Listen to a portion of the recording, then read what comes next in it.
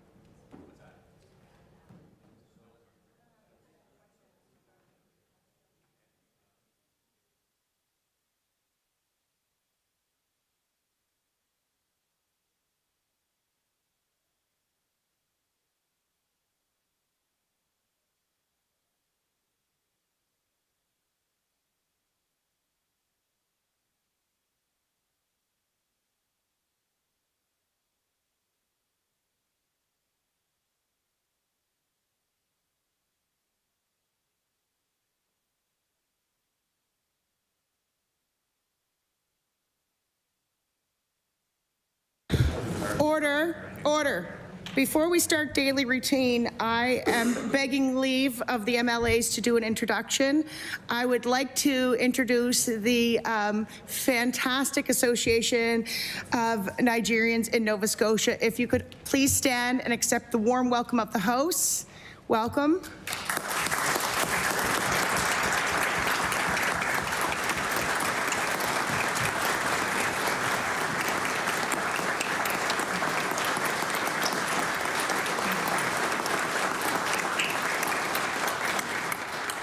Thank you, colleagues, and thank you for coming. We hope you enjoy your time here. Presenting and reading petitions. I recognize the honourable member for Halifax Needham.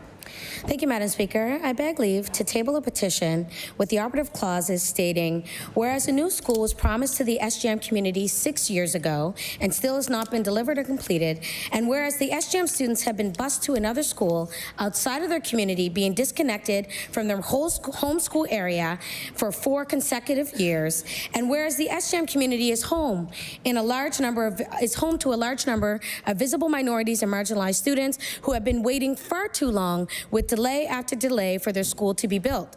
Be it resolved, we, the undersigned, demand the Minister of Education and the Minister of Public Works prioritize the SGEM school build, provide weekly timelines for the completion of the new school to the SGEM community and families, urge both departments to take the necessary steps to prioritize the SGEM build without further delay, and provide an update by the next sitting of the Nova Scotia Legislature. I have, there are a number of signatures on this particular petition from Halifax Needham, and I have affixed my signature as per rules of the House.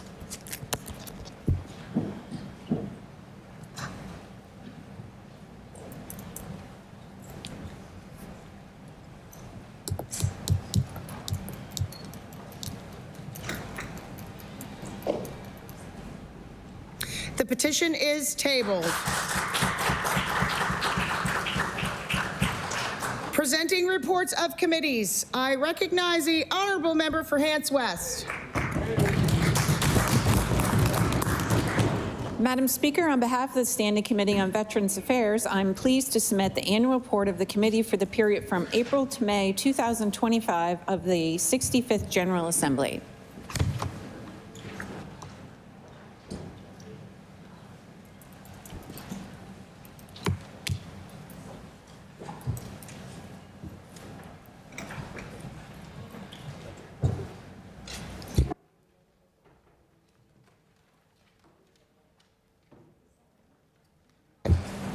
The report is tabled. I recognize the honourable member for Lunenburg. Thank you. Thank you, Madam Speaker. Madam Speaker, on behalf of the Standing Committee on Community Services, I'm pleased to submit the annual report for the committee for the period from February to June 2025 of the 65th General Assembly.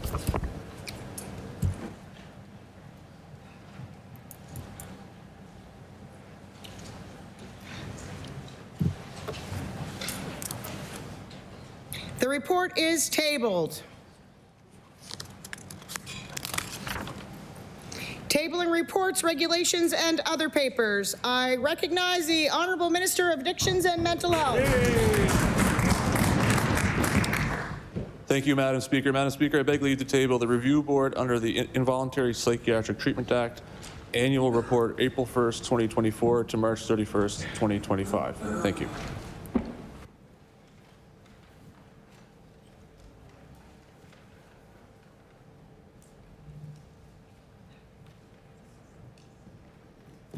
The report is tabled. I recognize the Honourable Minister of Public Works. Thank you, Madam Speaker. Pursuant to Section 12 of the Surplus Crown Property Disposal Act, I beg leave to table the report on the disposal of surplus Crown property for the period of April 1st, 2024 to March 31st, 2025. The report is tabled.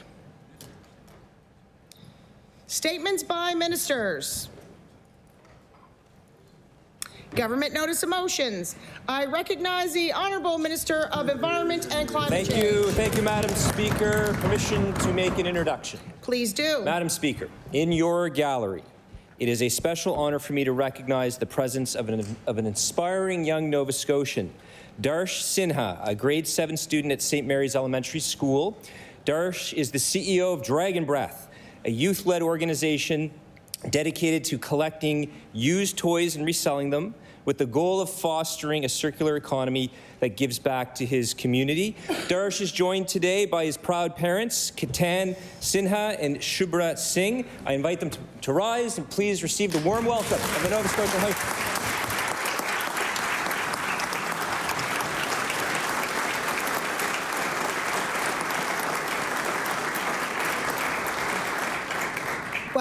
Welcome to the House. We hope you enjoy your time here.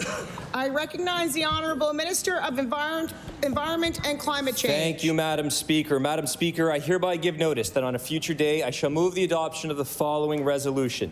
Whereas a strong circular economy keeps waste out of our landfills, drives innovation, reduces carbon emissions, and creates jobs, making it a win-win for our environment and our economy. And whereas Darsh Sinha, a grade 7 student at St. Mary's Elementary School, has shown remarkable entrepreneurial spirit by creating his own business, Dragon Breath, that collects used toys and resells them with the goal of building a circular economy that benefits his community. Whereas through his efforts, Darsh is helping to reduce waste, keep toys out of landfills, and preserve Nova Scotia's natural environment for future generations. Therefore, be it resolved, Madam Speaker, that Nova Scotians join me in recognizing Darsh Sinha, whose leadership, innovation, and commitment to sustainability are inspiring at such a young age, and whose work is advancing our transition to a circular economy. Madam Speaker, I ask for waiver of notice and passage without debate.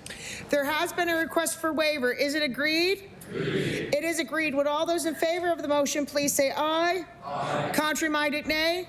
The motion is carried.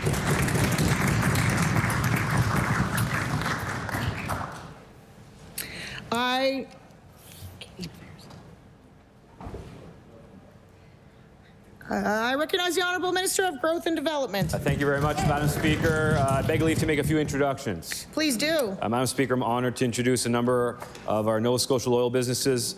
Some guests who are joining us in the gallery today is Scott Harrigan, who's the co-owner of the Candied Jalapeno Company in Middle Sackville.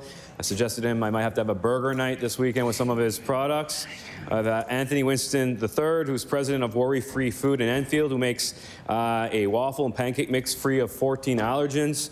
We have Susie Belt, co-owner of Seafoam Lavender Company in River John, a family-owned company that makes soaps and skin products with some of their grown lavender. We have Tracy Hutchings, who's co-owner of Go West Homestead Limited in Marigamish, who does some microgreens year-round in the sun. And finally, from the beautiful constituency of Argyle, we got Dan Dion, who is the co-owner of Dion's Bakery, who makes pretty good Roppy pie, as well as some delicious plum sauce, which is not an Acadian traditional product. But happy to have them here, and I ask them to all rise to receive the warm welcome to the House.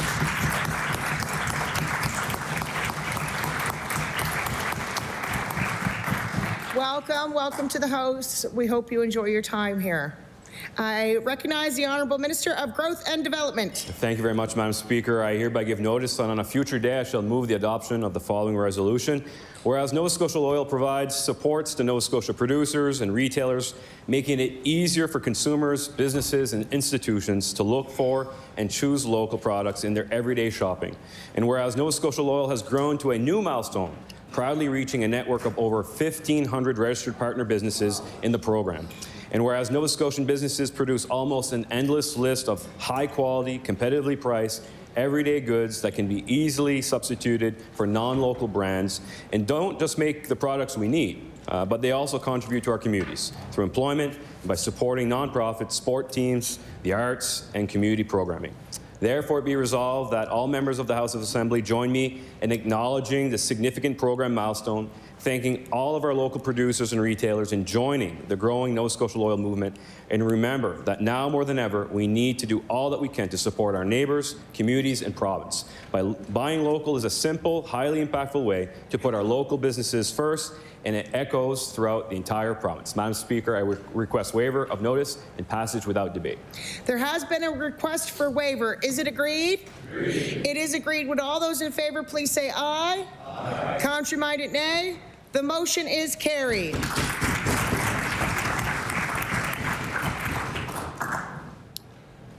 I recognize the Honourable Minister of Emergency Management. Thank you, Madam Speaker. I hereby give notice that on a future day I shall move the adoption of the following resolution. Whereas the 2025 wildfire season has seen some of the largest responses in Nova Scotia's history and included multiple organizations, including volunteer fire departments, who stepped up to assist during these emergencies. And whereas these fire crews selflessly arrive at the scene of countless incidents throughout the year to contribute to response efforts and ensure the safety of Nova Scotians and properties. And whereas volunteer fire departments played a critical role in managing the Long Lake wildfire by helping protect upwards of 100 homes, cottages, and outbuildings through labor-intensive work like setting up sprinkler lines, hoses, hauling water to the areas that needed it, and supporting efforts to monitor and suppress hotspots. Therefore, be it resolved that all members of this House recognize the significant efforts and impact of Nova Scotia's volunteer fire departments over the the 2025 wildfire season who did not hesitate to aid to communities in crisis. Madam Speaker, I ask for waiver of notice and passage without debate. There has been a request for waiver. Is it agreed?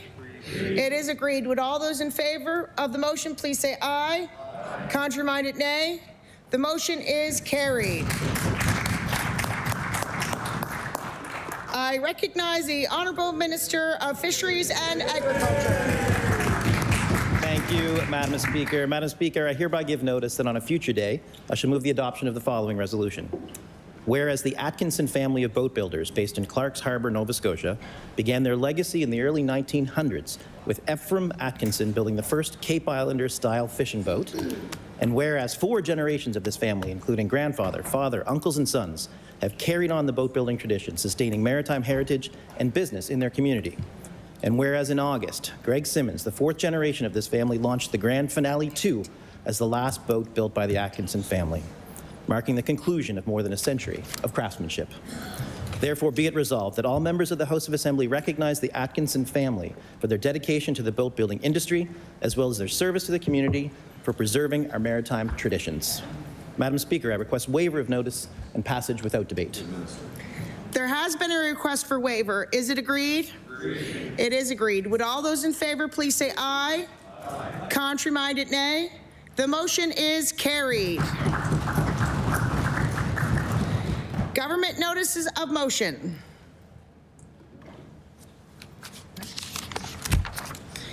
Introduction of bills. I recognize the Honourable Deputy Premier. Madam Speaker, I beg leave to make some introductions related to my bill. Please do.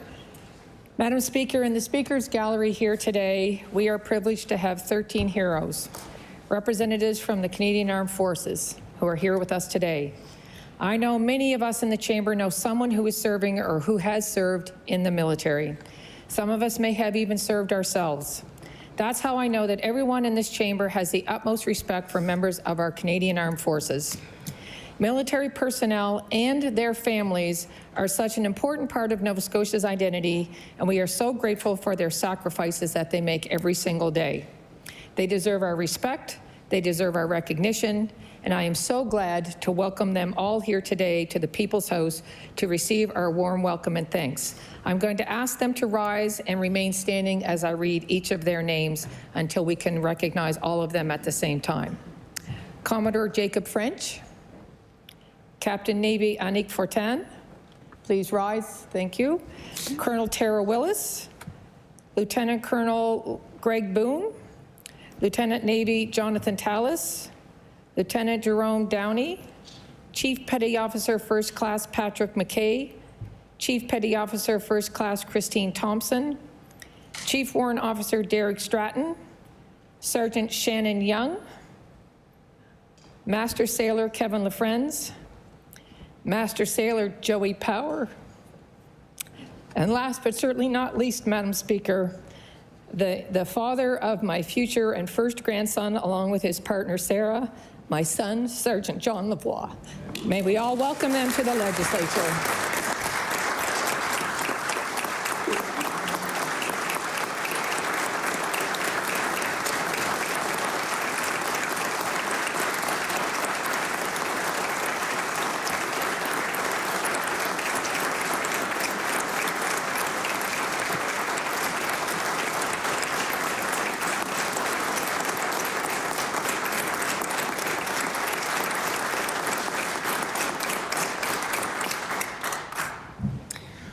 Welcome to the House. We hope you enjoy your time here, and we all thank you for your service both to the province and the country. Thank you.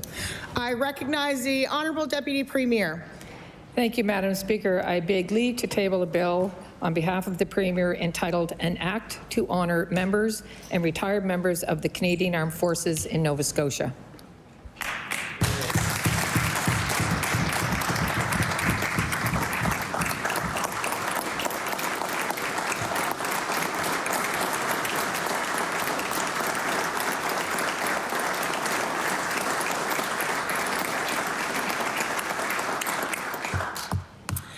The Honorable Deputy Premier begs leave to introduce a bill entitled An Act to Honor Members and Retired Members of the Canadian Armed Forces in Nova Scotia.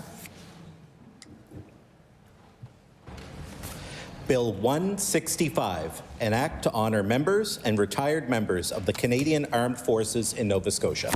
Ordered that the bill be read a second time on a future day. I recognize the Honorable Deputy Premier.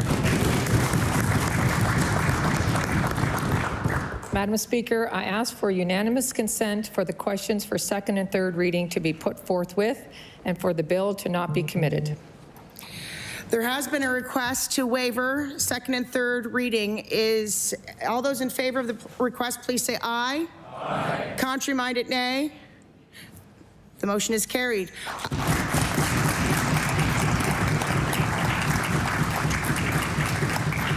I recognize the Honorable Deputy Premier.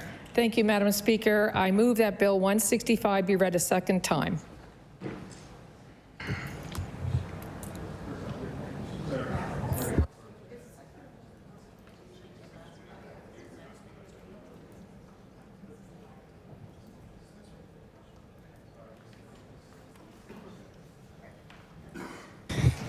The motion is for second reading. All those in favor? Aye. Contrary-minded?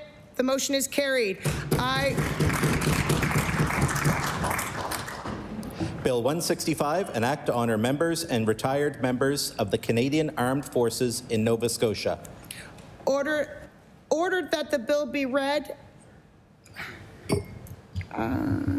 third time forthwith. I recognize the Honorable Deputy Premier.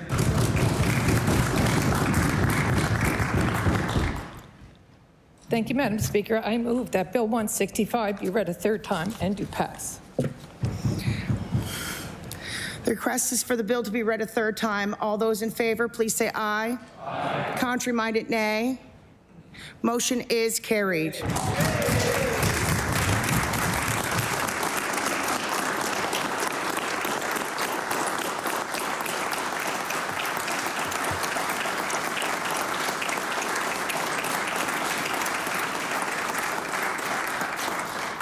Bill 165, an act to honor members and retired members of the Canadian Armed Forces in Nova Scotia.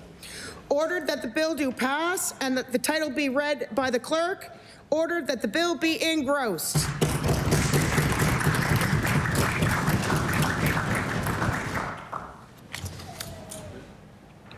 Are there any other bills? That's record timing, Minister. I recognize the Honourable Member for Cumberland North. Thank you, Madam Speaker. I beg leave to table a bill entitled An Act Respecting Women's Health. Thank you, Madam Speaker.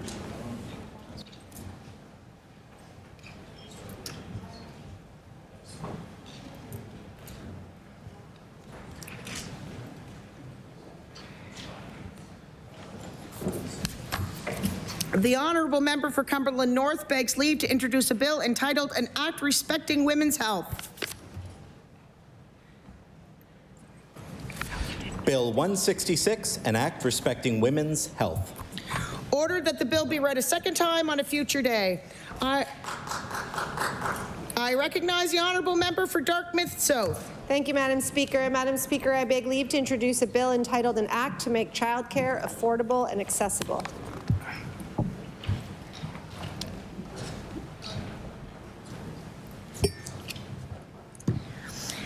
The Honourable Member for Dartmouth South begs leave to introduce a bill entitled An Act to Make Childcare Affordable and Accessible. Bill 167, an act to make childcare affordable and accessible. Order that the bill be read a second time on a future day. I recognize the Honourable Member for Timberley Prospect. Thank you, Madam Speaker. I beg leave to table a bill entitled An Act to Ensure Safe Well Water and Indoor Air Quality for Residents Near Mining Operations.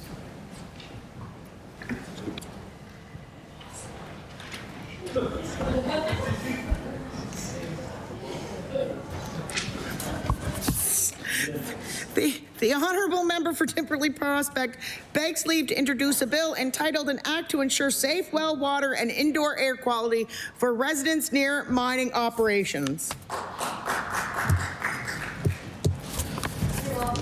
Bill 168, an act to ensure safe well water and indoor air quality for residents near mining operations. Order that the bill be read a second time on a future day. I recognize the honourable member for Sackville-Cobequid. Thank you, Speaker. I beg leave to introduce a bill entitled An Act to Amend Chapter 246 of the Revised Statutes 1989 and Labor Standards Code.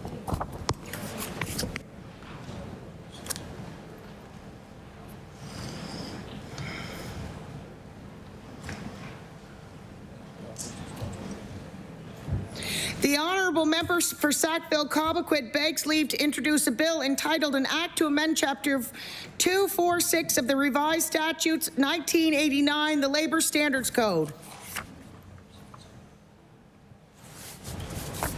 Bill 169, an act to amend Chapter 246 of the Revised Statutes 1989, the Labor Standards Code. Ordered that the bill be read a second time on a future day. I recognize the honourable member for Sackville-Cobequid. Thank you, Speaker. I beg leave to introduce a bill entitled An Act to Amend Chapter 7 of the Acts of 1996, the Occupational Health and Safety Act.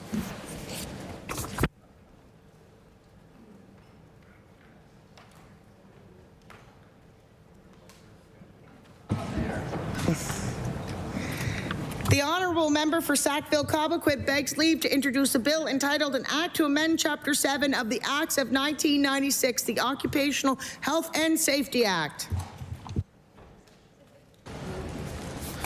Bill 170, an act to amend Chapter 7 of the Acts of 1996, the Occupational Health and Safety Act.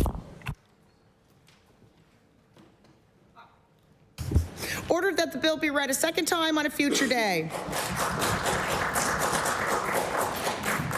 I recognize the honourable member for Halifax-Armdale. Thank you, Madam Speaker. I beg leave to introduce a bill entitled An Act Respecting a Strategy for the Provision of Long-Term Care.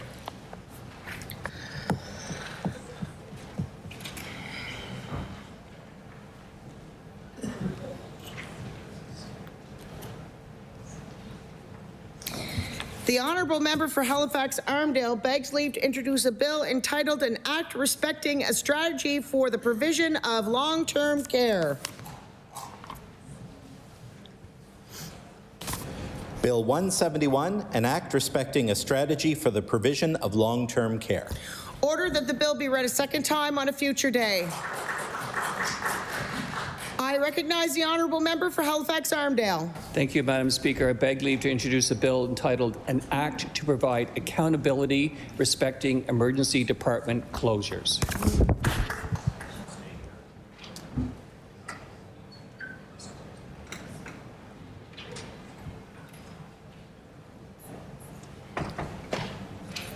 The honourable member for Halifax-Armdale begs leave to introduce a bill entitled An Act to Provide Accountability Respecting Emergency Department Closures.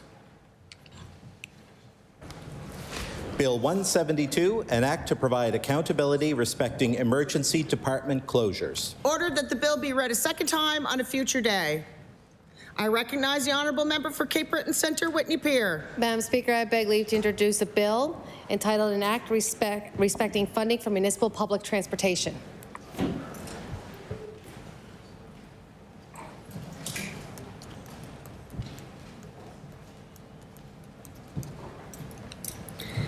The honourable member for Cape Breton Centre, Whitney Pier, begs leave to introduce a bill entitled An Act Respecting Funding for Municipal Public Transportation. Bill 173, an act respecting funding for municipal public transportation. Ordered that the bill be read a second time on a future day. Notices of motions. I recognize the honourable member for Cumberland North. Thank you, Madam Speaker. I hereby give notice that on a future day, I shall move the adoption of the following resolution. Whereas women across Nova Scotia are facing unacceptable delays in accessing essential health care, including wait times of up to 3.5 years to see a gynecologist and as long as 5 to 6 years for surgery. And whereas women living with complex conditions such as endometriosis are being forced to fundraise personally to travel out of the country for specialized treatment that is not available in this province.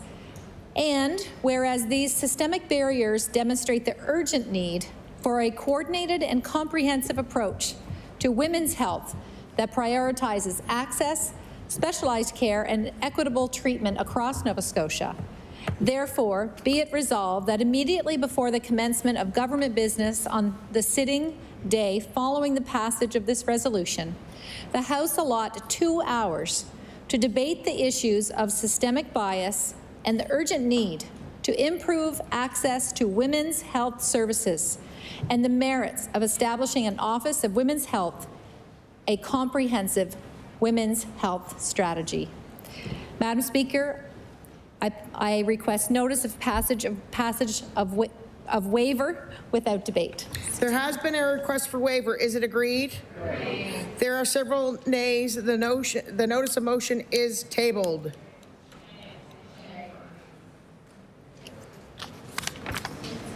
Statements by members. I recognize the honourable member for Dartmouth East. Thank you, Madam Speaker. Madam Speaker, permission to make an introduction. Please do. Madam Speaker, in the West Gallery, I'm pleased to introduce Dale Gelada and Tom Adams from the Olivia Gelada Memorial Trust. Dale and Tom, could you please stand and receive the warm welcome of the Nova Scotia House of Assembly.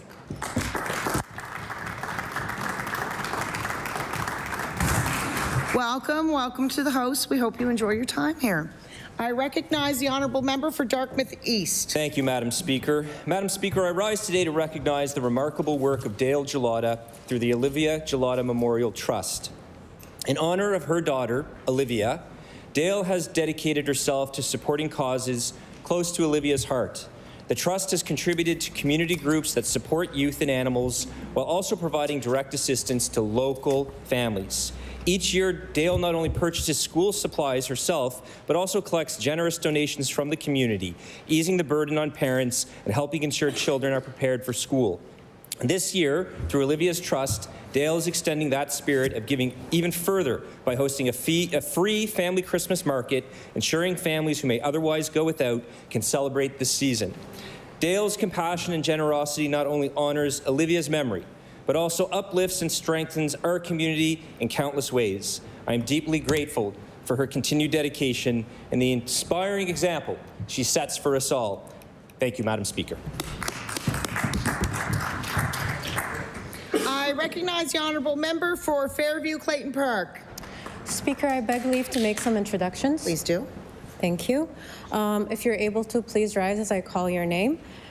Riham Al-Daddah is a mother and a pharmacist. For the past 2 years, she had to go about her daily life pretending that everything is normal while her family and friends suffer in Gaza. As a pharmacist, she has access to all sorts of saving medicines, and each day she thinks about how her family can't even get Tylenol. She anxiously waits for news about her youngest brother and his 2 young children who have escaped devastation but are caught in limbo trying to reunite with her. Fadl al-Sheikh made his home in Nova Scotia and has raised his 5 children here. 8 months ago, his brother died of a heart attack. It is possible that he could have been treated had the hospital not been attacked and the medical supplies been allowed into Gaza. His loss is all the more painful knowing that it could have been preventable.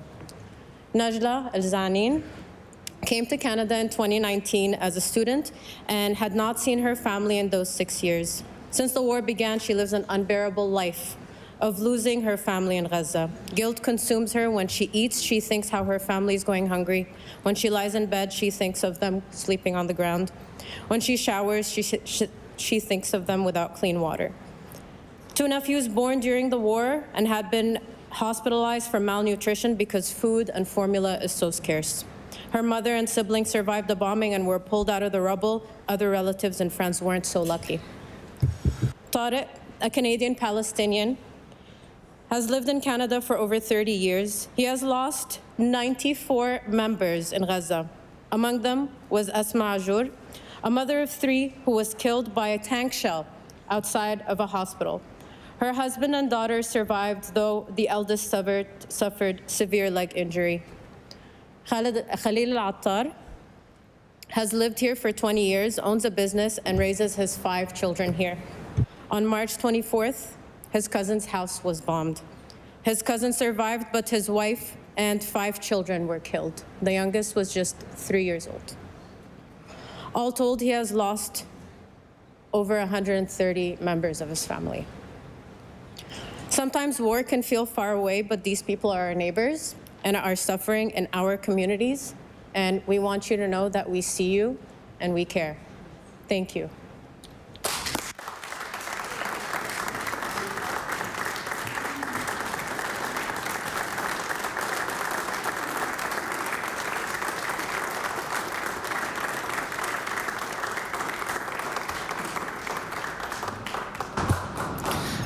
Unfortunately, I am the bad person in the room. Just a note to people, and a lot of people do it, but it just happened. Introductions are supposed to be quick. The member statement can have the meat and potatoes of it, and I understand and appreciate, which is why I didn't interrupt in between, but it's just going forward. Going forward, introductions are to be, I'd like to introduce, and the member statement is the information, is the body.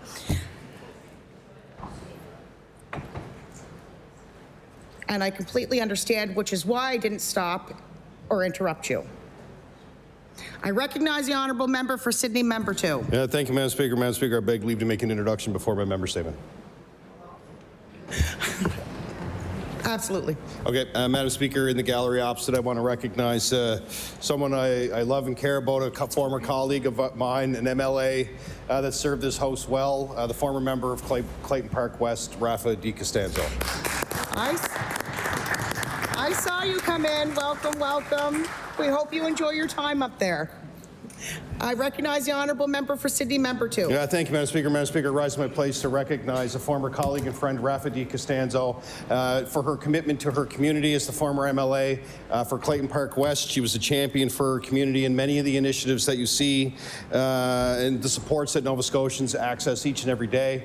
I rise to my place specifically to recognize her advocacy, not only while she was the MLA here in the legislature, but as an advocate for women and making sure that screening is available and access is available for supports for women that have dense breasts. So I rise in my place to thank Rafa for her commitment to this province, her service to this province. I wish her and her family the very best, and we send all of our love and support as she continues to advocate for thousands of women across this province. Thank you, Madam Speaker.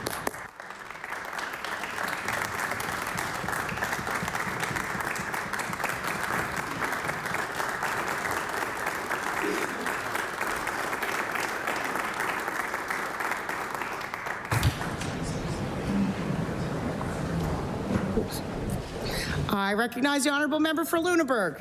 Thank you, Madam Speaker. Before I read my statement, I beg leave to make an introduction. Please do. Joining us today in the gallery opposite, I am honored to introduce Deanna Gear. If that last name sounds familiar to anyone, it's because you've chatted with a special assistant to the Minister of Agriculture of that same name. Good people raise good people. Deanna, I'd ask you to stand and please have the welcome of the House. Welcome, welcome to the House. We hope you enjoy your time here. I recognize the honourable member for Lunenburg. Madam Speaker, I rise today to congratulate Deanna Gear on a well-deserved retirement. In 1997, Deanna and her late husband, Wade, took a big leap, opening Seaside Flowers in Lunenburg. Their first location was across the street from my parents' store, and they became good friends. Wade had a particular gift for flower arrangement. His bouquets were distinctly different from other florists, and before long, every bride and bridesmaid, every prom date, every Valentine wanted flowers from Seaside. Then one year, a fishing company asked Seaside to make its wreath for the annual Seamen's Memorial Service. It was stunning and made from natural materials that would break down after being cast into the sea. Sadly, Wade died in 2011, but Deanna kept the business going, and on Sunday, September 7th, she made her last delivery, more than 24 gorgeous wreaths for the memorial service. Madam Speaker, I wish Deanna a retirement that is every bit as beautiful as her work. Thank you, Madam Speaker. I recognize the honourable member for Halifax Needham. Madam Speaker, I beg leave to make an introduction. Please do. Madam Speaker, I want to thank the parents in the community of St. Joseph Alexander McKay Elementary, also known as SGEM, and they are families in our gallery opposite, and they've been waiting for years for their schools to reopen. I'd like to introduce Emma Burns, and when your name is spoken, you can stand. Emma Fitzgerald, Kate Crossland-Page, Jessie Lagale, Paul Lenarchik, and James E. Cooligan. Would you please stand and receive the warm welcome of the House?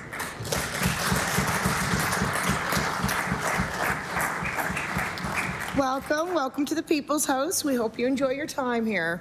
I recognize the honourable member for Halifax Needham. Madam Speaker, I asked about SGEM every opportunity I had in this House, in budget, in spring, and again in the fall sitting, through multiple ministers, all reassuring me that SGEM was on track. All the while, we as a community knew that it wasn't. The ministers obviously knew in April that September 2025 was impossible. So why would they send an update with no information on the build? The community knew that this wasn't right, but for what reason? These parents are here today to demand to know why the build has taken over 4 years to get to this point. The community deserves to know how our vast tax dollars are now being put toward building our community school without any further excuse or delay. We want to know why our school is not being prioritized. This government is responsible for the school build and need to be accountable for the delays and not making excuses. Our kids deserve the school they've been promised, even if it's now almost 3 years late. Make it happen in the way you would for a for-profit condo building, or the way you would remove tolls from 2 bridges and repave the whole area. Madam Speaker, we need them to build a beautiful school for our community, and we deserve that now.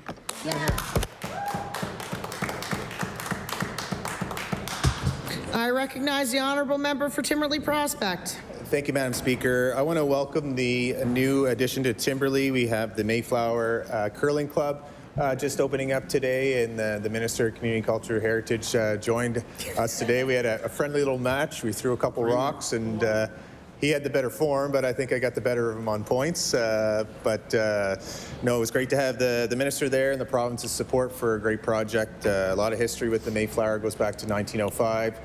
Started on Agricola and then went to Monaghan, and now its home is Timberley. So the community is certainly welcoming it. I want to particularly thank Matt Harris, who was a visionary behind it, Timberley resident, who pushed to make the move and make it happen. And there was many people involved, but I want to especially thank Matt and all those involved to build what is the largest curling center in Atlantic Canada, and also the most sophisticated curling center in all of the country right now. So thank you to Matt, thank you to the minister, and thank you all involved for such a great project. Welcome to Timberley. Thank you, Madam Speaker. I recognize the honourable member for Shelburne on an introduction. Beg leave to make an introduction, Madam Speaker. I just recognize Okay, perfect. Here we go. Madam Speaker, in the gallery today joining us is Sherry Thorburn Irvine. She's a councillor with the Municipal District of Shelburne, and Sherry is a hardworking, dedicated to serving the residents she represents. So I'd ask everyone for her to stand and receive the warm welcome of the House.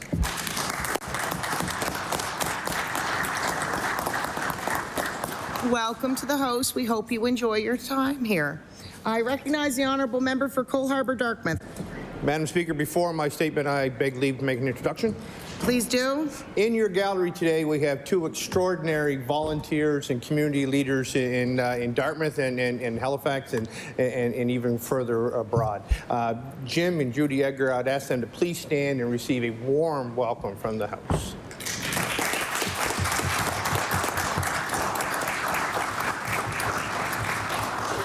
Welcome, welcome to the House. We hope you enjoy your time here. I recognize the honourable member for Cole Harbour Dartmouth. So, Madam Speaker, Jim and Judy Edgar personify community volunteering in Cole Harbour Dartmouth. They began their journey with the planning and construction of the Daffodil Garden for cancer survivors. For the past 5 years, this garden, which is located near Alderney Landing, has been a sanctuary for those who have been impacted by cancer. Both cancer survivors themselves, Jim and Judy, were inspired to create the garden, the first in Atlantic Canada, to allow others to have a place to meet where they can take a walk, to be inspired and rejuvenated. While walking through the garden, people can also read positive quotes and contemplate the artistic features that represent recovery, all the while becoming more physically active on this barrier-free path. In addition to the Daffodil Garden for cancer survivors, Jim and Judy Edgar are also generously give their time to other causes in the community, most notably the Ataraxy Farm in Lawrencetown. Madam Speaker, over the past year, it has been my pleasure to get to know Jim and Judy, and I remain in awe of the difference they are making in our community. I ask the members of this legislature to please join me in thanking the Edgars for all they do to make lives brighter each day. Thank you, Madam Speaker. I recognize the honourable member for Sackville-Cobequid. Thank you, Speaker. I beg leave to make an introduction. Please do.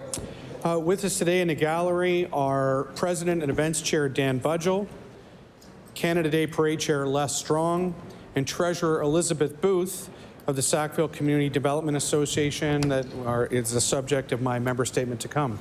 I invite them to join, to stand and receive the warm welcome of the House.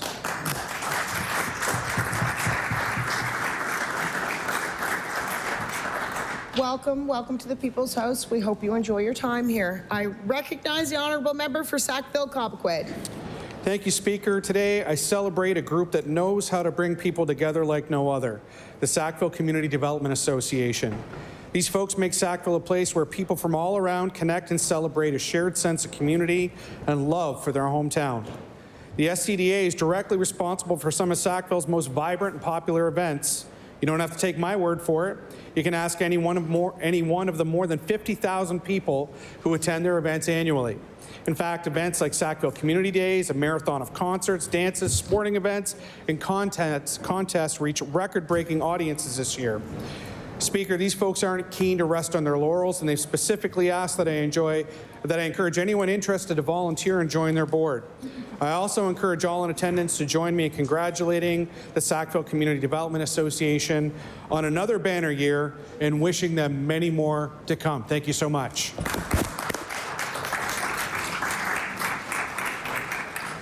I recognize the honourable member for Cumberland North. Thank you, Madam Speaker. May I make an introduction? Please do. Thank you, Madam Speaker. There's a few women here. I'm going to introduce two of them now and then more in my next member statement. So first I'd like to welcome and ask them to stand Patsy Lynn Smith and Kathleen Skiad. Welcome to the House and enjoy your stay. Thank you for being here. Welcome, welcome. We hope you enjoy your time here. I recognize the honourable member for Cumberland North. Thank you, Madam Speaker. Today I rise to share the story of Lynn Smith, a Nova Scotian woman whose experience reflects the crisis facing so many others are trying to access women's health care.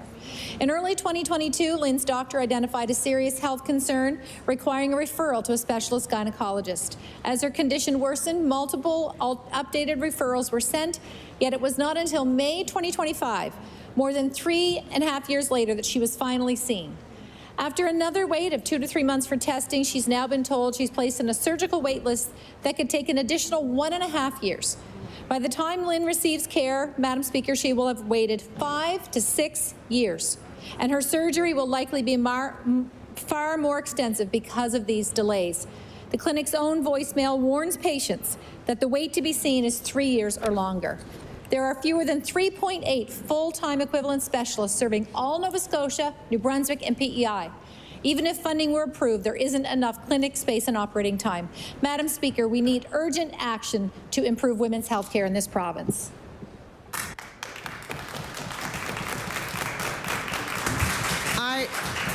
I recognize the honourable member for Sydney Member 2. Thank you, Madam Speaker. And Madam Speaker, I want to rise to my place. You know, we're a small caucus, but our families are close, and we hear the stories each day of our children and what our children are up to, and I want to rise to my place to recognize my friend and my colleague from Timberley Prospect on the birth of their new baby, Elodie, and recognize Mary. Because if you know Mary, she's wonderful. She's a wonderful gal, and we love seeing Ian and Mary and the kids. We're really proud. I'm really proud to stand next to my friend. I've served with them now for over 10 years, and it's always nice to celebrate the personal stuff in life too as well. So Elodie, welcome to the world. The Rankin family continues to grow, and I want to recognize my friend and Mary and congratulate them on the new addition to their family. Thank you, Madam Speaker.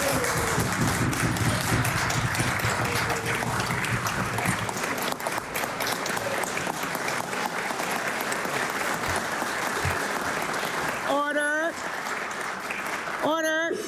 People in the gallery, especially some, know better. We'll let it go, though. I recognize the honorable member for Digby-Annapolis. Thank you, Madam Speaker. Madam Speaker, today on October 2nd marks what would have been the 85th birthday of Joan Marie Holiday of Digby, a vibrant and energetic woman who touched the lives of many before her passing on August 14th of 2025. Born in Waterford, Digby County in 1940 to the late Henry and Edith Lewis, Joan was known for her generous spirit and her boundless energy and her signature heart-to-heart hugs. She gave much of her time volunteering at the Digby Bargain Bin, where she made many dear friends and contributed to the well-being of the community. She is lovingly remembered by her daughter, Chandra, and her son-in-law, Kevin McCulley, her grandchildren, Kasha and Kalisha, Austin and Douglas, her great-grandchildren, Harlow, Kane, Wellington, and Lewis, and her daughter-in-law, Helen Holiday. Joan has predeceased by her husband, Wellington, her son, Richard, and her siblings, Hank, Wayne, and Donna. Madam Speaker, I ask that all members of the House join me in honoring the life and legacy of Joan and extending our deepest condolences to her family and friends, who are all celebrating Joan's 85th birthday today at the Sydney Street Pub in Digby. Thank you, Madam Speaker. At the beginning of the session, there was a request to extend this time 15 minutes.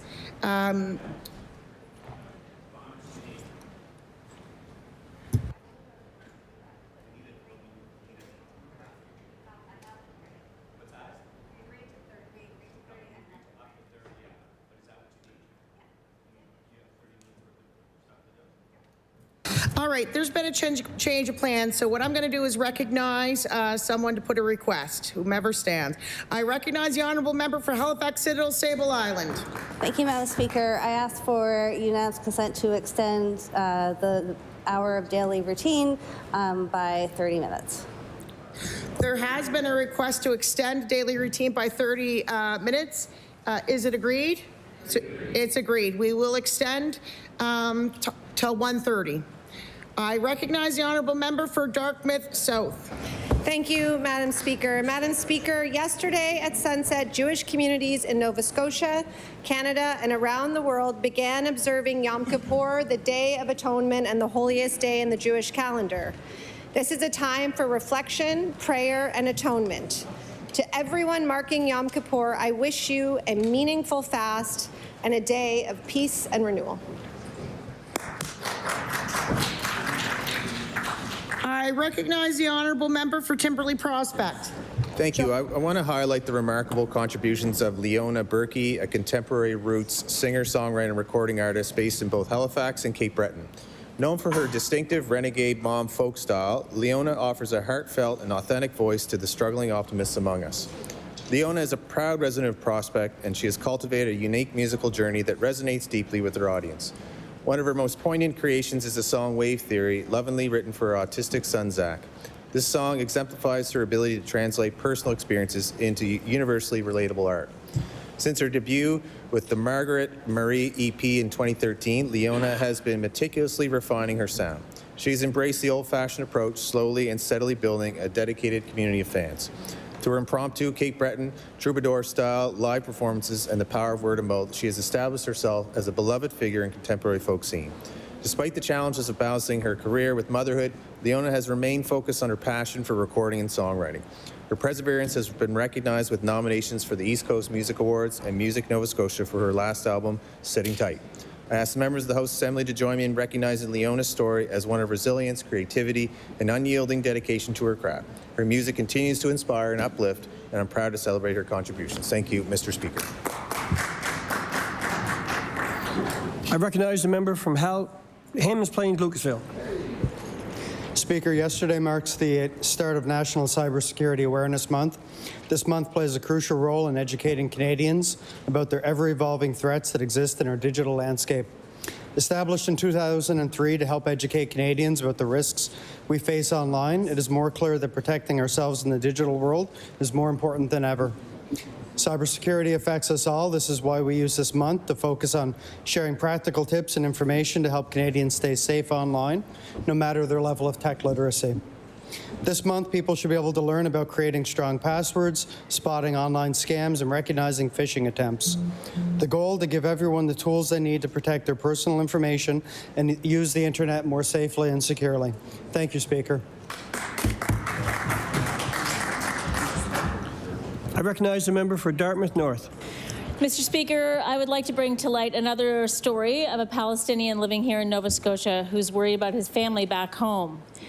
Tamer Nuseba is employed by the clerk's office here at the legislature, and he started working here as a legislative page. Tamer is Palestinian. He moved to Nova Scotia in 2019 to study political science and international law.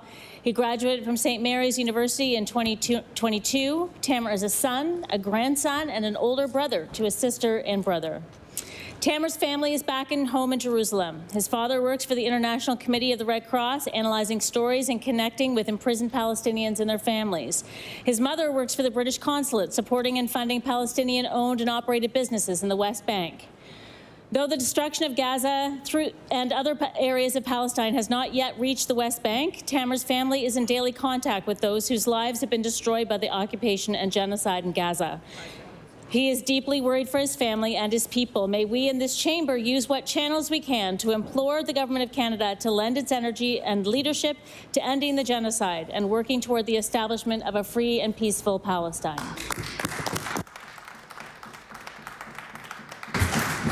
I recognize the member for Cole Harbour. Mr. Speaker, I rise today to acknowledge Global Diversity Awareness Month. This month allows us to not only acknowledge but actively celebrate the rich tapestry of cultures, backgrounds, perspectives that shape our communities. Our world today is more interconnected than ever before, and Global Diversity Awareness Month gives us the opportunities to celebrate all the ways diversity enriches our lives. Diversity is not just a strength, it is a source of innovation and resilience. By embracing and honoring our differences, we could build bridges of understanding and create a society where everyone has the opportunity to thrive. Let us use this month to reaffirm our commitment to inclusion, equity, and respect for all. Thank you, Mr. Speaker. I recognize the member for Halifax, Sidle, Sable Island. Madam Speaker, I rise today to recognize the incredible career of Halifax drag legend and activist Chris Cochran, also known as El Noir. Chris is a Black trans activist, public speaker, performer, and community leader. Chris has worked towards creating spaces for racialized queer and trans people, both in the drag community and the community as a whole. She speaks and educates about her lived experience and her intersectionality. She is the former vice chair of Halifax Pride and the current 2SQTBIPOC skills manager for Halifax Pride. She is also the recipient of the YMCA Peace Medal for Equity, Diversity, and Inclusion. Originally from Cape Breton, Chris moved to Halifax in 2005 and began performing drag in the city. Her talent as a drag performer has led her to become a local celebrity, known best as her drag persona El Noir, winning the Best Halifax Drag Performer for 6 years consecutively. This year, on the stage of Halifax Pride's Melanation, a QT BIPOC showcase, hosted and created by Elle herself, she celebrated her 20th drag anniversary.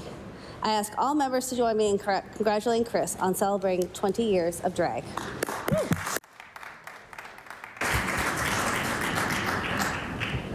I recognize the member for Cumberland North. Thank you, Mr. Speaker. May I make an introduction? Please do. Okay, thank you, Madam Speaker. I'd like to introduce some more women who are here on behalf of asking this government to create a women's health strategy, and I'd ask them to stand. Jen Brady, Carista McIsaac, Julie Cutilino, Lindsay McGuinness, and Krista Hollett. Thank you for coming today. Welcome to the House.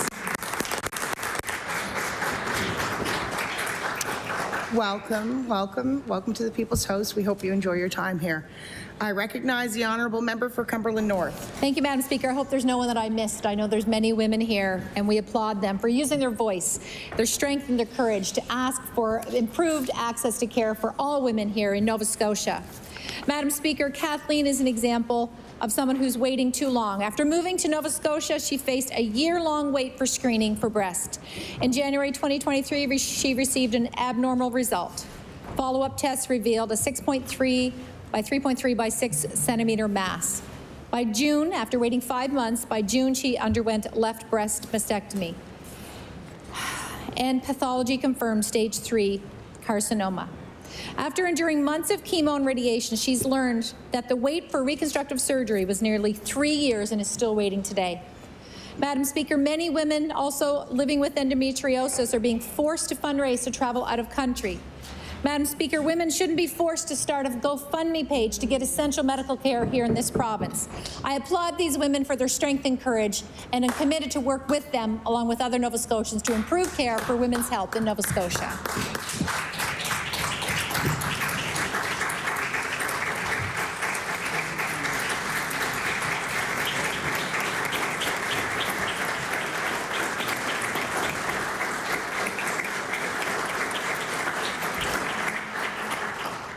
I recognize the honourable member for Guysborough-Tracadie on a introduction. Thank you, Madam Speaker. I beg leave to make a quick introduction. Madam Speaker, in the gallery is Willie Versteeg, the owner and operator of Barney Brook Farms in East Hants.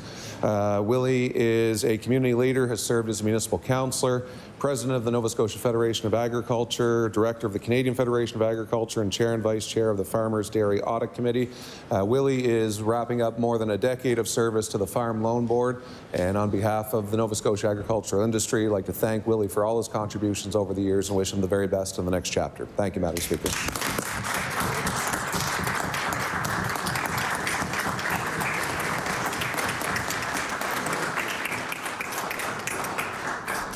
I recognize the honourable member for Glace Bay Dominion. Madam Speaker, today marks the start of Seniors Week in Nova Scotia. While we certainly honour our seniors every day of the year, this is a special opportunity to recognize the valuable contributions of older adults in our communities. Seniors in Nova Scotia have shaped our province through their hard work, knowledge, and dedication. This day is an opportunity to celebrate their achievements and to acknowledge the importance of their wisdom and insight while supporting their health and well-being. As we honor our seniors, let us commit to ensuring they always feel respected, valued, and empowered to live with dignity and independence. Thank you, Madam Speaker. I recognize the honourable member for Sackville-Cobequid. Thank you, Speaker. I rise today in solidarity with the members of the Canadian Union of Postal Workers, devalued by both Canada Post and the federal government. It's troubling for all Canadians that Prime Minister Carney has proposed the termination of home mail delivery and the closure of rural post offices in order to pressure a union actively engaged in free and fair collective bargaining. It's shocking to me that a government that ran on an elbows-up campaign and a promise to look out for all Canadians would so plainly interfere with negotiations impacting almost 60,000 workers across the country. Banking, social assistance programs, government offices, and other essentials of Canadian life are linked inextricably with the Postal Service, and it is unthinkable that the federal government would threaten these invaluable workers on behalf of the employer. Speaker, I request that all present join me in celebrating our unionized mail carriers who are standing up not only to an intractable employer, but a federal government that continues to show contempt for the charter rights of working people from coast to coast to coast. I recognize the honourable member for Kings West. Thank you, Madam Speaker, and I would like to rise to add my voice to all of those who've been thanking all the brave men and women who've been fighting fires in our province this summer, and obviously in the Annapolis Valley with the Long Lake fires, and now the brave men and women of DNR, our volunteer firefighters across the valley, EMO staff. They've been called into action again in my constituency in the Lake George area.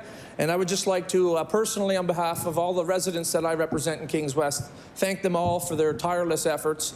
willingness to put their own safety at risk for their community members, and for all the volunteers who are setting up command centers and support centers at the Morristown Hall, all the volunteers who are bringing in items and food and drink, to those at Red Cross and who are working at the Comfort Center in New Minas at the Lou Millet Center. I would just like to, on behalf of all my residents, and I'd like to ask all members of the House to continue to keep all those fighting the fire in my community in your prayers and thoughts, and thank again all those working hard on our behalf. Thank you, Madam Speaker.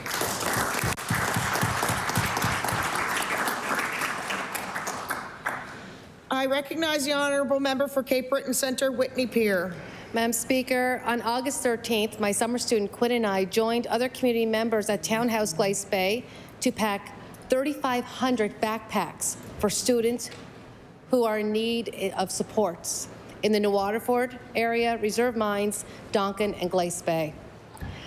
I asked the House to join me in thanking Humanity, Townhouse, CSL, New Waterford Kinsmen, and Kinettes, Undercurrent Youth Center, Glace Bay, for ensuring that students have the school supplies they need to have a successful school year.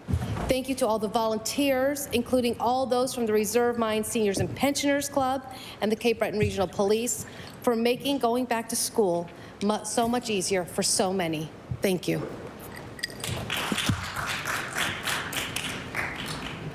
I recognize the honourable member for Timberley Prospect, but I recognize that the member's already done too, Yes, so correct. I'm recognizing him on an introduction. On an introduction, please. Thank you. In the gallery opposite, I wanted to recognize Sandy McDonald's here. She's a constituent of mine, but also a co-founder of International Association of Premenstrual Disorders. So if Sandy could stand up and receive the warm welcome to the House, that'd be awesome.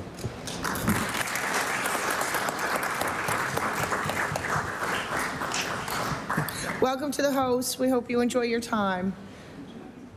I recognize the honourable member for Sackville. I recognize the honourable member for Kings West, or Hants West.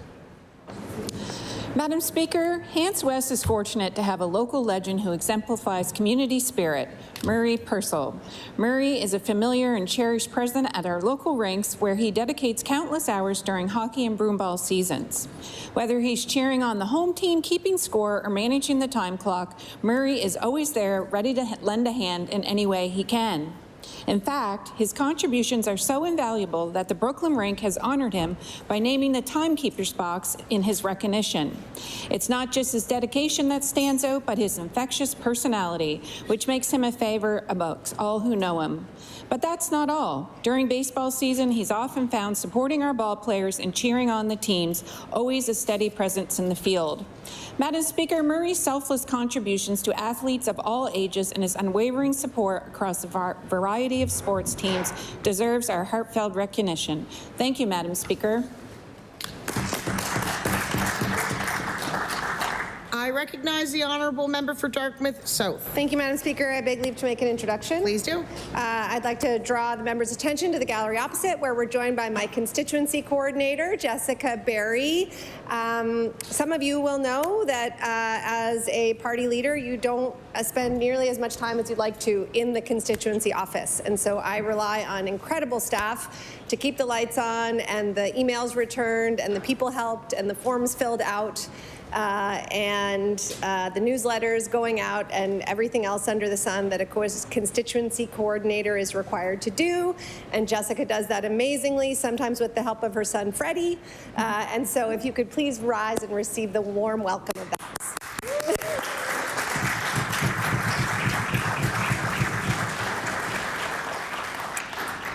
Welcome to the House. I think you're probably in a great room. We all realize and appreciate how hard you and the others work.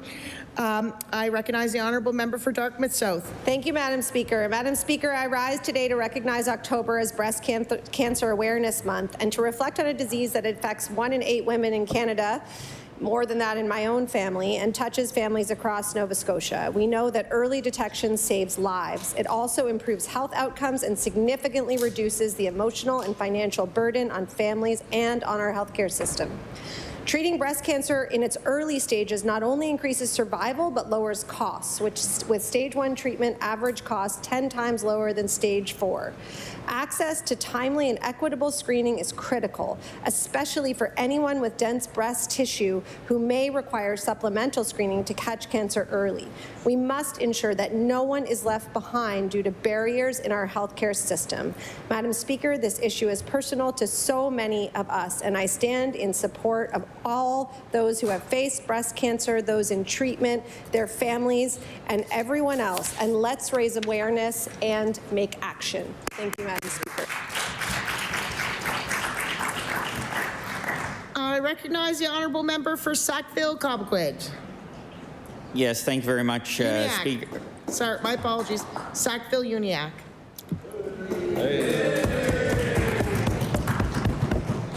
Thank you very much, Speaker. And typically I rise to wish and congratulate and welcome back the students. I didn't have an opportunity to do that this year, so I would like to take the opportunity to welcome back all the students in the Sackville-Mount Uniacke area that are returning to school or have started school this year, whether it's high school, elementary, junior high, post-secondary.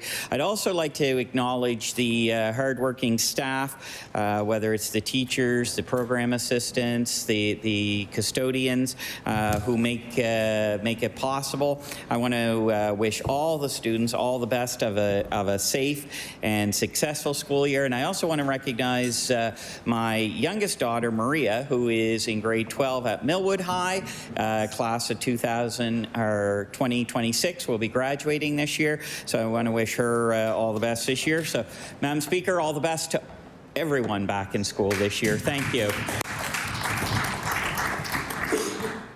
I recognize the honourable member for Halifax-Chebucto. Thank you, Madam Speaker. I rise to recognize October as Women's History Month in Canada, a time to honour trailblazers, builders, dreamers, fighters who carved out space for women in every corner of our shared history. As we all know, it's only been just over a century since women gained the right to vote. It was hard fought. It was years of organization, and it paved the way for women to sit in this very chamber. In 1960, Gladys Porter was the first woman elected to the Nova Scotia House of Assembly. Only 20 years later, Alexa McDonough became the first woman to lead a major political party. It took almost another 20 years for the first African Nova Scotian woman to be elected, the social activist Yvonne Atwell. Only 2 years later, Carla McFarlane became the first female Speaker of the House in over 250 years of Nova Scotia's government.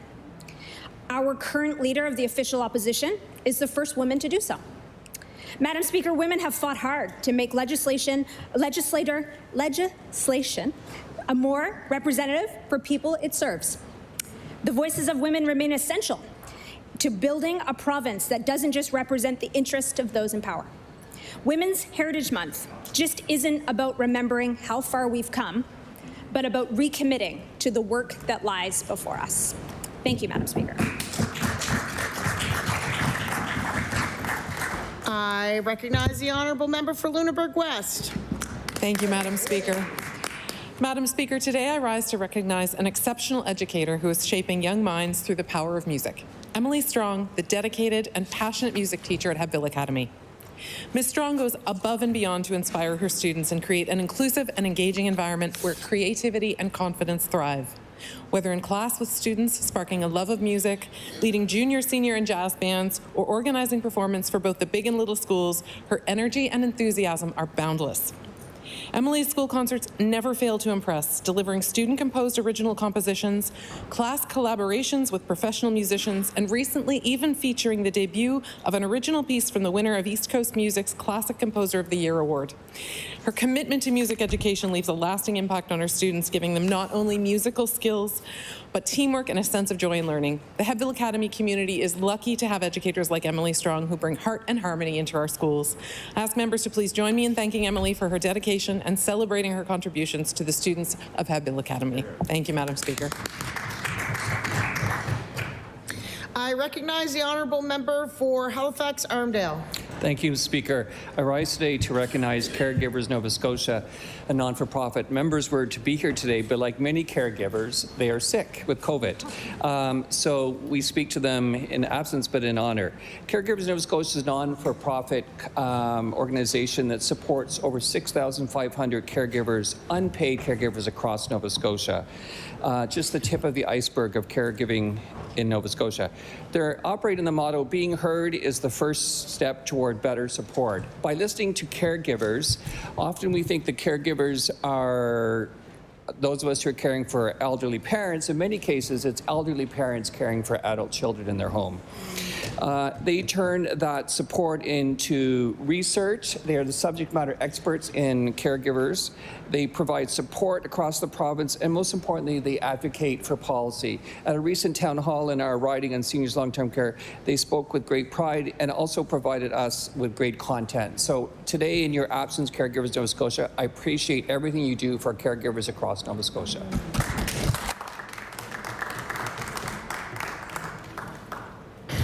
I recognize the honourable member for Queens. Thank you, Madam Speaker. I rise today to congratulate Greg Thorburn on being inducted into the Nova Scotia Curling Hall of Fame.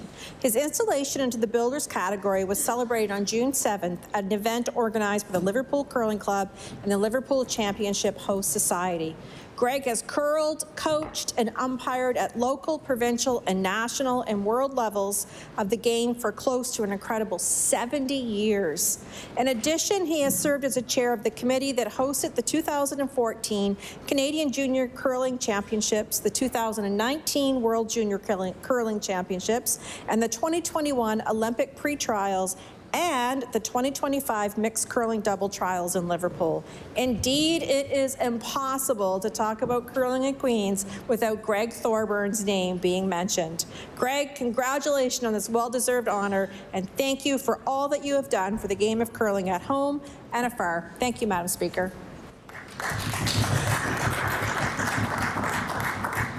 I recognize the honourable member for Fairview Clayton Park. Thank you, Speaker. Speaker, I rise today to celebrate Nova Village, a beloved family resource hub that has recently expanded its reach across the province. Formerly known as the Fairview Resource Centre, for nearly 40 years they have stayed true to their mission to provide programs and supports that enrich the lives and foster well-being. Nova Village's new name reflects their province-wide scope while paying tribute to their roots and location on Dutch Village Road. What has not changed is their commitment to delivering low-barrier, family-centered programs that allow children and parents in the area to thrive. Their recent successes include developing Provincial Thriving Families Program, offering new family counseling and maternal wellness programs, as well as hosting their very first annual back-to-school backpack program, which we were very happy to support. I ask all members of the House to join me in commending Nova Village for their leadership, their compassion, and their dedication to family wellness in Nova Scotia, even while receiving far too little operational funding. I recognize the honourable member for Yarmouth. Madam Speaker, I rise today to recognize Woods Berries in Rennerton, Yarmouth County. Woods Berries is renowned for its commitment to the highest quality products, deep community ties, and a special love for family. Whether it's enjoying their popular U-Pick or stopping by the roadside stand, no summer in Yarmouth feels complete without a visit to Woods Berries. I visited the farm several times, including last summer with the Honourable Premier. Since that visit, our community has experienced a profound loss. On August 18th, we lost Tim Wood, a dedicated and loving family man, a respected leader, and part owner of Woods Berries. Tim will forever be remembered for his leadership, his kindness, and the lasting impact he's made on his family, his business, and his community. I ask all members of the House to join me in celebrating Woods Berries and the Woods family and in honoring the memory of Tim Wood, whose legacy will continue to be felt throughout Yarmouth for many years to come. Thank you, Madam Speaker. I recognize the honourable member for Dartmouth, Halifax Needham.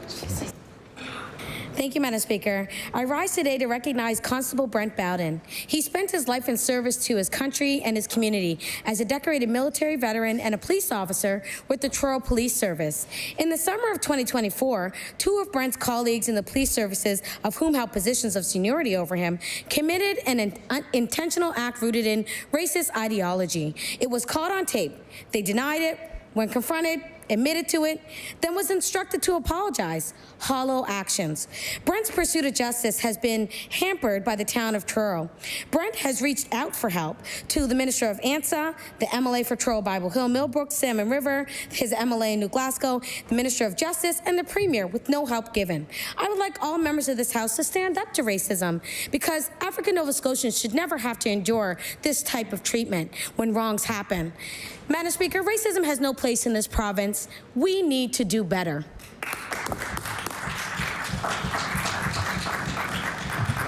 I recognize the honourable member for Hants East. Thank you, Madam Speaker. I rise my place to, it's been a rough time in Lance. We've had loss of some youth, 2023, all unexpected. And I'd just like to remind everybody as we're coming close to the session, just remember to hold your family close by, because all we have is right now. Thank you, Madam Speaker. Short but impactful. I recognize the honourable member for Dartmouth North. Madam Speaker, I live in a fairly quiet residential neighborhood in Dartmouth North, the kind of neighborhood where it's easy to notice when something changes. About 5 years ago, I saw it, a big blue school bus parked in the driveway at a house not too far from mine. And I'd been curious about it, but a little shy to ask what it was all about. But recently, I was out knocking on doors and officially met Peter and Christiane Luddington, the owners and co-pilots of the Blue Noser. My colleague, Kaylin, who was with me, asked them straight up, hey, what's with the bus? And Peter and Christiane told us all about it and invited us for a tour. The Blue Noser started as a pandemic project that soon became a labor of love and a symbol of perseverance. Having spent the last 5 years tearing out seats, replacing parts, and adding a gorgeous kitchenette, bedroom, tartan curtains, and even the sheet music to a bagpipe jig composed in the Blue Noser's honor, Peter and Christiane hit the road for the first time this summer. You can follow their entire journey on the Blue Noser Facebook page. I would ask the House to join me in congratulating Peter and Christiane on creating the Blue Noser, for generously sharing their story with the world, and for never giving up on the bus.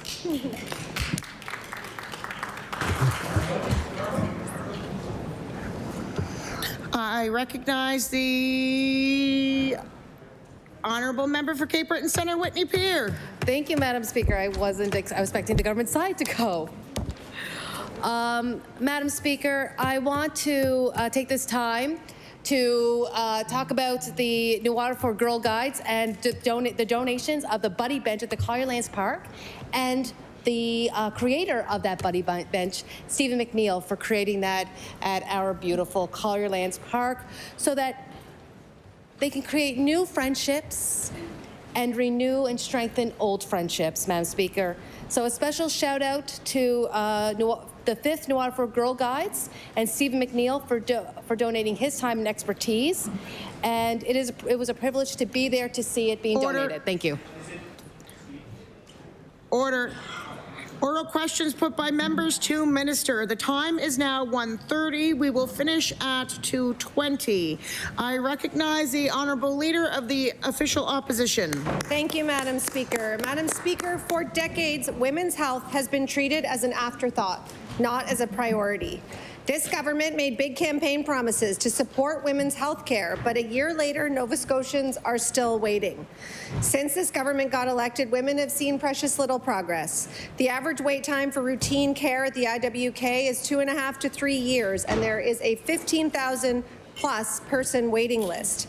Nova Scotia has the second lowest percentage of women being screened for cervical cancer and breast cancer, and Nova Scotia's mortality rate for these cancers is above the national levels.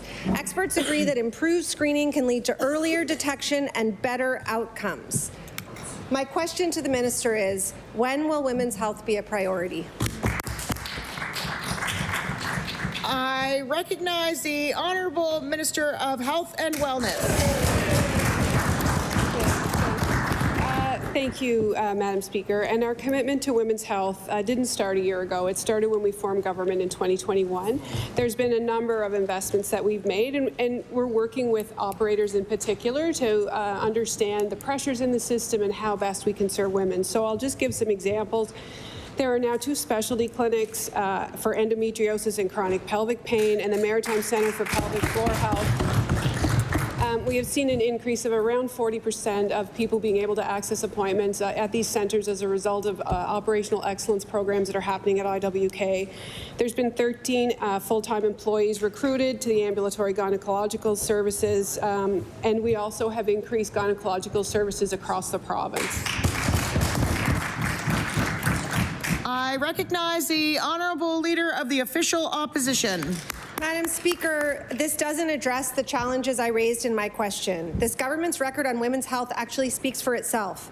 Women and gender-diverse people in this province have over a 9-month wait for a mammogram, almost no access to advanced breast screening if you're high risk, no take-home tests for cervical cancer like there is for prostate cancer, no menopause center for excellence that we've seen, no free birth control, which women in Manitoba, PEI, Yukon, and British Columbia currently have and which is used for medication by many, no access to surgical abortion services in many regional hospitals. My question is, when will this government start listening not just to the clinicians but to women and act to improve their health care?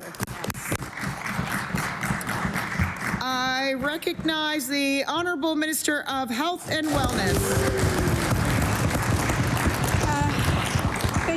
Thank you, Madam Speaker. So certainly we do our very best to listen not only to clinicians but women across this province. And in fact, many of the clinicians that we listen to are women as we work in these spaces. So recently, the Canadian Partnership Against Cancer has looked at modeling for breast density screening. Nova Scotia was one of the 5 provinces that was able to participate deeply because of the information that they already have in that modeling.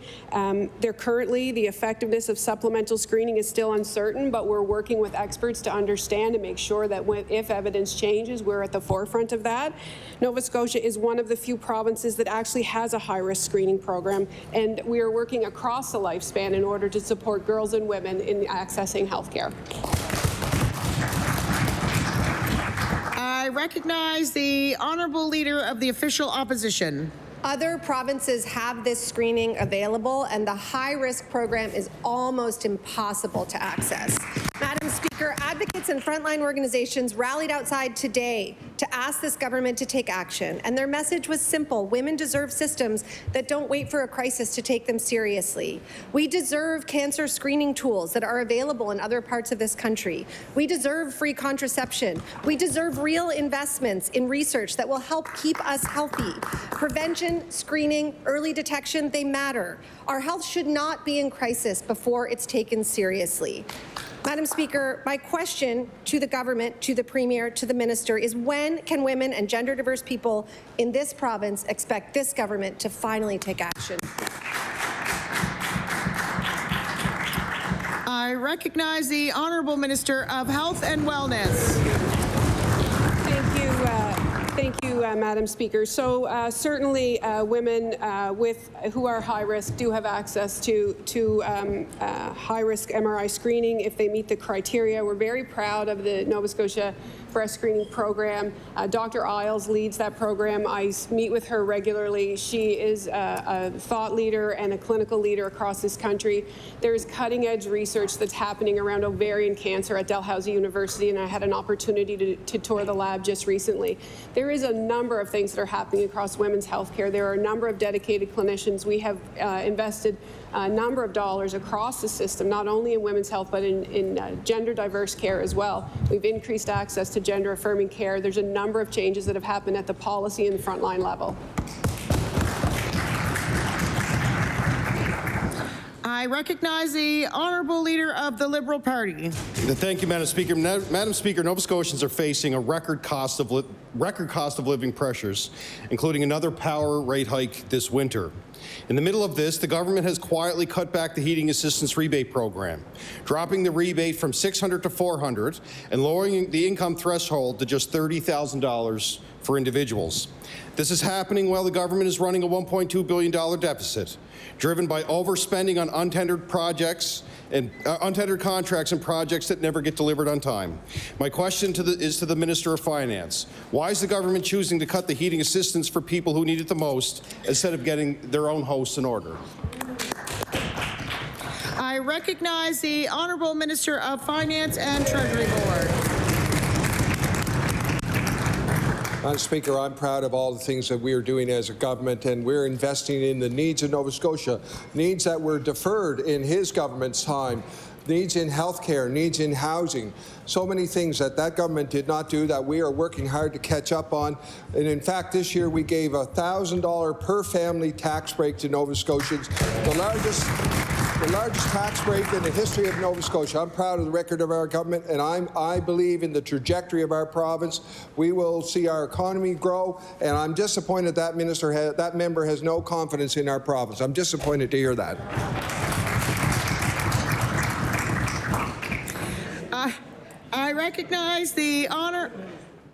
I recognize the Honourable Leader of the Liberal Party. Madam Speaker, the Minister forgets that we cut income tax too and balanced the books 6 years in a row.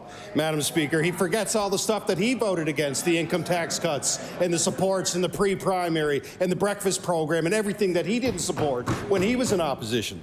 Madam Speaker, the government budgeted $44.7 million for the HARP program last year, but ended up spending $89.3 million. This tells us the need was greater than what they budgeted for, but instead of responding to that reality, they turned around and cut the program back. Can the minister explain why the government can find millions of dollars for untendered contracts for friends, but not for a program that helps seniors, single parents, and families heat homes? I recognize the Honourable Minister of Finance and Treasury Board. Madam Speaker, I was there for 8 years, and that member's government balanced the budget on the backs of teachers and nurses and the film industry. So I don't want to hear about that. We came into government, we had to deal with deferred maintenance is the kindest way I can put it, of things that simply needed to be done. We're doing what Nova Scotians need to do. We're government action. We will continue to do that, Madam Speaker.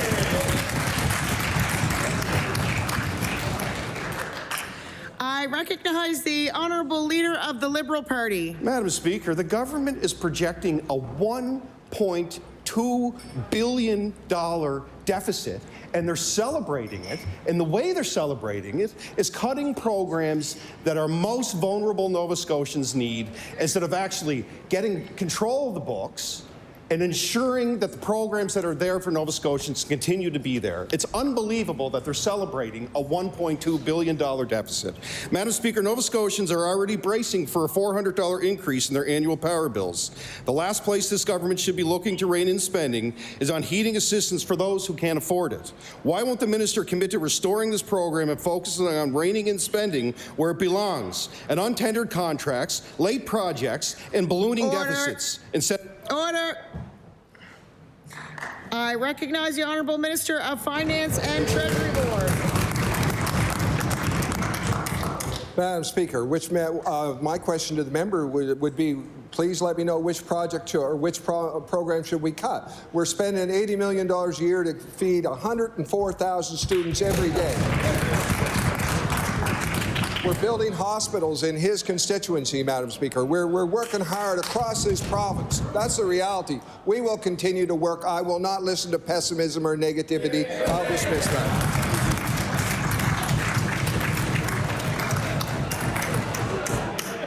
Oh, we're rowdy today, aren't we? Does anybody need a couple seconds just to scream? I recognize the Honourable Leader of the Official Opposition. Madam Speaker, yesterday and again today, this government pointed out that their tax cut is saving Nova Scotians $1,000 a year, and that sounds okay until you look at the reality for a mom renting in Halifax.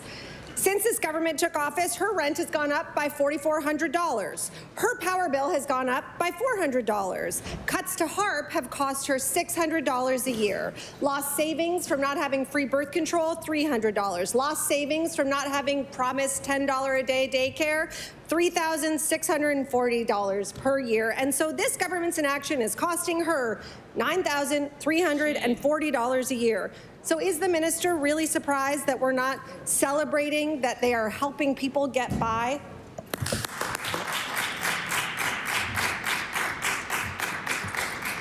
I recognize the Honourable Minister of Finance and Treasury Board.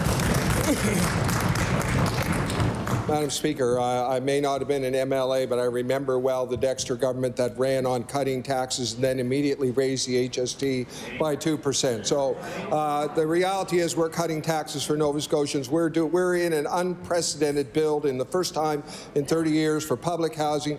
We've increased rent supplements. We're doing everything that we can for Nova Scotians. We will continue to do that.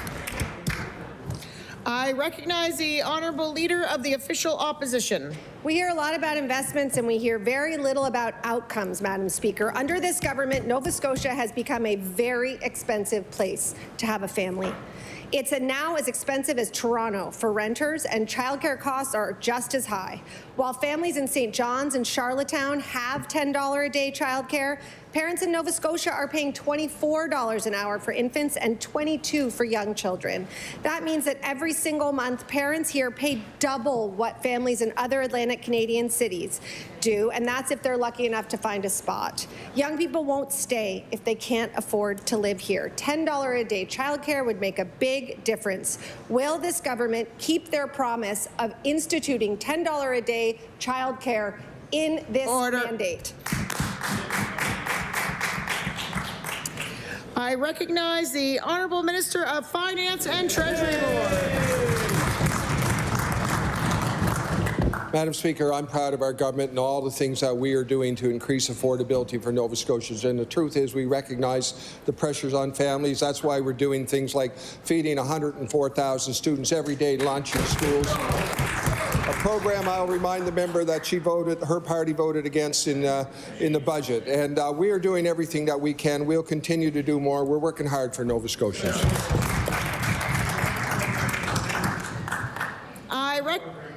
I recognize the Honourable Member for Halifax Citadel Sable Island. Thank you, Madam Speaker. You know, we keep hearing over and over again in this session about the government tax cuts that are saving the average Nova Scotian some money. But I would say we have to also acknowledge that's an average. So for lower income Nova Scotians and lower income families, the amount is much less, about $300 a year. Under this government, average rent has gone up $4,400 per year. So that math does not work. How does this government expect Nova Scotians to pay $4,400 more in rent with only $1,000 or less per family?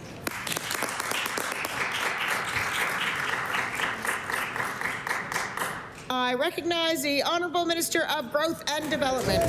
Madam Speaker, there are many things out of our control in this world, but as a government, we are focusing on doing everything within our control, especially when it comes to housing. There's no one department in this province, there's no one government in this world, there's no one organization that can address these housing challenges alone, Madam Speaker. That's why it takes investments from province, that's why it takes investments from the federal government, that's why it takes investments and actually getting things done, development agreements at a municipal level moving, Madam Speaker. That's why we're putting our efforts, our money, the province's money, the taxpayers of this province's money on the table and working hard to deliver results for them.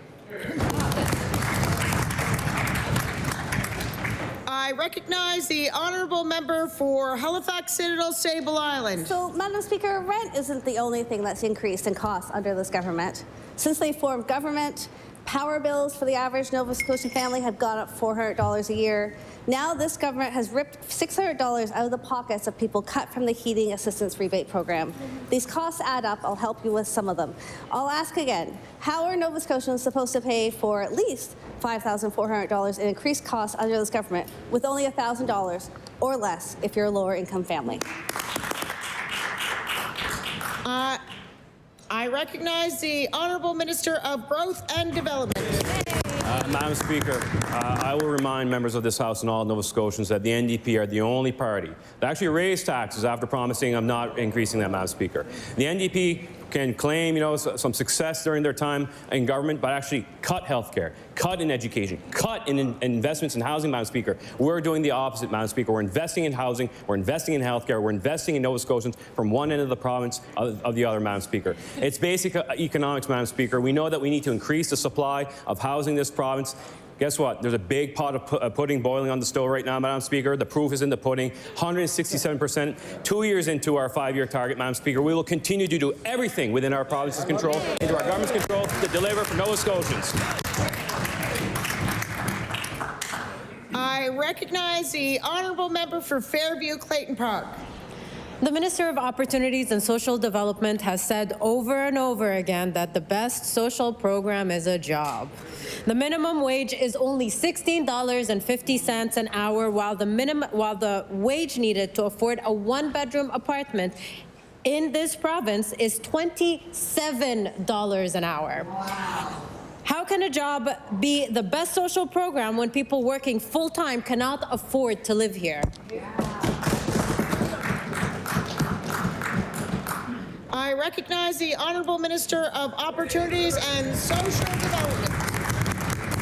Well, Madam Speaker, I do believe that the best social program is a job, and that's why our party has raised the minimum wage not once but twice this year. We're also indexing income assistance. We've raised income assistance twice. We're investing in housing. We're supporting people who are homeless by investing in shelters. We've raised the money to support people who are homeless by 1,300%, $130 million this year.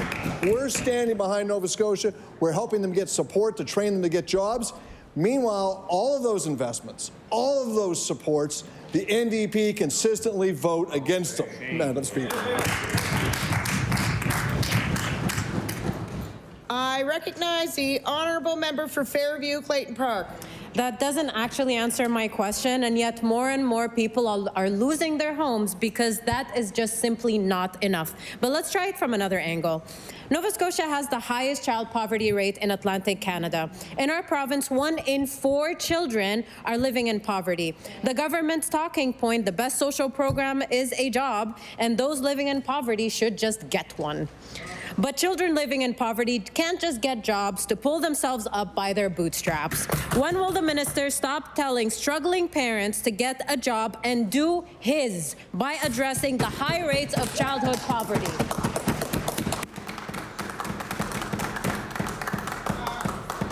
I recognize the honourable Minister of Opportunities and Social Development. We are working on child poverty every day. That is why our party is the one that put a lunch program in, supporting 104,000 children, so those parents don't have to buy the groceries, to pack those lunches, to put their children on the buses every day so they can eat. That's on top of the millions of dollars we've invested over the years in Breakfast for Learning. We're making sure students have a good meal every single day, all day in school, so they can learn. We're supporting students on income assistance, get the education and training they need as they mature so they can go to college. They can go to university. They can get the training they need to get jobs. We're investing in the future every single day. That's how we're supporting children. We're going to help them build better lives, Madam Speaker.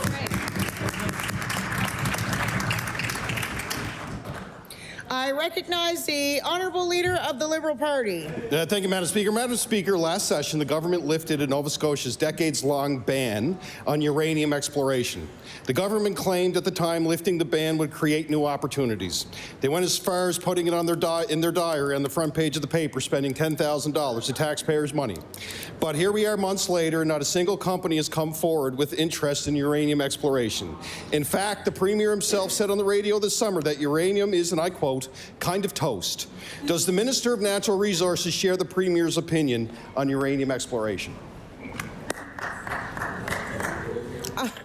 I recognize the Honourable Minister of Natural Resources. Thank you, Madam Speaker. Madam Speaker, I thank the member for the question. I hear the Liberal caucus talk about that they're happy about resource development and encourage resource development, but now they're negative about the uranium possibilities. Madam Speaker, I will answer his question. There has been interest in uranium. There have been people come to the province, but there's also been other investments that come to the province in resource exploration that the doors have been open because of the uranium ban left. Now they see Nova Scotia as an opportunity to come here and vocalize investment into our people. Investment into future resource development, and investment to a future for Nova Scotians so our children and grandchildren can come home and make this a province to live and grow. I recognize the Honourable Leader of the Liberal Party.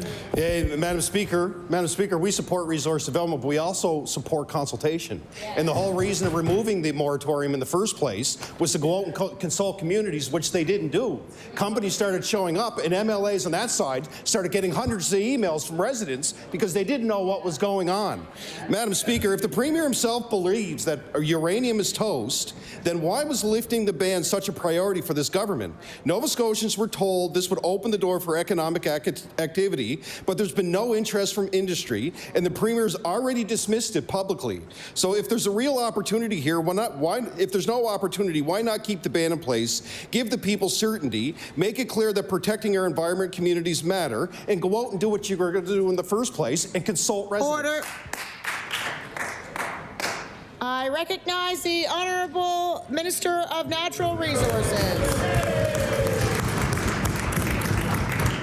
Madam Speaker, in the member's first question, he said the companies didn't come, and then in the second statement, he said the companies did come to the municipality. Which was it, Madam Speaker? But in all honesty, Madam Speaker, opening the door for resource development and investigation into our province has opened many doors. There are many companies that are now talking to Nova Scotia that member was part of a government that didn't want to talk to these companies. Madam Speaker, we know that Nova Scotia has a great opportunity with critical minerals and other natural resource developments here. We have an opportunity to grow our future for our future children and grandchildren. We are going to do it in a responsible way with full consultation and with the lead speed, focus ahead for all of our youth. I recognize the Honourable Member for Dartmouth North. Madam Speaker, today outside this House, Nova Scotians rallied to demand this government take action to support endometriosis care. About 1 in 10 people with a uterus are affected by this disease. The condition can cause debilitating pain, but it is often dismissed, and wait times stretch up to 18 months. This is not surprising when the pelvic pain clinic at the IWK is seeing patients once a week. When will the minister commit to expanding care for endometriosis in Nova Scotia so that more people can get the care they need and faster? I recognize the Honourable Minister of Health and Wellness. Thank you, Madam Speaker. So there certainly has been a number of investments, not only in infrastructure. So over at Dartmouth General, there's the Deanne Reeve Pelvic Suite that really supports gynecology and urology and pelvic floor health.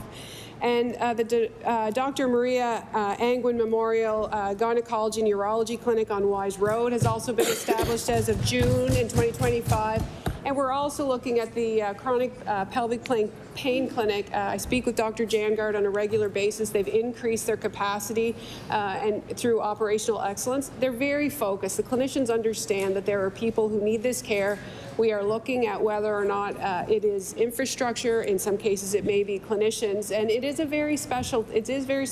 Like a gynecology, urology, but urogynecology is a specialty. We continue to look for recruitment.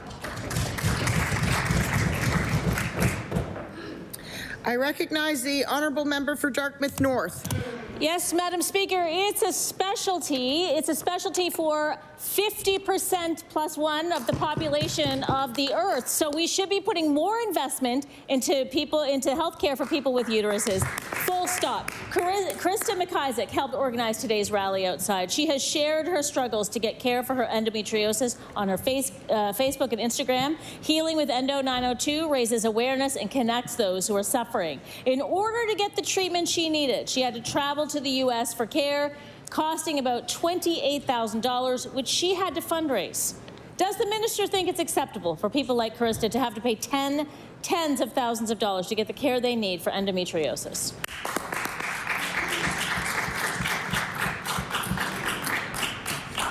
I recognize the Honourable Minister of Health and Wellness. Thank you, Madam Speaker. So we certainly continue to invest in gynecological services across this province, and it does take time. We've increased 13 full-time employees in interdisciplinary roles across the province.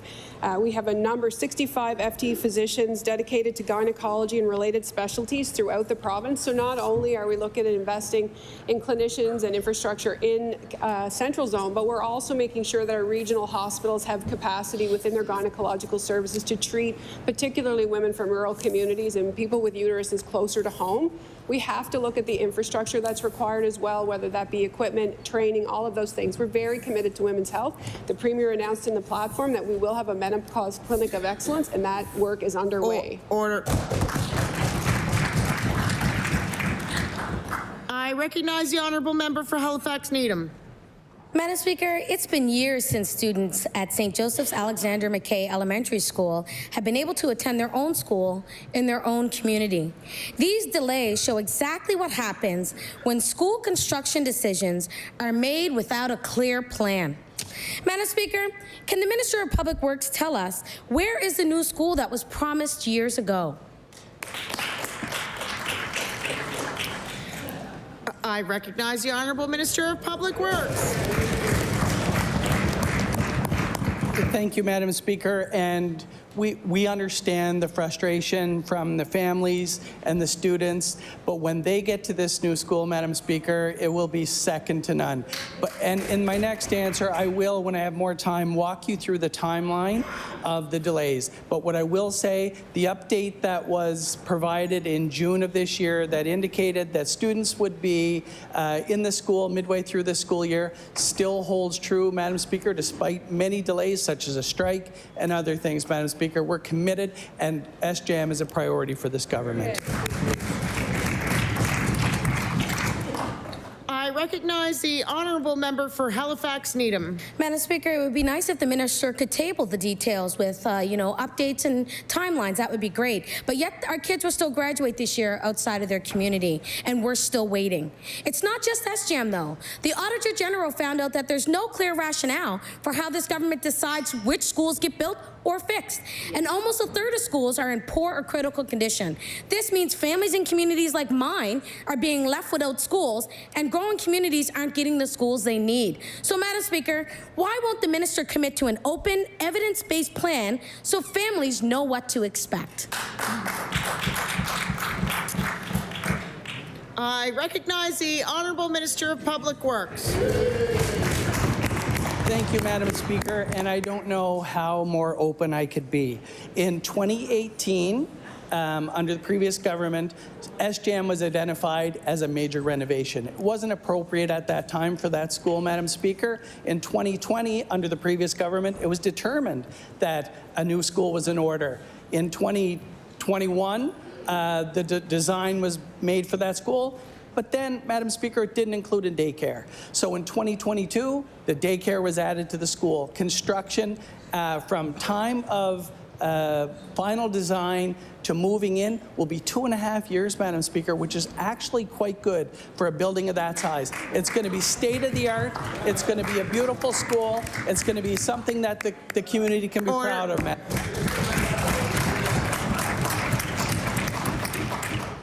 I recognize the Honourable Member for Sackville-Cobequid. Thank you, Speaker. This morning, people in my community learned that the Cobequid Health Centre was closed while furnace problems were addressed. Many Sackville residents tell me on an ongoing basis they don't have a family doctor, and when there are no emergency services available in our community, it's incredibly stressful. Any sudden unexpected closure leaves families in Sackville wondering where they can turn for health care. Can the minister explain why the people of Sackville are still waiting for the promised improvements to their health centre?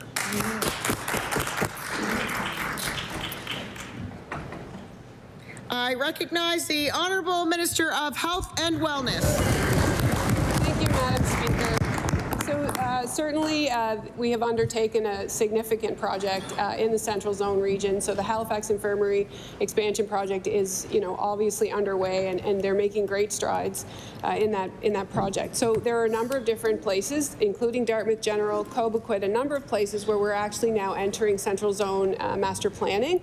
We're doing that with clinicians as well as community. Dr. Christine Short is leading that work. So there's recently been an RFP awarded for more work in the central area. We understand that there are pressing issues, but we want to make sure that we have the right services in the right place, so the community will hear more as that central planning process continues. I recognize the honourable member for Sackville-Cobequid. The Cobequid Health Centre is the second busiest emergency room in the entire province, and it's not open 24 hours a day. This government promised expanded emergency care and 24/7 access back in 2021. But 4 years later, this so-called make it happen government only offers excuses to justify delays in inaction. When will residents get the full-service 24/7 facility that Tim Houston promised them? Order. You are, I've got the microphone. You are not allowed to call anyone by their name. I asked for you to retract that. Madam Speaker. I need to recognize you. Wait till I recognize you. Boy, we're having a day here today, aren't we? I recognize the honourable member for Sackville-Cobequid. I retract the comment, Madam Speaker. I apologize for my misstep. It was unintended. Why, thank you. Your microphone's still on. When will residents get the full-service 24/7 facility that the Premier promised them for 2 consecutive elections?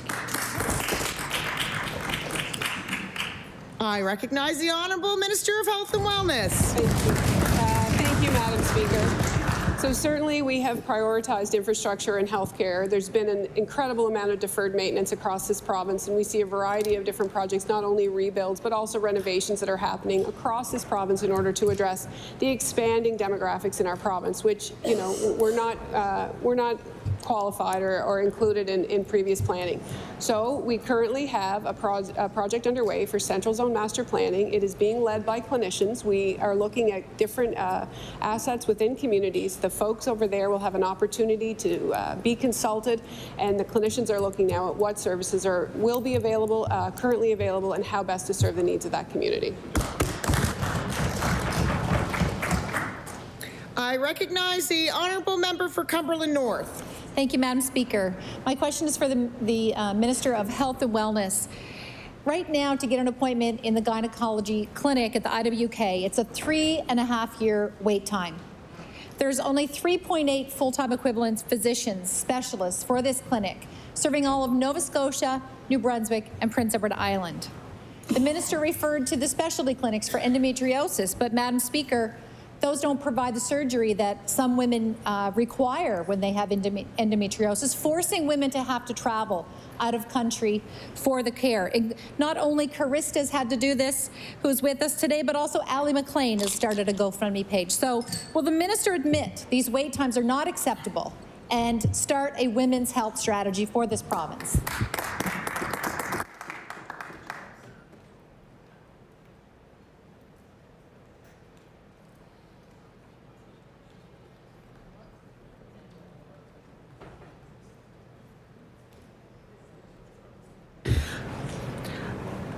I recognize the Honourable Minister of Health and Wellness. Thank you, Madam Speaker. And certainly we are working with the operators across this province, IWK, Nova Scotia Health, as well as our regional sites where gynecological care is offered. And so there are new pathways to care, more gynecologists provincially, and a navigator to support improved access across the province. What we want to make sure is that people can access care closer to home, that if there is expertise that's required in the city, how do we look at a hub and spoke model so that people don't have to travel as much? We want to make sure that we're empowering clinicians, not only gynecologists, gynecologists, but also our primary care providers across this province. So we've been working very hard through the work around the Menopause Centre of Excellence, but also women's health overall. And so we are hopeful that we'll have some announcements soon, but it certainly is top of mind for this government. Order.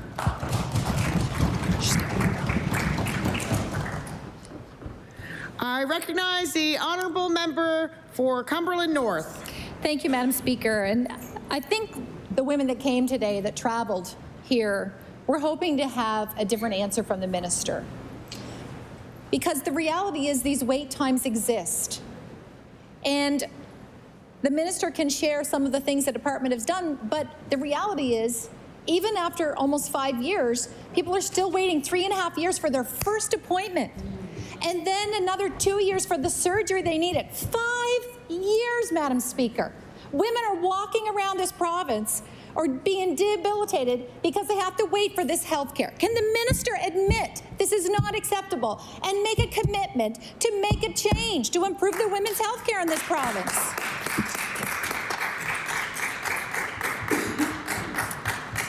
I recognize the Honourable Minister of Health and Wellness. Thank you. Thank you, Madam Speaker. And changes are underway is what I want women to know across this province, and the people who support people with uteruses and identify as women. We are working very hard. We're working with clinicians. We understand that there are wait times. It takes individuals. We need to make sure we have properly trained people. Recruitment and retention efforts are underway. We need to make sure that we have the right technology. We're looking at equipment, investing in things like the Deanne Reeve pelvic suite to make sure that we have the appropriate facilities in order to care for women across this province. We're strengthening gynecological care in our regional hospitals in order to make sure that we have a hub and spoke model so that rural women can also access care. We understand we are working very hard with the experts, with clinicians across the province in order to deliver women's health.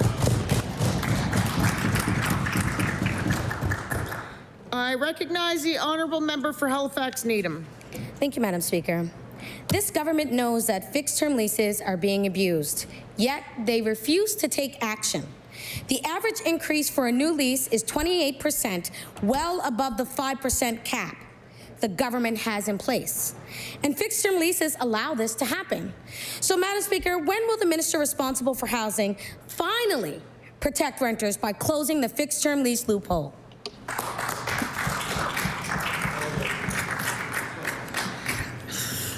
I recognize the Honourable Minister of Service, Nova Scotia. Thank you. Thank you, Madam Speaker, and I want to thank the member opposite for this important question. And Madam Speaker, we are making significant investments in housing, Madam Speaker. When we look at the housing action plan that the minister had brought forward under growth and development, we're exceeding our housing targets, Madam Speaker. Our focus right now is to make sure that Nova Scotians have affordable housing and that we're making the investments in all housing options, Madam Speaker. So also in addition to that is the investments in public housing, Madam Speaker. We're going to continue to make life more affordable for Nova Scotians as we think of all the work that we have to do. And Madam Speaker, we want to make sure that we're going to continue to grow the province in the way that we need to give Nova Scotians options. So as we continue to invest in housing, then Nova Scotians will have choice that they deserve and they need. Thank you. I recognize the Honourable Member for Halifax Needham. Madam Speaker, the minister must be tired of giving the same talking points, because I'm tired of asking the same question. And I'm not the only one. At Public Bills Committee earlier this week, a community legal worker with Dalhousie Legal Aid said she felt like a broken record, which is sometimes what happens here in this House, talking about fixed-term leases. This problem has been brought up so many times by so many people, yet this government refuses to listen or act. So, Madam Speaker, if the minister isn't listening to the renters, the experts, the legal workers, who are all saying the same thing, who is the minister actually listening to? I recognize the Honourable Minister of Growth and Development. Madam Speaker, we're not shying away from the need to make investments in housing, Madam Speaker. We know, again, that the answer to the situation that we're facing across this province, not just here in HRM, but from Yarmouth to Sydney, is a supply issue, Madam Speaker. That's why we're making targeted investments to community, with municipalities, working alongside with the federal government on partnerships to build more across this province. Not once have I heard a policy item come from the NDP to actually increase supply, Madam Speaker. What they have done What they've done, Madam Speaker, is voted against every single budget item that would actually increase supply, increase supports to Nova Scotians. They voted against increases to rent supplements, Madam Speaker. They voted against public housing bills, Madam Speaker. And they did a lot more than that, too. I recognize the honourable member for Sackville-Cobequid. Thank you, Speaker. We've all heard the Premier say that if it's good enough in other provinces, then it's good enough for Nova Scotia. But that's not true when it comes to fairness for workers. Nova Scotia's overtime laws are among the worst in the country. Workers here need to work 48 hours before seeing a dime of overtime. That's an entire extra workday compared to most other provinces. Will the Minister of Labour explain why this government forces hardworking Nova Scotians to work an entire extra day before they earn overtime pay?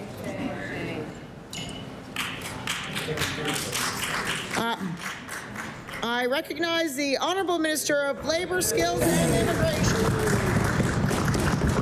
Thank you, Madam Speaker, and thank the member for the question here. The Labour Standards Code, it provides a minimum. It's not a maximum, but a minimum level.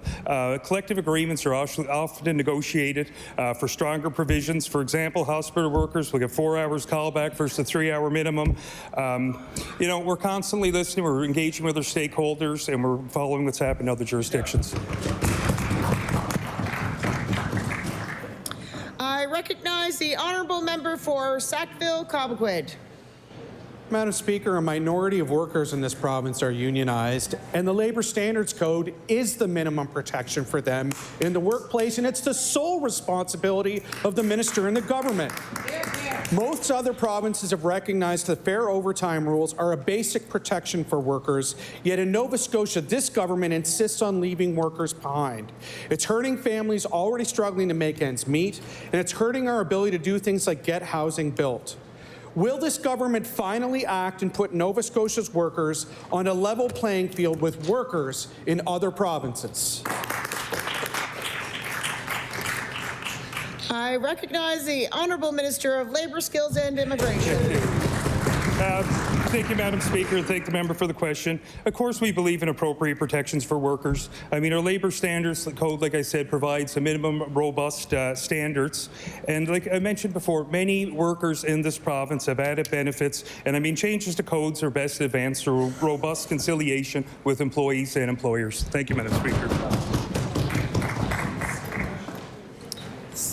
No, I recognize the honourable member for Halifax-Chebucto. Thank you, Madam Speaker. It's a tough time to be a small business owner in Nova Scotia. Since the Premier has taken office, commercial rents have increased by nearly 30%, and they have risen faster and higher in Nova Scotia than any other province. Will the minister commit to capping commercial rents for small businesses?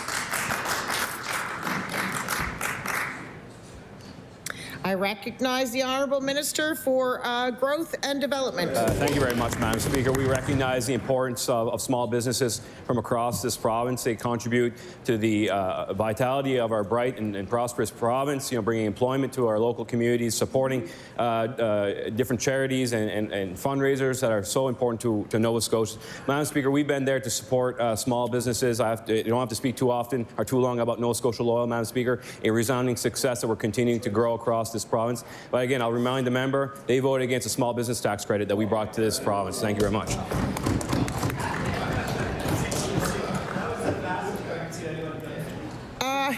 I recognize the honourable member for Halifax-Chebucto. And still small businesses are struggling. The hits just keep coming. Tariffs are raising the costs, and many have lost customers because they can no longer afford to ship to the U.S. And then they get hit with surprise bills when their landlords decide to pass on CAM costs and extra building maintenance fees. Will this government commit to making business easier for small, independent businesses and force landlords to be transparent about common area maintenance fees?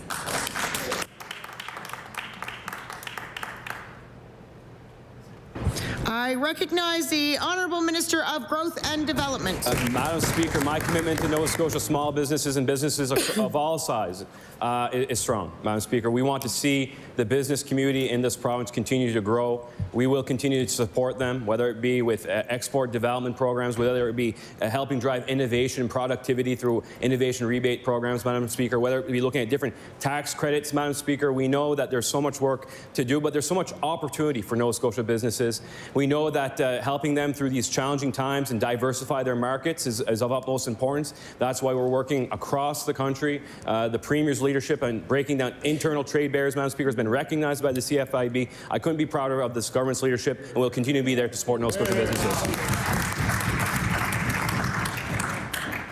I recognize the Honourable Member for Timberley Prospect. Thank you, Madam Speaker. I want to ask an important question during Breast Cancer Awareness Month. My former colleague, Rafa Di Costanzo, advocated for the government to address gaps in screening for women with dense breasts, an issue she courageously raised after her own experience. Each year, thousands of Nova Scotia women will find out they are category C or D, meaning not only do they have a higher risk of breast cancer, but mammograms are less likely to detect. Despite this, no supplementary screening is offered here. My question to the Minister of Health, why is the government telling women first that they are higher risk and then leaving them without access to follow-up tests that they need? Thank you, Madam Speaker. I recognize the Honourable Minister of Health and Wellness. Thank you, Madam Speaker, and I thank the member opposite for raising the important question, and certainly appreciate the advocacy efforts of our former colleague, Rafa Di Costanzo. So I just want to make sure that folks understand that there is an automatic recall of individuals in the breast screening program for women with category D density, just to make sure that on a regular basis they're recalled. They do have access to high-risk screening if they are deemed high risk under a recognized risk model, and also the work that's happening around the Canadian Prevention or the Canadian Partnership Action Against Cancer, so that we're looking at Nova Scotia and participating in simulation and modeling to support clinical evidence. Yeah. I recognize the Honourable Member for Timberley Prospect. Thank you, Madam Speaker. Well, my understanding is that 6 other provinces already have supplementary screening for dense breasts, but Nova Scotia does not. And we know that supplementary screening like ultrasounds or MRIs can detect cancer earlier when survival rates are higher and treatment is less invasive. Dense Breast Canada has been clear. Women continue to have later stage diagnosis here that are avoidable because of this gap. My question to the Minister is, if it's good enough for most of the rest of the country, why isn't it good enough for here in Nova Scotia? I recognize the Honourable Minister of Health and Wellness. Thank you, Madam Speaker. So certainly we may have different information, because it's my understanding that there is not publicly funded supplemental screening unless someone meets high-risk criteria across the province. But I will say it is important to note that Nova Scotia is involved with the modeling and with the research that's happening. So, we continue to work with the experts. We work across Canada to understand what the best and emerging evidence is. We need to understand, women's health, how we access the care we need, what infrastructure needs are required, and if the evidence changed, we will change. But we cannot change, as I've said before, clinical pathways on the floor of this legislature. I don't feel it's responsible. We'll continue to work with the experts. They were at Health Committee within the last year to explain their position. Order. I recognize the Honourable Member for Halifax-Armdale. Speaker, 1 in 3 Nova Scotians care for a loved one at home. On average in Nova Scotia, that's 30 hours a week for 4.8 years. Caregiving for someone at home is physically and emotionally demanding, and caregivers often need a break. However, when they seek out respite care in Nova Scotia, they often can't get that care because of the long wait times. This leaves families in crisis and scrambling, and I'm sure many members here have found themselves in the same situation. This is why I asked the minister, will the minister show their support for caregivers in Nova Scotia by increasing the number of beds and access to respite care on a timely manner? I recognize the Honourable Minister of Seniors and Long-Term Care. Thank you, Madam Speaker. With the few seconds that I have, number one, the first thing that we did was We increased staffing in the province in order to open up all the closed respite beds that were closed under the previous government. Number two, we expanded home care by almost 33%. We have opened up 5 brand new nursing homes in the province. We fund Caregivers Nova Scotia and the Caregivers Grant, and there is no one who cares more about caregivers in this province than I do. Thank you, Madam Speaker.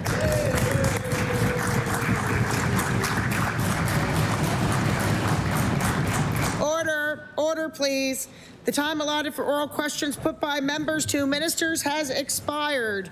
I recognize the Honourable Government House Leader. Thank you, Madam Speaker. Would you please call order of business government motions? Order of business government motions. I recognize the Honourable Government House Leader. Speaker, I move that you do now leave the chair and that the House resolve itself into the Committee of the Whole House on bills. The motion is carried. We will have a short recess while the committee sets up.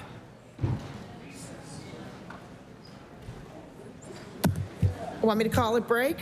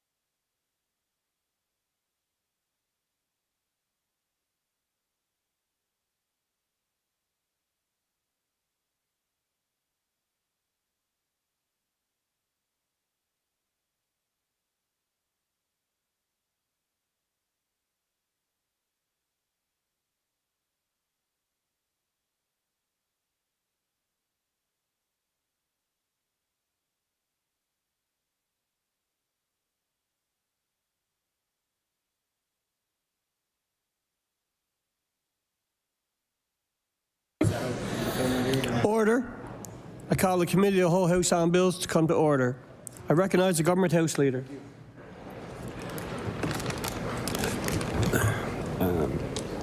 Mr. Chair, would you please call Bill 137? Bill 137, an act respecting regulatory burden reduction and service efficiency to enable economic growth. I recognize the Clerk. Chair, Bill 137 was referred to the House by the Standing Committee on Public Bills on September 29th, 2025, and contains 95 clauses and a schedule. Is there any debate on Clause 1? I recognize the member from Fairview, Clayton Park. No, I recognize the member for Halifax, Chubbuck. Thank you. Thank you, Chair. I appreciate that. I will speak briefly on Clause 1 on Bill 137. I've spoken quite a bit about small businesses and agriculture on this floor. I'm quite passionate about both. So imagine my delight when the bill making business easier comes across my desk. I was quite excited to read it. It sounds promising. It sounds encouraging. It has expectations that it's going to help small and medium-sized businesses like cafes and salons and hair salons and restaurants and maybe farms. And so I was relieved and excited to read about it. But the reality was that it's actually not quite about that. The reality is that the bill is mostly about making mining easier. And though there are some parts in here, you know, there's a little bit of agriculture. There's the, the Margarine Act of 1981 and the Baby Chick Act and the Imitation Dairy Act, and those are all in there. But it should actually be called making mining easier. It does eliminate some red tape for small businesses, though it's not exactly clear how much red tape is actually being eliminated. And I would be excited to read more about that and get more details about it. It seems more of maybe a branding exercise and not necessarily helping small and medium-sized businesses. What it could have done, it could have been great. It could have helped small and medium-sized businesses. It could have helped small and medium-sized businesses regulate CAM costs. And for any folks in the room who don't know what CAM costs are, they're called common area maintenance fees. And landlords can bring CAM costs to business owners twice, sometimes a year. They are essentially surprise bills, and there's not a lot of transparency around CAM costs for small business owners. So you can just get a surprise bill right before Christmas that says $400 or $1,200 or $3,000.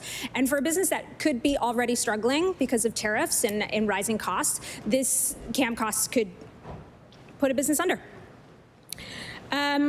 We could also help businesses struggling that are paying rent. We could have a commercial rent cap. This bill could have, the rents have been increasing under this government at a faster rate than any other province in the country. And so this bill could have helped make business easier with a commercial rent cap. This bill has a clause that will make mining business easier. Mining corps don't need more handouts, but Main Streets need help. Main Streets are the backbone of our communities, and they're struggling. In closing, I find the bill more of a branding exercise, and maybe it should be called making mining easier. I was disappointed to read the bill. And that's all. Thank you, Chair.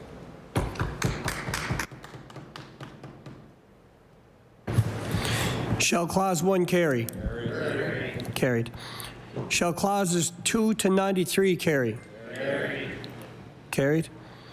Clause 94. I recognize the member for Halifax, Sidney, Sable Island. Thank you very much, Mr. Chair. I would draw folks' attention to NDP 2, Change Street, just to keep us on our toes. We're going to start with 2 first. I'll read the proposed amendment.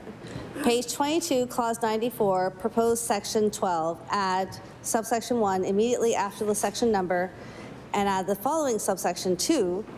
The minister shall ensure that the one-window approach implemented under clause 1A upholds the principle highlighted in the report of the West Ray Mine public inquiry, that to ensure there is no conflict of interest between the role of a department as a promoter of the mining industry and the role of a department as regulator of the mining industry, responsibility for promotion and for regulation must reside within different departments. And so I wanted to bring this forward. I had a chance to go back through the recommendations of the West Ray Public Inquiry, and I'll table that after I'm done my second amendment, because I was struck by some of the lobbying that I was seeing going on by special interest groups around streamlining mining to one place in this province. And so a couple of thoughts. So first of all, the whole idea of a single window service does not actually mean that you would have just one department involved. And for those of us who completed their Masters of Public Administration at Dalhousie, particularly in the early 2000s, we spent a lot of time talking about single window service delivery. And, you know, that is really, the goal is to make things easier for citizens. So, I mean, Access Nova Scotia and Service Canada would be two great examples of how things have all been put under one roof, and you're able to go and ideally do a number of transactions at one time. I know in my most recent visit, you know, to Access Nova Scotia, I interacted with a couple of different departments, but the ability to pay was housed within that one place. So single window service opportunities and organizations are not new at all. And I know that lots of people who are in the Nova Scotia government have spent a lot of time studying them and implementing them, and I'm hoping that you know, people take advantage of both the academic and the practical information that is at hand to undertake more single window initiatives. But my concern was this implication that, you know, that either Nova Scotia is unique in having multiple departments involved in the regulation of mining, or that there was a way forward where you would have one department take it all on. I've spent some time going through the mining associations of different jurisdictions to see what they have said about how mining is regulated in their provinces. So I've looked at Ontario, Saskatchewan, and BC. And in all of those places, actually, the regulation of mining remains diffuse. So there is Department of Mines and Mining, or various names of that sort, who is the primary liaison and supporter and promoter, identifying what the industry needs and trying to respond to that. The Department of Labor is always involved to ensure safety for miners and safety for employees. And of course, the Department of Environment is also involved. So this implication that we're somehow unique or different in Nova Scotia is frankly wrong. And it doesn't take long for any of you to go have a look at how mining is regulated in other provinces to figure out that we really need to have at least all three of those departments involved. And I mean, that was something that was raised quite pointedly in both the findings and the recommendations from the West Ray inquiry. And that we need a diffuse regulation of mining in this province. That part of what happened in West Ray was an outsized role for the Department of Natural Resources at the time, and actually not enough communication with the Department of Labor. So again, having a single window approach actually could actually live out the principles of the West Ray inquiry very well, right? So part of the challenge was that the Department of Labor did not step up to do its responsibilities, did not do its reports on time, did not report to workers and that sort of thing. Then having a single window approach will hopefully strengthen, in fact, the regulatory framework. But I'm just going to quote from the executive summary on one of the findings. The Department of Natural Resources should no longer act as both promoter and regulator of the development of mineral and energy resources in the province, since this dual mandate constitutes a conflict of interest situation. The department should assume the role of helping the developer to formulate a plan that ensures both the safe and efficient exploitation of the resource. The department must first and foremost work to ensure compliance with the general structure of the legislation.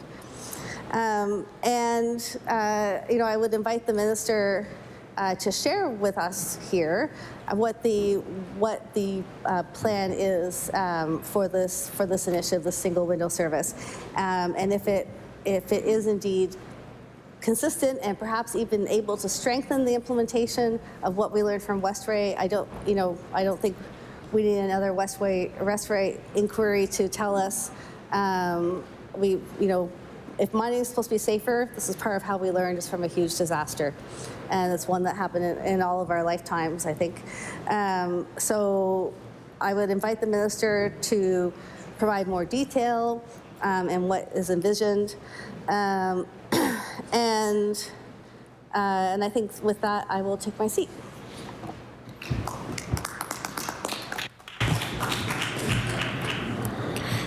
Shall Amendment NDP 2 carry? No. The amendment's defeated. Debate continues on Clause 94. Clause 94. Do we have another amendment?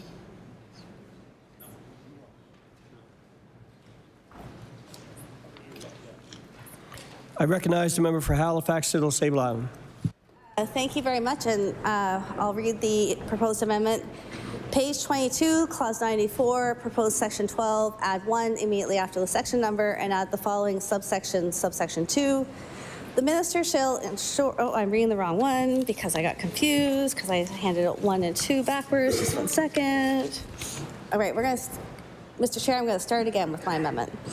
Page 23, Clause 94, proposed Section 14, delete and substitute the following. 14.1, the Department of Natural Resources may establish a policy to recognize persons qualified to provide professional studies, analysis, or advice in relation to mineral resource projects. Subsection 2, notwithstanding subsection 1, before accepting a study, an analysis, or advice provided by a professional recognized under the policy referred to in that subsection as the basis for permitting a mineral resource project, the minister shall consider the due diligence, review, and advice of civil servants in the department respecting the study, analysis, or advice. And again, this very issue, so the clarification I've added is that there be a vetting process of the types of information that the Department of Natural Resources uses. Again, I'm hoping the minister can stand up and talk more about the inspiration for this part of the bill. And really, that echoes Westray again. So again, in the Westray inquiry report, credible information sources were called for. And I'll quote from the executive summary again. Nova Scotians want to know that expert, nonpartisan civil servants with the public interest at heart are in charge of reviewing all available evidence and best practices before an approval for a mining project goes ahead. The bill would take authority away from this. So what we don't want is we don't want a bill to take away the authority of civil servants from being part of that. And civil servants need to know that their expertise is valued, that they have the freedom to speak truth to power, and that they sometimes might tell government what they might not want to hear. And I think that was particularly critical in the case of Westray. If you review the public inquiry, that one of the key findings was that it was politically driven, and despite all sort of reasonable objections, a blind eye was turned to where and how this mine was developed and how it was run. And we know what resulted from that. So again, I think the idea of being able to identify trusted sources is almost like having a short list, if you will, in and of itself is a reasonable approach. But again, we have so much to learn from the Westray inquiry that I don't think we should leave this piece behind. So again, I invite the minister to talk about the inspiration for this particular change, and with that, I'll take my seat.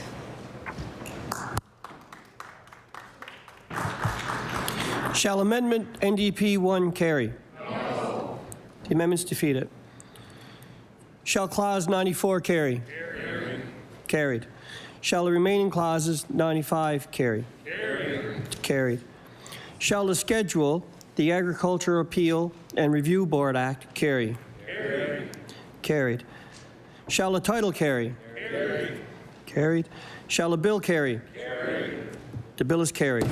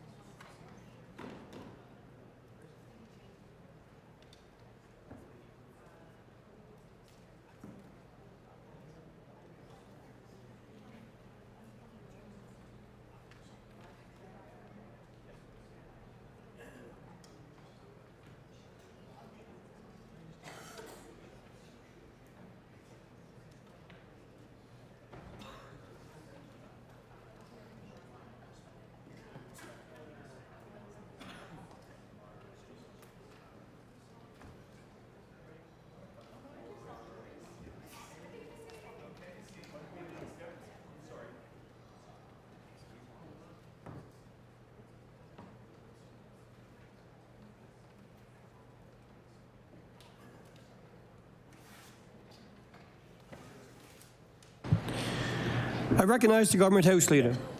Thank you, Mr. Chair. Could you please call Bill 141? Bill 141, an act respecting municipal modernization. I recognize the Clerk. Chair, Bill 141 was referred to the House by the Standing Committee on Public Bills on September 29, 2025, and contains 32 clauses and a schedule. We will pause briefly while amendments are passed out.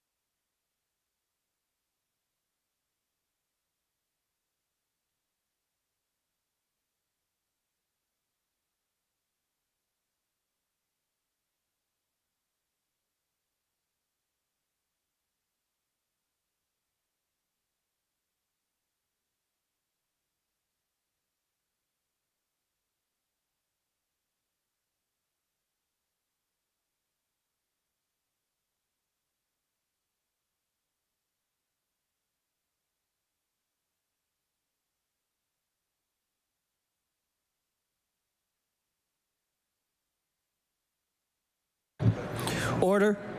The Committee of the Whole House on Bills shall come to order. Continuing debate on Bill 141, an act respecting municipal modernization. Debate on Clause 1. I recognize the member for Cape Breton Centre, Whitney Pear. Thank you, Chair. I want to take this time to just give an overview of the bill and speak to it. To speak to the Municipal Modernization Act. Some of the aspects of this bill are good, and they're going to help people. In particular, the provisions that allow municipalities to adopt a policy for reducing taxes payable with respect to built property if a home has been destroyed by a wildfire, hurricane, flood, storm, or other natural disasters. That is something that we know so many people have come before this House to ask for, and I am happy to see it in this bill. Allowing an electorate to have their name obscured from the voters list, which can be shared or made public, is a good tool that will shield domestic violence survivors from their abusers. And that is my understanding of the intention of that clause, and I applaud it. I think it is good to have that there. But I do want to speak to this government's approach to municipalities. It's similar to what I like to call, the my way or the highway approach. This bill, however, is one of the few that we've seen when it comes to the municipal government that has a more targeted approach for specific priority projects, which has made far more sense than the powers that the minister gave himself in such bills as 124 last spring.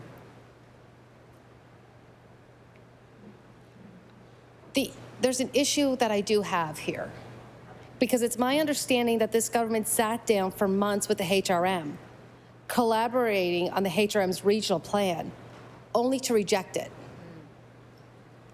This new bill allows the minister and this government to dictate how regional plans get amended and how quickly. But yet, just several months ago, before they rejected the regional plan, the government had been actually doing collaboration and working with the government, with the HRM, only to actually reject the plan that they had been working with in step with the HRM. It boggles my mind. It doesn't make any sense to me why this government is continuously taking one step forward and one step back in how they react to municipalities and how they form the relationships with the municipalities.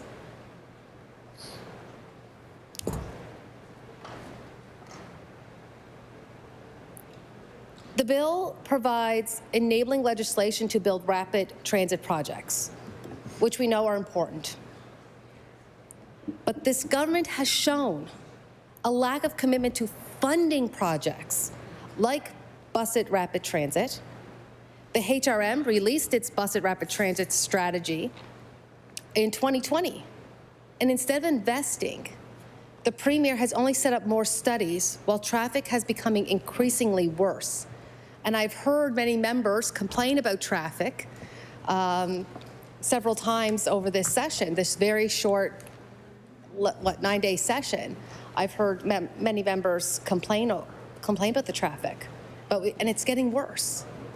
The toll booths, getting rid of the toll booths was supposed to make traffic flow better. I haven't seen that yet. For years, this government has taken little action on moving forward with rapid transit.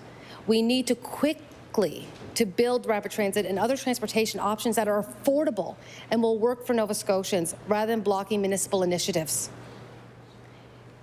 It appears from this bill and the previous bills that this government wants to lay the blame for the housing crisis at the feet of municipalities. But the blame for the housing crisis falls squarely on the shoulders of this government. During public bills, 2 CBRM councillors expressed that municipalities, particularly the CBRM, does not have enough funding to ensure that water and wastewater infrastructure can support additional development. They expressed concern about the separation between who is approving housing and social infrastructure, the minister, and who is left to pay for the growth in the infrastructure like water and wastewater, the municipality. With this much authority over housing development in this government's hands, municipalities like the CBRM are concerned that they are not receiving enough funding for the infrastructure required to support all the growth this government is approving. We will be offering some amendments to this bill because we believe we need to offer real critical solutions to problems that we see. And we hope the government will consider them. Thank you. Shall Clause 1 carry? Carried. Carried. Clause 2. I recognize the member for Halifax-Chebucto. Thank you, Chair. It's me again. I beat you again. I beat him again. I've been fighting with him all day. Thank you, Chair. I have an amendment before me that I'm quite proud of and that we've worked hard on because I think this is something that would make a big difference in small businesses' life. It's a construction mitigation fund. It allows the municipalities to create a construction mitigation fund for businesses that are struggling to stay afloat when there's construction on their streets. The project in my colleague Fairview Clayton Park's riding on Dutch Village Road, that project was supposed to last 8 weeks, and that project is we don't even see the end to that project. They're saying maybe possibly December, which will have been triple the time it was supposed to take. So something like this, like this amendment could make business easier for small and medium-sized businesses. And so I shall read the amendment. Page 1, add the following clause before clause 2. 2, Chapter 39 of the Acts of 2008, the Halifax Regional Municipality Charter, is amended by adding immediately after Section 71 and the following section. 71A1, notwithstanding subsection 71.2, the municipality may create a construction mitigation fund to offer discretionary financial assistance such as grants, interest-free loans, and cost-sharing to small businesses adversely impacted by major municipality constructions projects led by the municipality. 2, the minister may make regulations respecting the construction mitigation fund, including respecting eligibility criteria, documentation requirements, and other matter to carry out the intent and purpose of construction mitigation fund. 3, the exercise by the minister of the authority contained in subsection 2 is a regulation within the meaning of the Regulations Act. Page 1, clause 2, delete. The Halifax Regional Municipality Charter is amended and substitute is further amended. Page 7, add the following clause before clause 26. 26, Chapter 18, the Acts of 1998, the Municipal Government Act is amended by adding immediately after Section 57 the following section, 57A, 1, notwithstanding subsection 52T, 2, the municipality may create a construction mitigation fund to offer discretionary financial assistance, such as grants, interest-free loans, and cost sharings to small businesses adversely impacted by major municipality constructions led by the municipality. 2, the minister may make regulations respecting the construction mitigation fund, including respecting eligibility criteria, documentation requirements, and other matter to carry out the intent and the purpose of the construction mitigation fund. 3, the exercise by the minister of the authority contained in subsection 2 is a regulation within the meaning of the Regulations Act. And page 7, clause 26, delete. The Municipal Government Act is amended and substitute is further amended. Renumber and adjust cross-references accordingly. Thank you, Chair.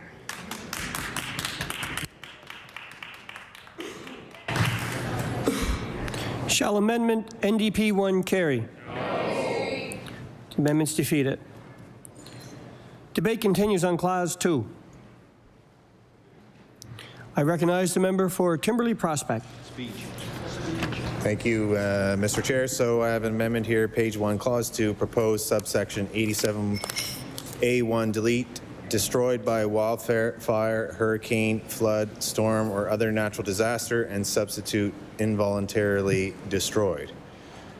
Also, on a subsequent page, if I can move at the same time, page 7, it's the same corresponding change, clause 26, proposed subsection 69B1, delete, same thing, destroyed by wildfire, hurricane, flood, storm, or other natural disaster, and substitute involuntarily destroyed. And this would just be a friendly amendment to encompass more situations where structures are destroyed.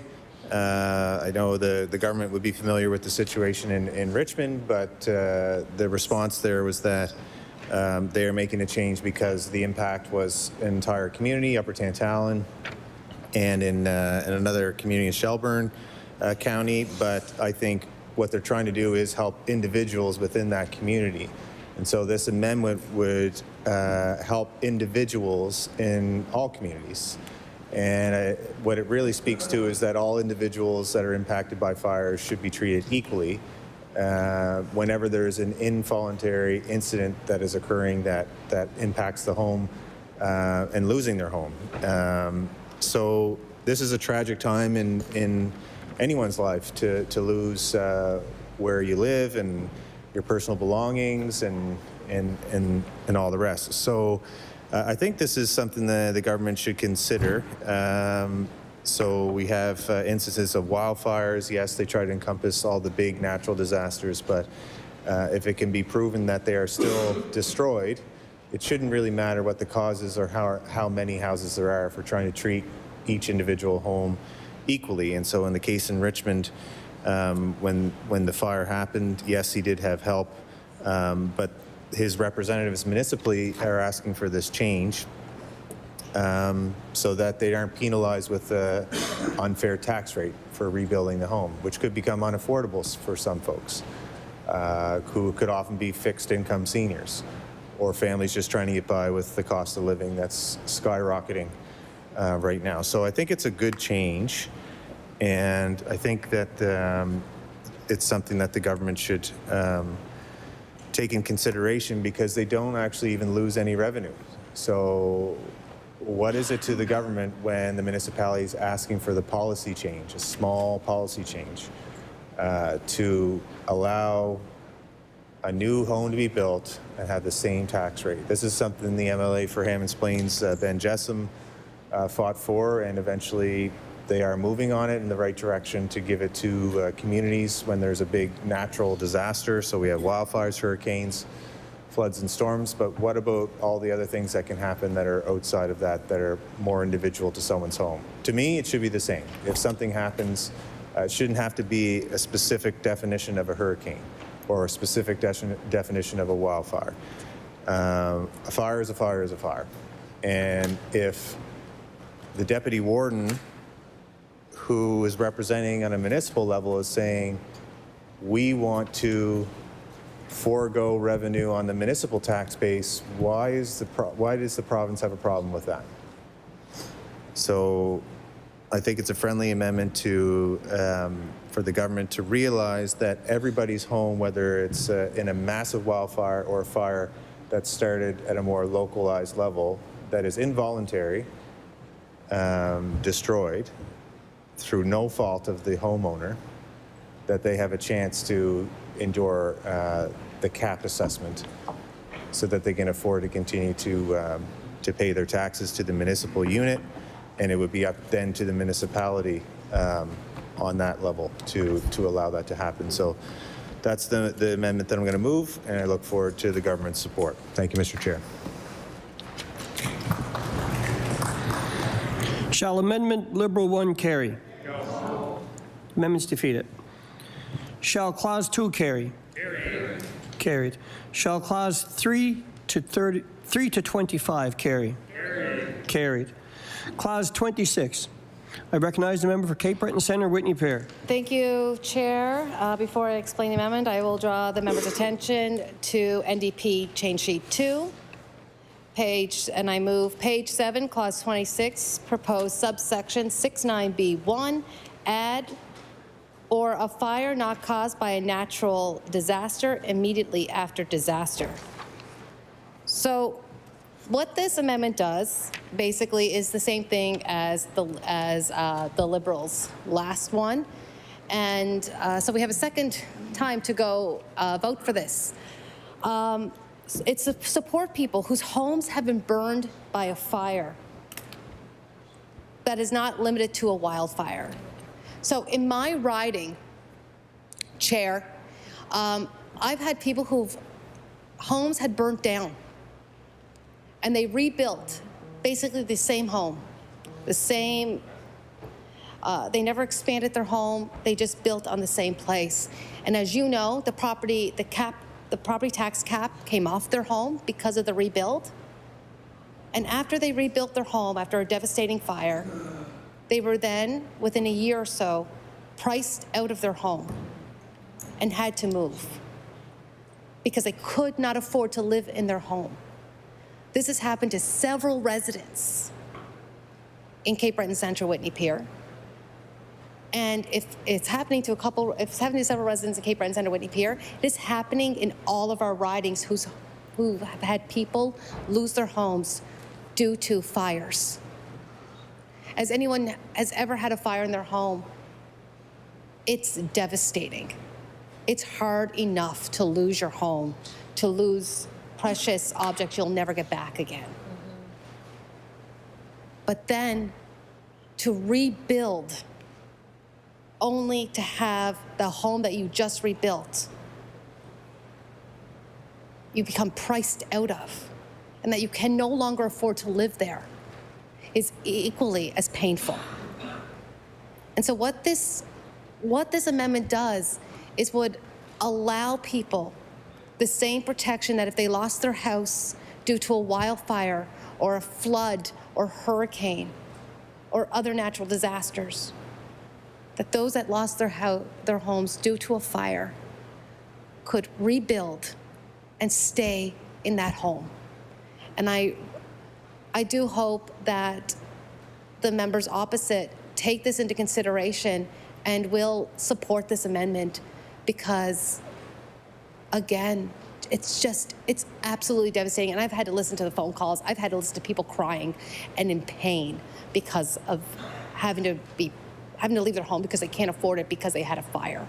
I thank the members for listening, and I do hope you take it into consideration. Thank you. Shall Amendment NDP 2 carry? No. Amendment's defeated. Shall Clause 26 carry? Carried. Shall Clauses 27 to 29 carry? Carried. Clause 30. I recognize the member for Cape Breton Centre, Whitney Pier. Thank you. Thank you, Chair. I will provide an explanation after I move this amendment. And so I ask the members to look at NDP 3, page 9, clause 30, delete and substitute the following clause. 30, chapter 302 is further amended by adding immediately after section 8 the following section. 9.1. In exercising any authority under the Municipal Government Act or the Halifax Regional Municipality Charter, including approving municipal plans, designating special planning areas, making regulations, or making conditions respecting, is that right? No, I am in the wrong one. Sorry, Chair, I think. Am I? No. Oh, no, I'm in the right one. Sorry. Growth or development, the minister shall give consideration to the infrastructure needs to accommodate the growth, including assessing needs respecting water, wastewater, stormwater, roads, drainage, public transit, educational and health care services, and community amenities. 2, the minister shall, by regulation, establish a municipal compensation mechanism which may include cost sharing, conditional grants, or other tools to reimburse municipalities in whole or in part for infrastructure costs occurred or reasonably projected as a result of growth in special planning areas in excess of incremental property tax or other municipal revenue expected from that growth. 3, a regulation made under this section may set criteria thresholds, appropriatements, formulas, timelines, oversight, reporting, and accountability requirements for compensation. For a municipality seeking compensation under the municipal compensations mechanism shall submit in the form prescribed by the regulations, infrastructure projects, plans, budgets, cost estimates, and supporting documentation acceptable to the minister. 5, the minister may make regulations for the purpose of this section. 6, the exercise by the minister of the authority contained in subsection 5 is a regulation within the meaning of the Regulations Act. So, what all of that really boils down to, Chair, is that we are concerned that the growing separation between the province's consolidation of power over development approvals in the minister's hands, and who's ultimately responsible for paying for much of the municipal infrastructure needed to service the growth that the minister is approving. We believe the province needs to have a real strategy on how to accommodate and support the growth within services and infrastructure required, and work collaboratively with municipalities to make it happen rather than overruling them. And this goes back to what I was speaking of with regards to councillors concerned about who is going to be on the hook for paying for the water and wastewater infrastructure that needs to happen in order to support the growth that the minister is creating. Because quite frankly, many municipalities, I remember Port Hawkesbury coming to the minister saying, there's one area that our infrastructure cannot support any more housing growth here. Every time there is apartments in this area, there's backups and there's issues with our water. And so we want to turn it into a green space. And the minister said no. But yet, that it has to be a housing area. And the problem with that is this government wasn't listening to what the municipality was telling them. The municipality was saying, we cannot support the infrastructure. We don't have capacity for new infrastructure, for wastewater and sewer. Wastewater and water, infrastructure. It's the reason why I'm putting on this old cap that I used to have, and that is the reason why so many of these zoning areas are no build areas, or we're putting green space here and that. It's not because they don't want housing and growth. It's because the infrastructure literally cannot handle it. So that's what this does. This provides a more reasonable and more equitable approach to that type of growth, to allow for it, and not have the municipalities having to foot the bill for water and wastewater and other types of infrastructure that are needed to support that growth. So I hope this is taken into consideration. It's an important amendment, and I thank you for your time.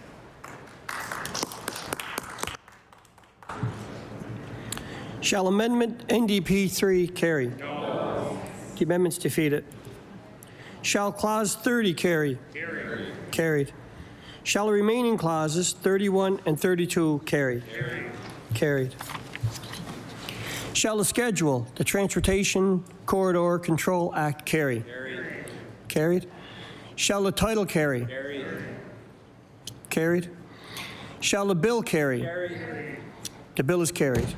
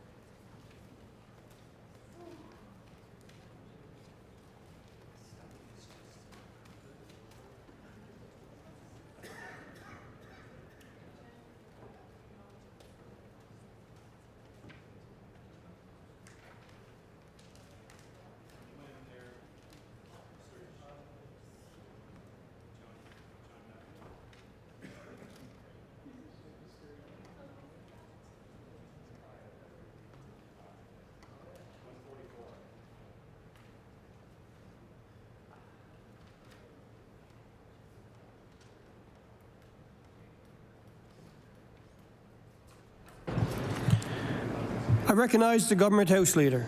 Thank you, Mr. Chair. Could you please call Bill number 144? Bill 144, an act to amend Chapter 10 of the Acts of 1994-95, the Workers' Compensation Act. I recognize the clerk. Chair, Bill 144 was referred to the House by the Standing Committee on Public Bills on September 29th, 2025, and contains 46 clauses. The committee will take a brief pause till we pass out amendments.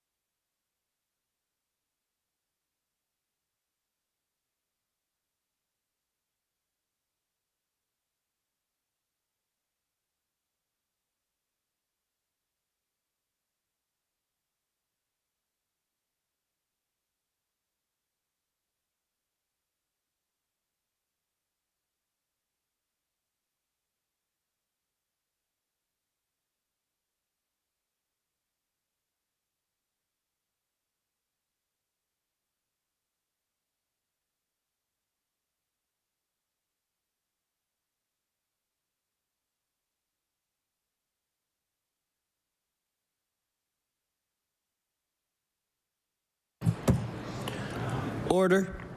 The Committee of the Whole House on Bills shall come to order. On Bill 144, an act to amend Chapter 10 of the Acts of 1994-95, the Workers' Compensation Act. Is there a debate on Clause 1? I recognize the member for Sackville-Cobequid. Thank you. Thank you, Speaker. Just to sort of kind of give a bit of a table setting to my remarks, I first want to sort of provide a frame for the NDP's disposition on this bill as a whole. I'm going to speak about an aspect of Clause 1 that we want to express concerns about. And then following that piece, I do want to introduce an amendment to be inserted after Clause 1. So just for in the interests of harmonious debate and procedural smoothness, just to kind of give a sense of where I'm going to go with these remarks to avoid any kind of out of order or procedural hiccups. I've already indicated that the NDP has long been an advocate for changes and improvements to the WCB regime in our province. And so we see in this bill a number of measures that are worthy of support, that we're glad to see, and that are long overdue. So some of those that we want to acknowledge, certainly thank the government for putting forward, thank the stakeholders that worked to see these changes come forward to this point in the House. Tying workers' compensation benefits to inflation. Nova Scotia was long the only province where benefits were indexed to only half the rate of inflation. We do have some mild concern that this change will only take effect in January 1st of 2027. That's a significant period of time where workers, injured workers in receipt of benefits will see their buying power continue to be diminished until these changes take effect. We would certainly support the government if they were to amend this and move up the implementation date for these changes to better support workers. We're very pleased to see expansion of presumptive cancer coverage under WCB for firefighters that are employed by the Department of Natural Resources. I've remarked already, but I think it bears saying again. We've all witnessed the invaluable service rendered to our province by DNR firefighters at a time that we are, all working hard to support communities affected by sort of worst in a generation wildfires around the province. So this is a really wonderful move. Prior to this, DNR firefighters were excluded or carved out, and this benefit was extended only to municipal firefighters. So this is a positive change we're celebrating. There's a significant change on the tax treatment of WC benefits for provincial government employees. Previously, if you worked in the private sector, your WCB benefits were taxed, but if you worked for the provincial government, they were not. And so there's an effort here so that government employees and private sector employees experience tax fairness and no one sort of receives sort of an incidental or unintended pay bump while they're receiving WCB benefits. And we know that this elevated tensions between workers in the public and private sector because the perception existed that public sector employees did better on WCB, sometimes better than their regular wages because they weren't paying tax, while private, members in private industry, recipients of private industry were being taxed the same as they were on their wages. So this is aligning taxation of WC benefits, sort of dismantles some of that tension and controversy, which is positive. I am going to bring forward amendments at a later time in debate. We noticed that the government did not bring forward changes that were recommended by the 2024 review of workers' compensation benefits, including higher coverage rates for workers and income replacement rates. I'll address those changes a little bit later. I guess the remaining things we would like to see at a time that Nova Scotia still has a substantial number of workers that are not able to access WCB. There's almost 120,000 Nova Scotians working that have no WCB coverage. So we would like to see the government, along with this legislation, move with all haste to extend a coverage to protect those Nova Scotians that currently have no protection against injury in the workplace as they go to work on a day-to-day basis. I do want to raise a concern about Clause 1B. I've had opportunity to speak about it with the minister. I've encouraged him to this point. We haven't heard the minister stand and give a rationale for why the government should enjoy a carve-out that allows itself to be excluded from the definition of an employer for the purposes of the WCB Act. With my background in union involvement, I'm aware at times that exclusions can have very legitimate reasons from an employer perspective. But nonetheless, in the absence of clarity from the minister about why this change is coming forward, it leaves many workers and workers' advocates ill at ease at a time that we have witnessed the government use the legislature to give itself increasing powers over employees and their working conditions and their rights in the workplace, including recent changes to legislation that give the government unilateral ability to terminate public sector employees without just cause, removing a protection that's standard for workers across the province. So at a time that the temperature about workplace rights, there are concerns about some of the direction this government's taking. There are some frayed nerves and some not unreasonable alarm or suspicion about what the government might use this newfound ability to achieve. And I do hope that the minister will rise in discussion of this article or this clause to clarify the government's reasons for bringing forward this change. Without stealing the minister's thunder, I have some sense of the rationale. But I do want to say that I think the wording, even with the rationale that I've been provided with, I guess I'll use an analogy. It feels three miles wide to create an exception that only needs to be 3 inches wide. So the reasons that the government has to justify this change, I recognize are legitimate and fair, but the language employed in the change allows the government much wider powers, than it's stating or disclosing are necessary. And I want to draw attention to something that's come across my desk in the recent past. Why do we care whether the government can be defined as an employer for the purposes of this act? A recent case where a worker employed by the government actually held 2 different jobs with the government. They were employed as a firefighter in the summer season, and then they were employed, sorry, just let me get the right window open here, and a lab tech in the winter, earned paychecks from 2 different arms of government, was injured in the workplace in one of these capacities and was unable to return to work in either job.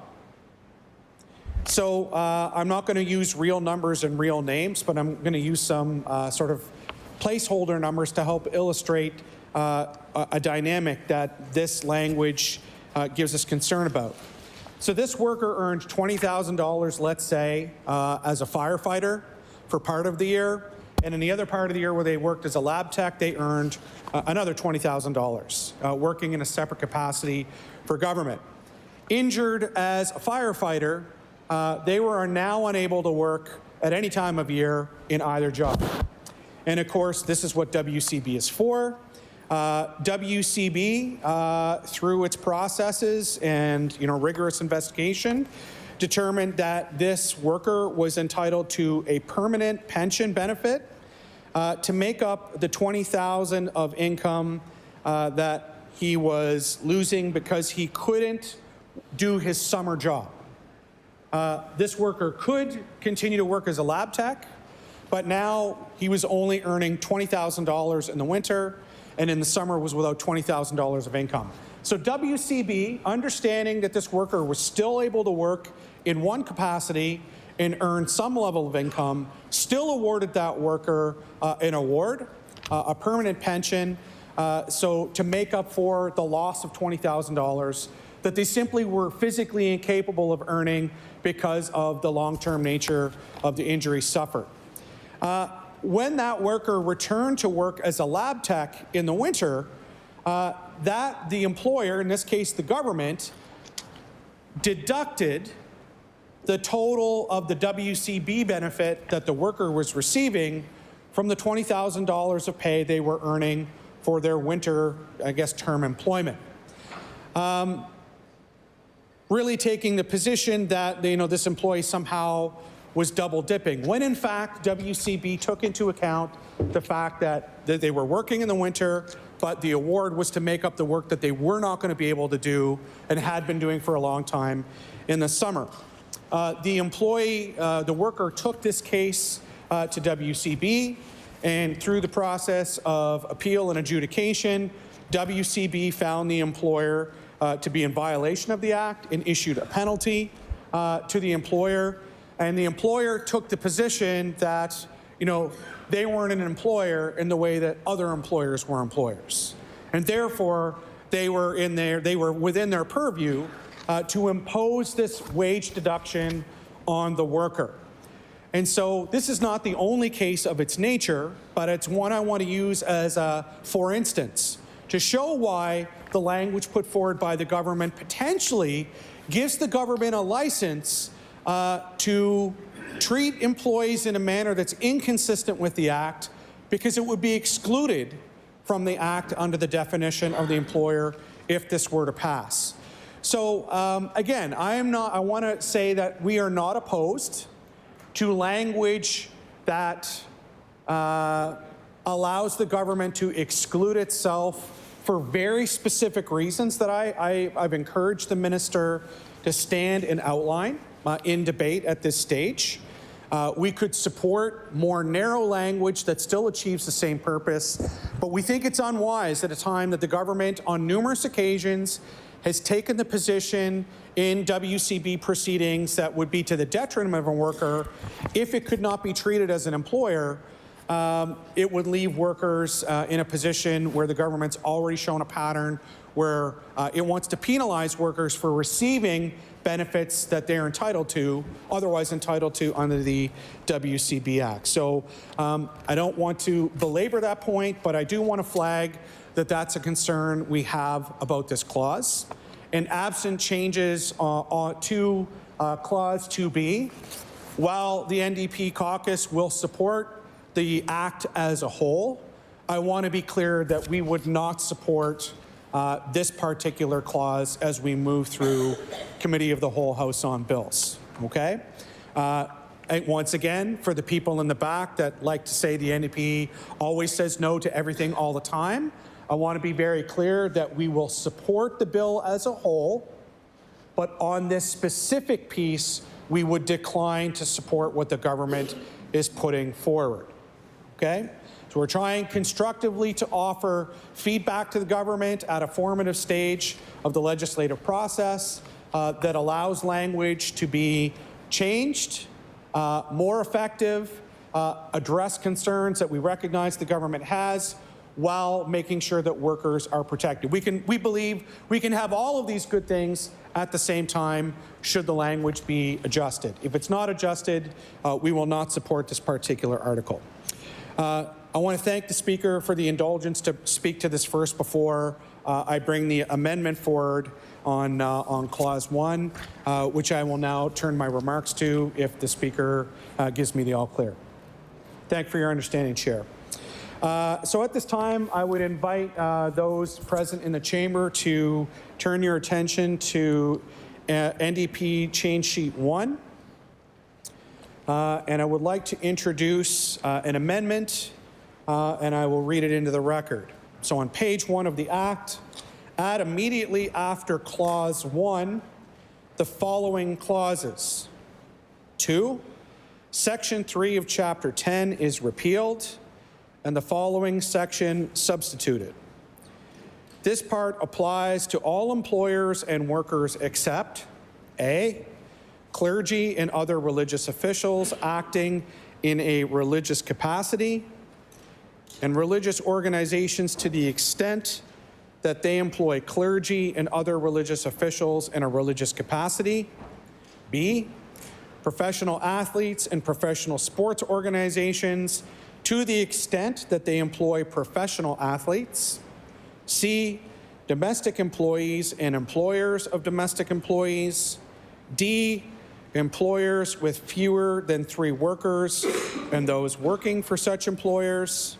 3, subsection 4.1 of Chapter 10 is amended by striking out subject to subsection 3.2, the, quotation mark, and substituting capital T, the.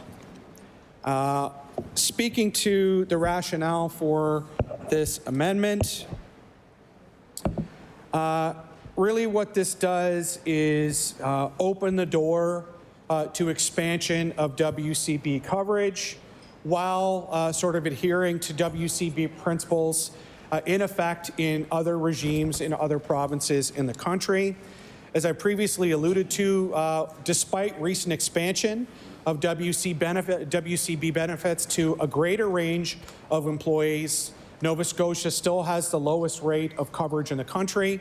And by adopting this language, Nova Scotia would have a clear path to the extension of coverage to many, the vast majority of those 120,000 Nova Scotians who continue to be unprotected by WCB. You know, it's unclear to us why a wide range of employers and employees are exempt from providing WCB coverages. We are concerned that when employers that are currently exempt aren't paying into the program, not only that their workers have no coverage, but that means that the burden of supporting these workers falls on the citizens of Nova Scotia when they end up in hospital and in need of medical care to remediate the injuries that they suffer in the workplace. Instead of those costs being borne by the employer because of an unsafe workplace, and this places additional burden on businesses whose workers are covered by WCB, and they drive the cost of premiums up because of these exemptions. And we know one of the major concerns with the WCB regime in Nova Scotia is that the premiums for WCB for employers remain the highest in the country. And so this language would serve to help alleviate that cost pressure for employers to provide and extend coverage to workers in Nova Scotia, while at the same time ensuring that workers that currently go without protection would enjoy protection, and it would help defray some of the costs that the people of Nova Scotia currently bear because employees injured in the workplace end up their care is funded by the province rather than by WCB coverage that employers pay premiums for. The Workers' Compensation Board itself estimates that by eliminating most of the exemptions that I've identified in this amendment, with the exception made for small businesses employing less than 3 workers, the average premium assessment rate would fall by between 15 to 30 cents, which represents an 11% savings to employers on the premiums they pay to WCB for coverage for their workers. So with that, Speaker, I call on the government at a time that we hear its commitment. If it's good enough in other provinces, it's good enough for us in Nova Scotia.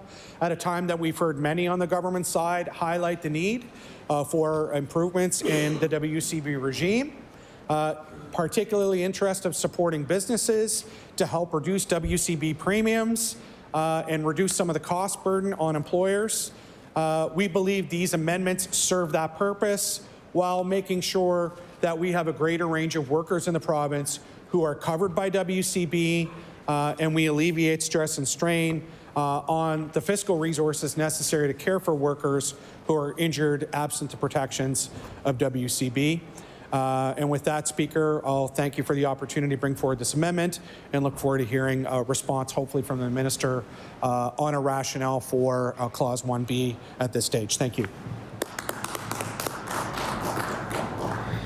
Shall Amendment NDP 1 carry? No. The amendment's defeated. Shall Clause 1 carry? Carried. Carried. Shall Clauses 2 to 8 carry? Carried. Carried. Clause 9. I recognize the member for Sackville-Cobequid. Thank you, Speaker. For a rationale here, this amendment would seek to increase the benefit income replacement rate to 85% and eliminate the lower income replacement rate in the first 26 weeks. So currently that rate is set at 75%, and coupled with a couple other features of WCB, the current rate of benefits leaves many workers in very troublesome positions financially.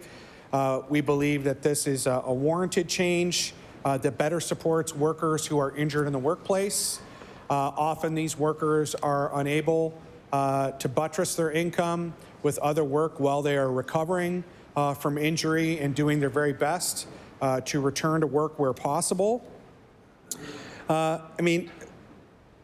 Nova Scotia has the lowest benefits for workers measured in income replacement rates in the country. Most other provinces have an income replacement rate of 90%. In Nova Scotia, the income replacement rate is 75% for the first 26 weeks of injury and 85% for the weeks after that. So you can imagine that, 15% less income for half a year and 5% less income for the rest of the year is a sizable loss to a worker who has suffered injury in the workplace and may be living with additional costs because of that injury. This makes no sense if one of the biggest drivers of high employer premiums is the length of time that workers remain on workers' compensation benefits compared to other provinces. We know that's a major critique of the WCB regime in Nova Scotia. And we know that this government has prioritized or put a focus on return to work initiatives in an effort to reduce the amount of time that workers are in receipt of benefits. It raises questions about why we would create a tiered income replacement scheme that rewards people with more money the longer they stay on benefits past 26 weeks. It's puzzling. Why not give people the higher rate right off the bat so they are better supported and feel less financial pressure and in a better position to return to work rather than waiting a longer period of time after they, find some financial relief for the pressures they're unable to realize because of low benefits rate in the first half of the year. This is not only unjust because of the low benefits workers receive in the first 26 weeks relative to other provinces, but it also seems to thwart the ability of a worker to return to work in the long run. This is a recommendation from the 2024 review of Nova Scotia's WCB regime, and by simply increasing benefits to 85% across the board, and with no change to 26 weeks. It removes any perceived incentive for a worker to milk the system, as some people feel is being done, and it would better support workers to have the financial autonomy to return to work at a time that they're healthy and ready to do so, rather than waiting for a better rate to kick in to compensate for some of those pressures. So on that basis, Speaker, I ask for the government's support for this amendment. It would enhance the health of the program and support return to work at a time that this government continues to say that we need all the skilled workers possible active and in the workforce, all hands on deck. This is a way to help promote that dynamic and better support workers, and also lower the cost that employers experience in terms of paying premiums for this program. Thank you, Speaker.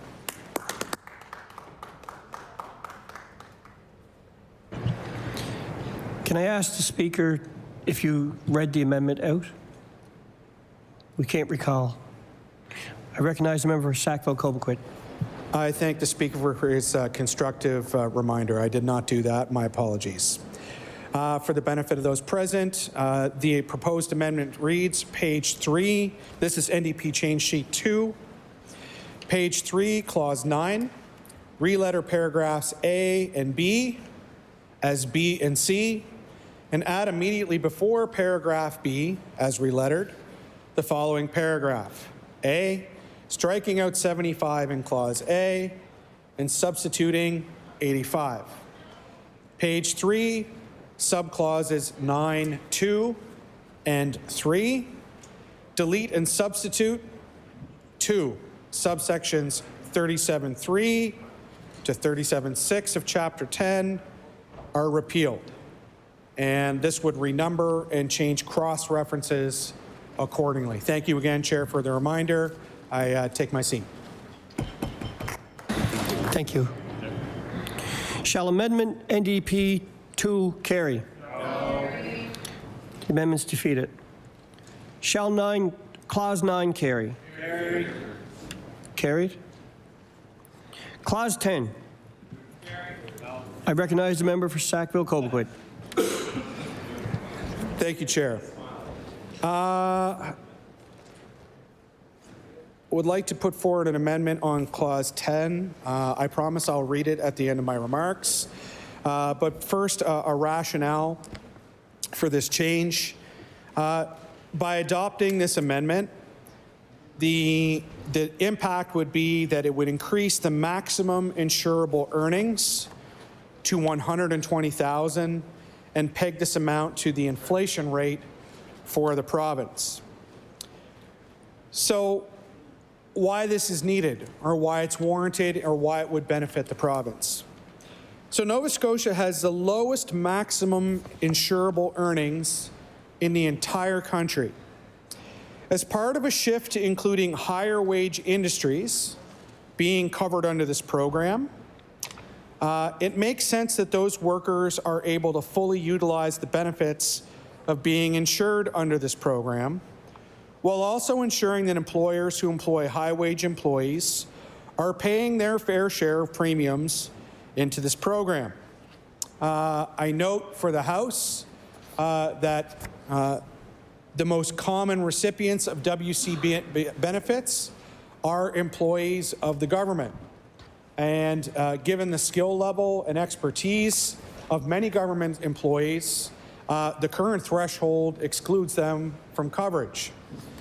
A low cap on insurable earnings could put small businesses or other sectors who employ lower wage employees at a disadvantage. What I mean by that is by artificially insulating companies who employ higher wage earners against participating in the program, the cost of WCB premiums falls entirely on employers whose earners earn less than that threshold.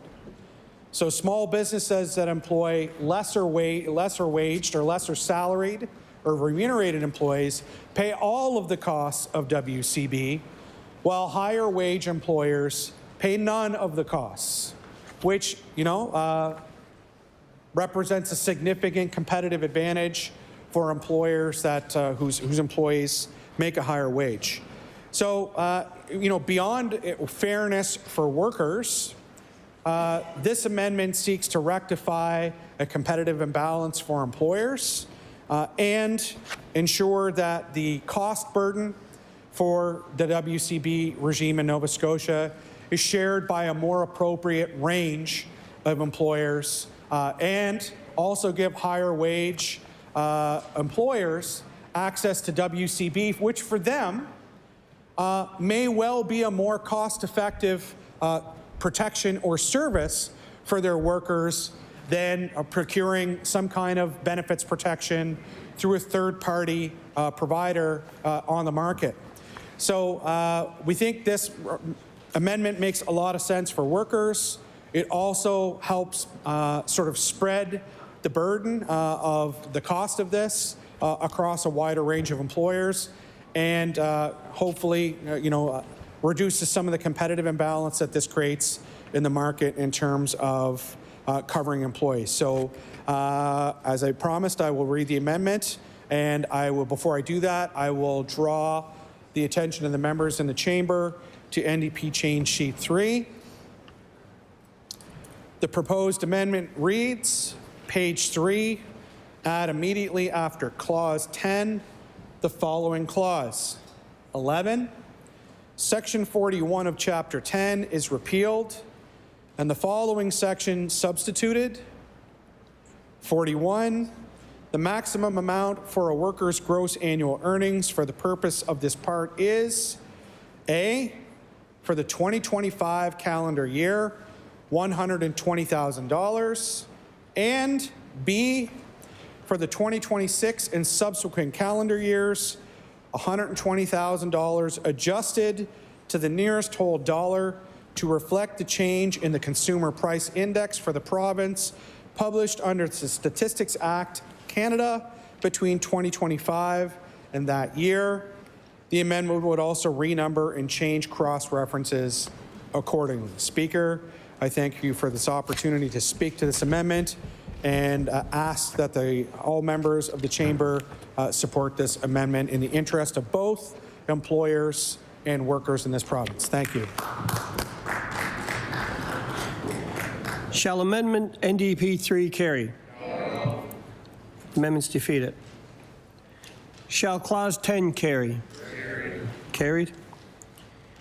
Shall Clauses 11 to 31 carry? Carried. Carried. Clause 32. Carry. Shall Clause 32 carry? I recognize the member for Sackville-Cobequid. Thank you, Chair. I made some initial remarks about Clause 32 during second reading, and I'd like to expand on those a little bit here.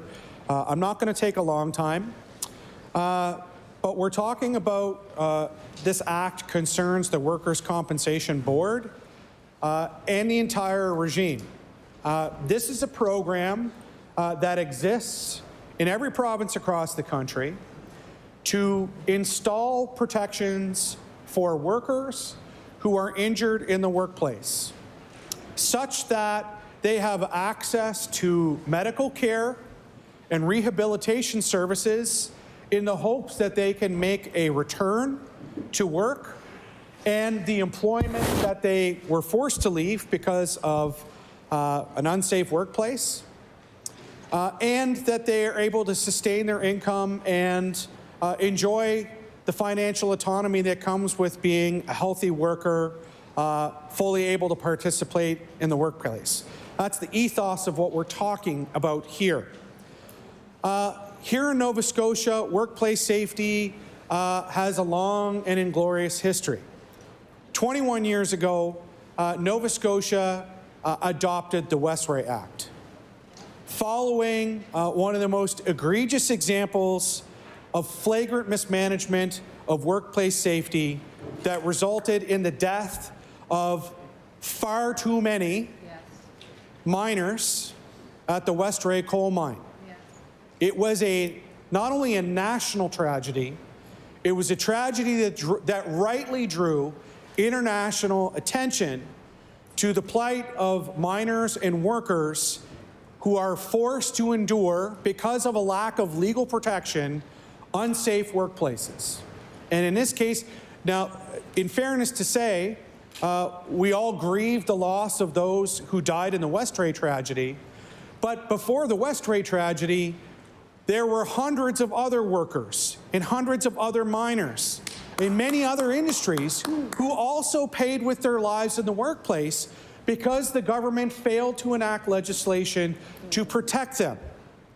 And so the Westray bill was a long overdue legal intervention in the interest of workers to protect them from employers who take shortcuts and send employees to work in clearly unsafe conditions that result in their short-term or permanent injury or disability, or even their death. 21 years later, despite passing this legislation, Nova Scotia has yet to prosecute a single workplace death. During that 21 years, sadly, and I want to be clear, this is across governments of all stripes. That 21 years, we've had NDP governments, we've had Liberal governments, and we've had progressive Conservative governments. Over that period, governments of every stripe have failed workers of Nova Scotia. We have had the worst, arguably the worst performance of any jurisdiction in the country when it comes to death in the workplace. We have had plenty of opportunity to prosecute deaths in the workplace, and yet it hasn't yet happened, despite the Westray law. The Workers' Compensation Act contains a provision that requires a hospital, when it is treating a worker that's injured in the workplace and where that worker's life expires in their care, to notify the Labour Board of that death, so that the Labour Board is in a position to evaluate and potentially organize the prosecution of an employer whose unsafe workplace resulted or may be culpable in the death of a worker. This is an important provision in law. I see no language in this act. If this is removed, I've heard comments that the employer has a duty to disclose to the Labour Board. I will say this. Employers look out for employers, not for workers. We have a Westray law because businesses look out for business, not the people who make their businesses go. Businesses have a material interest in insulating themselves from any culpability in a workplace death. Being charged and found guilty of a workplace death, there are criminal aspects to that, but it also leaves employers subject to prosecution in civil court for liabilities and damages on the part of the victim, the victim's families, and other affected workers.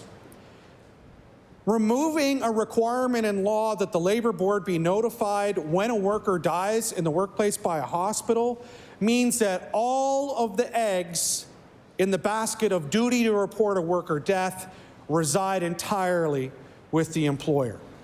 And this, Speaker, the NDP cannot abide. It is not in the interest of the worker of Nova Scotia to trust the employer whose first step is going to be to insulate themselves against prosecution and liability, and they will take every step possible to delay notifying the Labour Board of a worker death under whatever policy or regulation exists at a lesser standard than legislation, to give themselves maximum opportunity to protect themselves against liability. Absolutely. And while we feel very positive about this bill as a whole, it would be imprudent of me not to raise our concern as the NDP about the change and harm that could result from the deletion of this language. I understand at times we ask the question, what's the right place for the right thing? Sometimes putting things in legislation makes it very difficult to be nimble when change needs to occur. Sometimes that's why we put things in regulation, where by order in council or by mutual agreement between government and other parties, regulations can be changed where warranted in response to conditions that emerge that perhaps nobody saw coming. Sometimes it makes more sense for things to live at a policy level, particularly when a program or a law is new, and whether or not we don't want to be handcuffed by legislation that perhaps hasn't turned its mind to developments that emerge, in any respect. In this case, Speaker, I urge the government not to delete this language without providing elsewhere in law to elevate the responsibility of the employer to notify the labor board when a worker is found to have died in the workplace, and to make that requirement effective immediately upon receipt of notification of a worker death to prevent an employer from slow rolling any notification to be able to position themselves legally and insulate themselves against prosecution and liability in civil court. That's simply unacceptable. It's not good for the workers of Nova Scotia. And given that we still struggle to prosecute workplace deaths at a time that we've had a workplace death here in Metro mere months ago at the Mumford Walmart. And no one knows what's happening with that. Speaker, I know that the minister supporting this legislation is a worker himself. I know that in his work life has relied on the WCB regime, as have his valued colleagues. And I know that he has witnessed people harmed in the workplace, and he's watched, like all of us, workers die in the workplace in Nova Scotia. I don't doubt his sincerity in the care for the workers of this province. I respect that about him. But this change is not good for workers, and I believe the government needs to remediate this language by either withdrawing this or bringing forward updated language that makes a change in the interest of compelling employers to provide notice of worker death rather than hoping that they do it on a time frame that a policy or regulation might stipulate. So with that, Mr. Speaker, the NDP, while we will support the bill as a whole, on reasons of conscience on behalf of Nova Scotia's workers, will be unable to support this particular aspect during Committee of the Whole. Shall Clause 32 carry? Shall the remaining clauses 33... Oh, carried. Shall the remaining clauses 33 to 46 carry? Carried. Shall the title carry? Shall the bill carry? The bill is carried.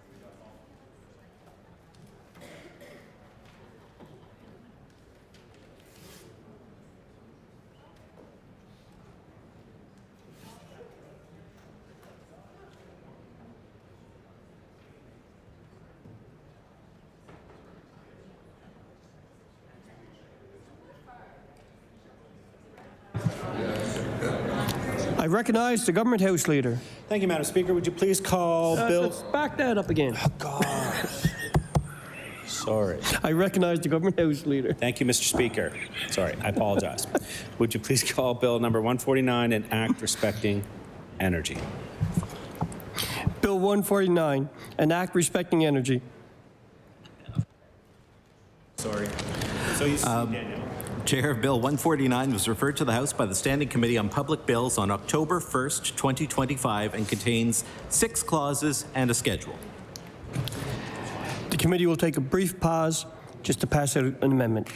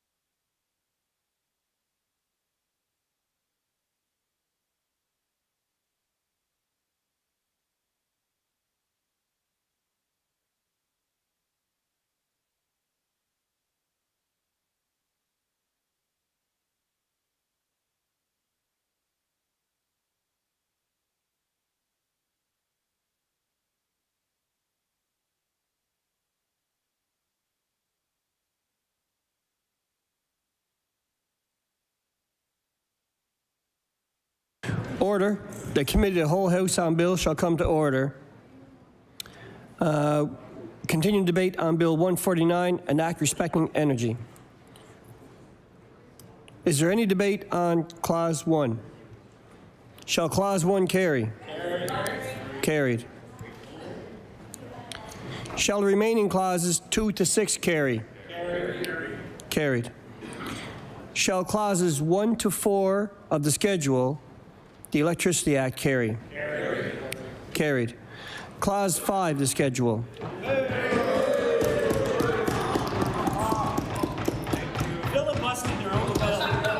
I recognize the Honourable Minister of Energy. Thank you, Mr. Chair, and thank you to my colleagues here today.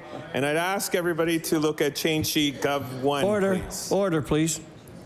The Minister has the floor. I recognize the Honourable Minister of Energy. Thank you, Chair. And I would ask my colleagues to look at change sheet Gov 1, please, and I will read out kind of the amendment, and then I'll explain what this means. So pages 3 and 4, schedule section 5, delete. Page 16, schedule section 43, delete and substitute 43, clause 4AB of chapter 32 as enacted by chapter 12 of the Acts of 2017 is amended by A, striking out section 4B and substituting sections 28 and 30, and B, striking out that section and substituting section 30. Page 16, schedule, section 44, proposed clause 26AB, delete 4 and substitute 6. Renumber and change cross-references accordingly. Sounds complicated, but it actually is pretty simple, Mr. Chair. The Legislative Council Office took the opportunity to update this act with modern language and moving outdated things and renumbering. And then there's a clause that should have been removed because its purpose has actually been achieved. This clause directed the UARB, now the Energy Board, to undertake a review of Nova Scotia Power's interconnection process. The board followed that direction and the work is nearing completion. If we left this clause in the Act, it would have had the effect of directing the board to start all over again upon proclamation. And we certainly don't want that to happen. The work is nearly complete and will be shared publicly through the board's usual process. So really there is no need to keep this clause in the Act, and I will leave it there.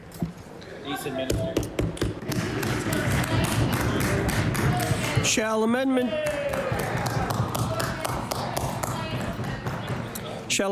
Government 1 carry? Carried. Shall Clause 5 of the schedule carry? Carried.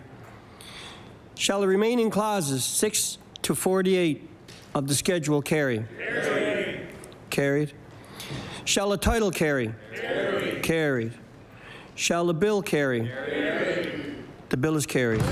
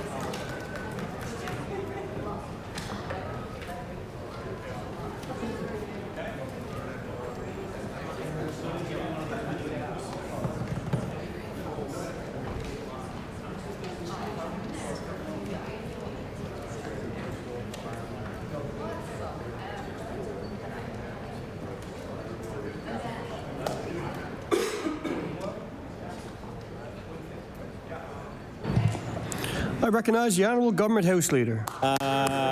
Thank you, Mr. Chair. Could you please call Bill number 150? Bill 150, Freedom of Information and Protection of Privacy Act. I recognize the clerk. Chair, Bill 150 was referred to the House by the Standing Committee on Public Bills on October 1st, 2025, and contains 171 clauses. The committee will take a brief pause while we'll pass out amendments.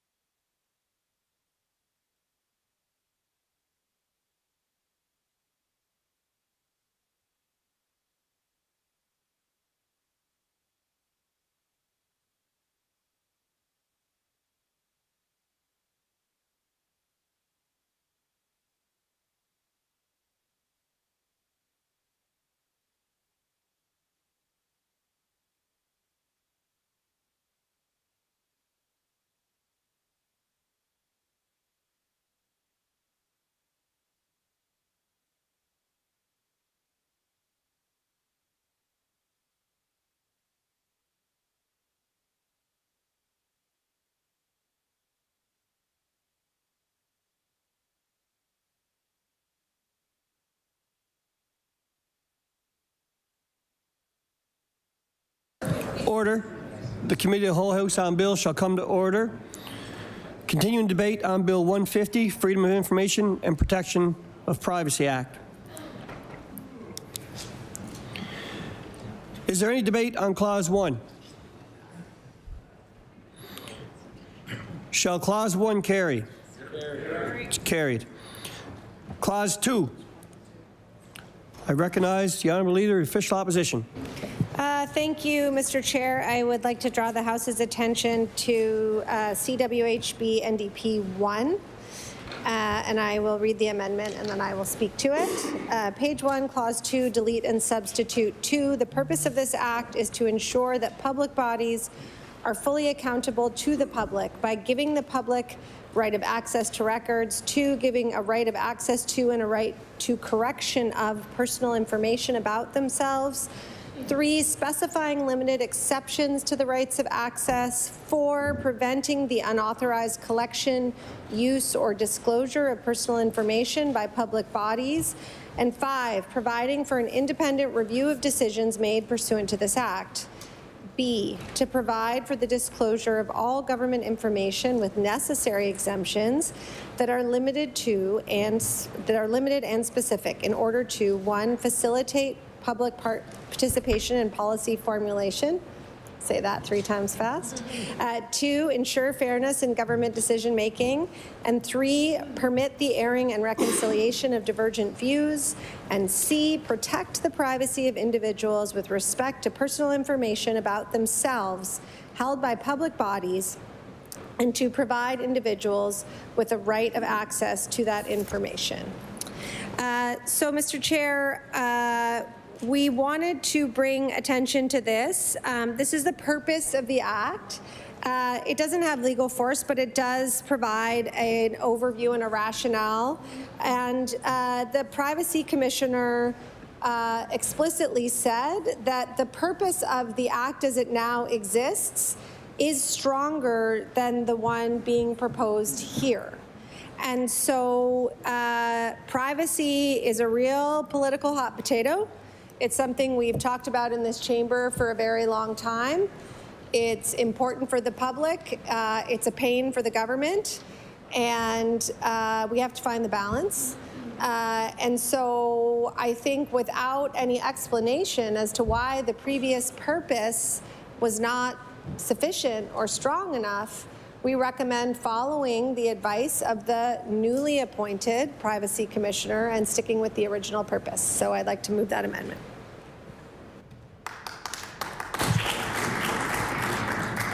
Shall Amendment NDP 1 carry? Carry. The amendment's defeated. Clause 2. Shall Clause 2 carry? Carry. Carried. Clause 3. I recognize the Honourable Leader of the Liberal Party. Thank you, Mr. Chair. I ask members to refer to CWHB Lib-1. And you'll notice on both sides of this, I don't know if I need to read all these for the record. Do I? Okay. All right. So, all right. Page 2, Clause 3, definition of business day, delete. Page 11, Clause 15, delete business. Page 12, Subclause 16.2, delete business. Page 12, Subclause 16.3, delete business. Page 12, Subclause 17.1, delete business. Page 12, Subclause 17.3, delete business. Page 13, Subclause 18.1, delete business. Page 13, Paragraph 21A, delete business. Page 13, Subclause 22, delete business days and substitute days. Page 13, Subclause 21, Section 1, delete business. Page 17, Subclause 27, Section 2, delete business. Page 18, Subclause 28, Section 4, delete business. Page 28, Paragraph 50, Section 1C, delete business. Page 28, Subclause 51.1, delete business wherever it appears. Page 29, Subclause 51.3, delete business. Page 33, Subclause 62.2, delete business. Page 33, Subclause 62.3, delete business. Page 34, Paragraph 63.1A, delete business. Page 34, Subclause 63.2, delete business days and substitute days. Page 34, Subclause 64.1, delete business. Page 41, Paragraph 82A, delete business. Page 41, paragraph 82B, delete business. Page 41, subclause 84, delete business. Page 42, subclause 82.2, delete business. Page 44, subclause 88.1, delete business. Page 45, subclause 93, delete business. Page 46, subclause 91.2, delete business. Page 46, subclause 91.4, delete business. Page 46, subclause 92.2, delete business.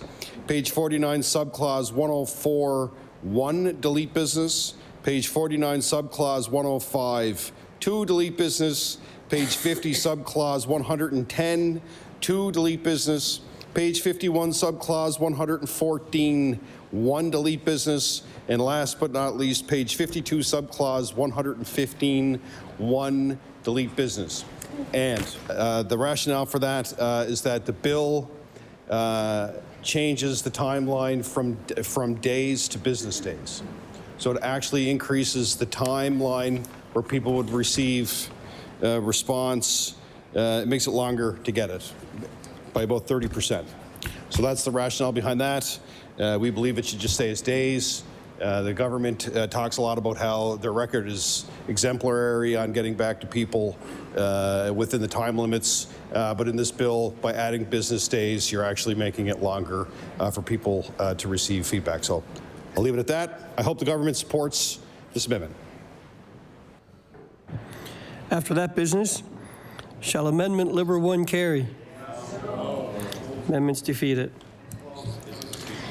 Any further debate on Clause 3? Shall Clause 3 carry? Carried. Carried.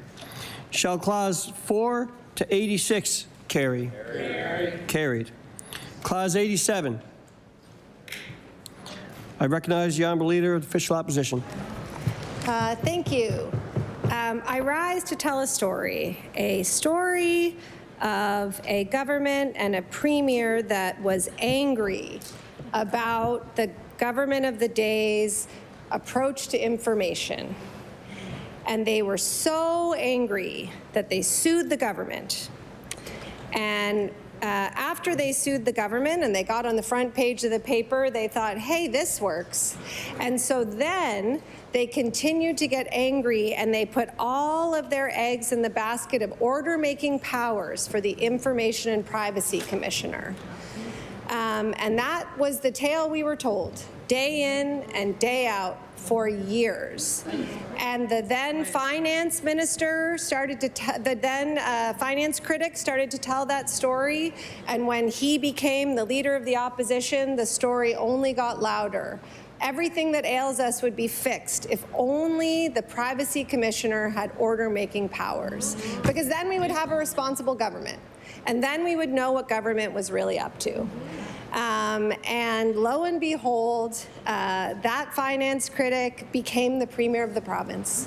And now when the premier is asked about this, he always says the same thing, which is that he wasn't in the chair. And I have no doubt that there are lots of things you have to balance in that chair. You're gonna find I'm really not trying to be glib. It is a challenge. Unfortunately, the excuses that the premier has presented for not doing the thing he campaigned on for years don't seem to hold up.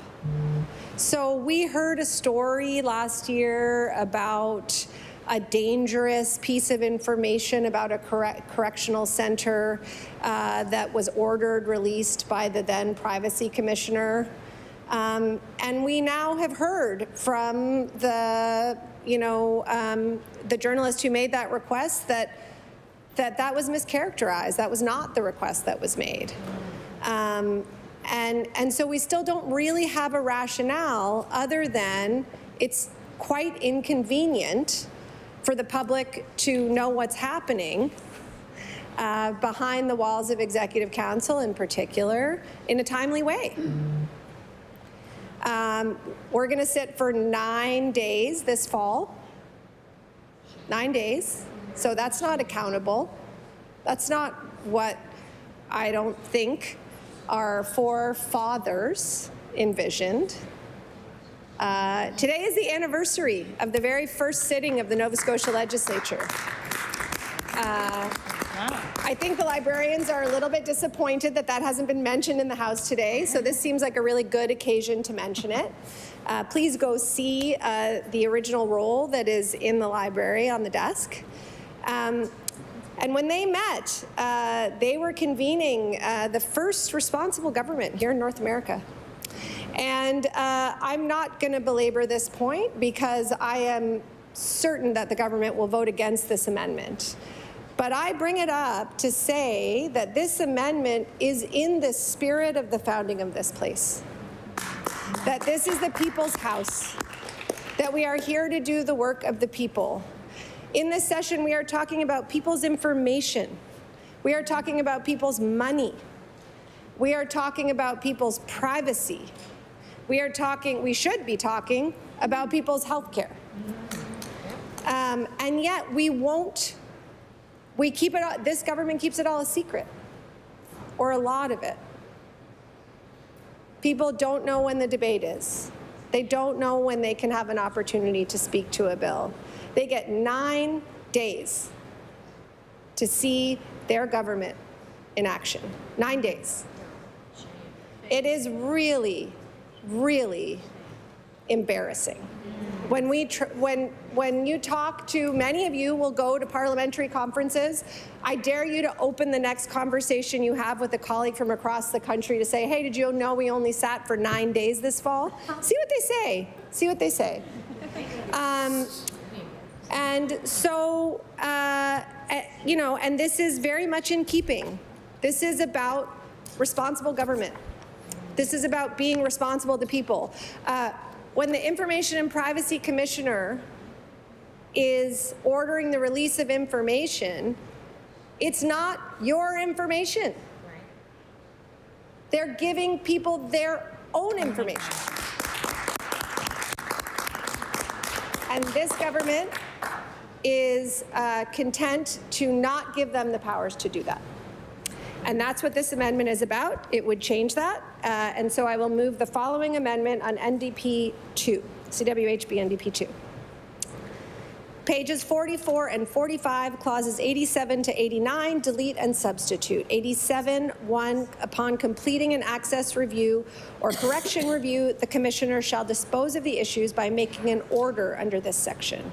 2, where a review relates to a decision to give or refuse to give access to all or part of a record, the Commissioner may, by order, require the head of a public body to give the applicant access to all or part of the record if the Commissioner determines that the head is not authorized or required to refuse access.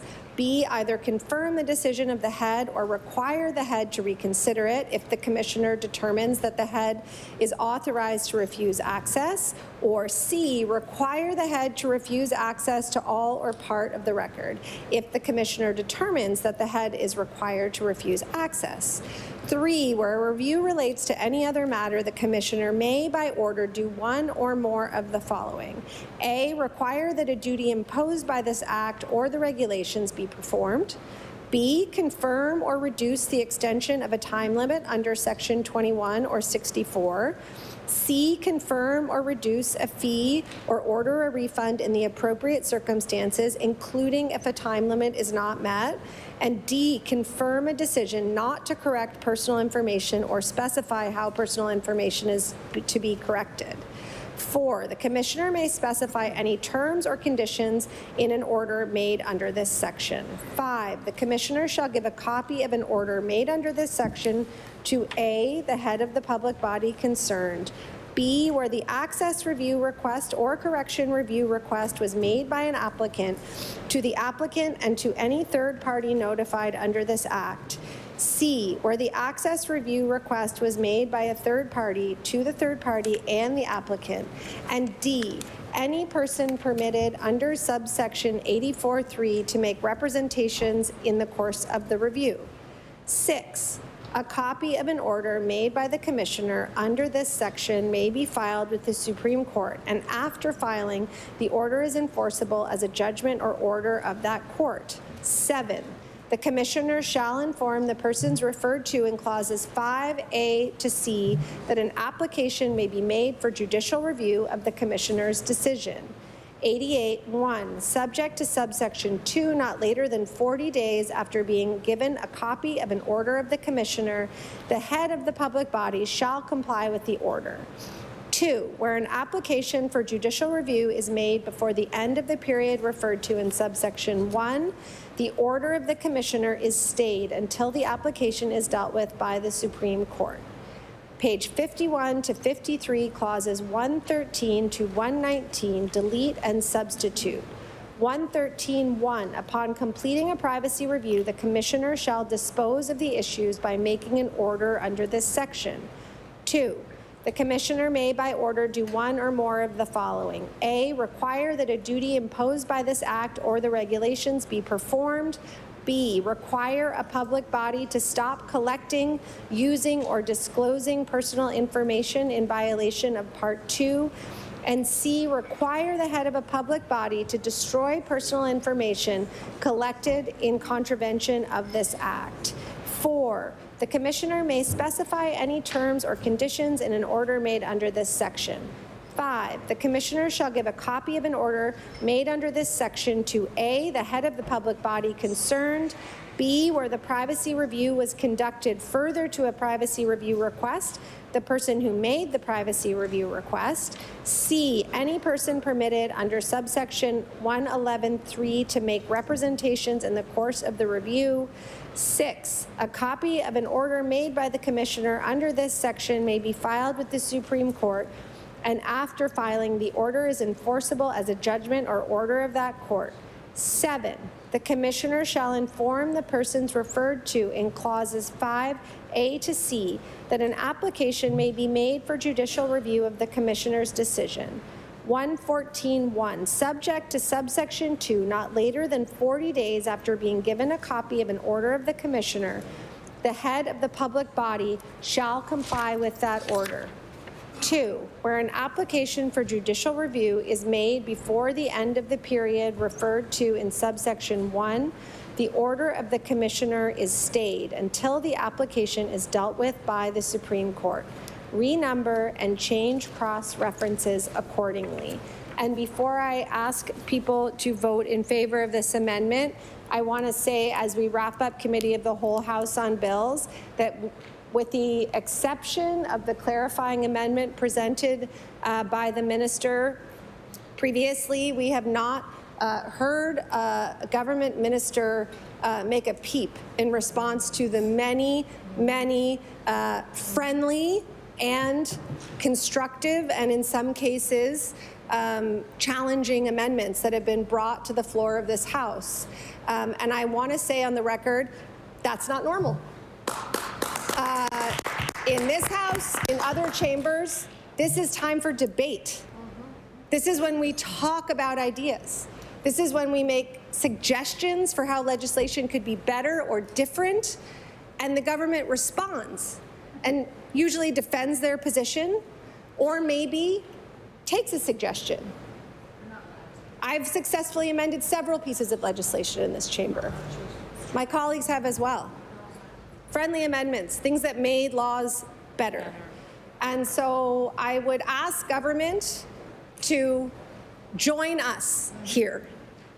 Join us. Engage in this process, please.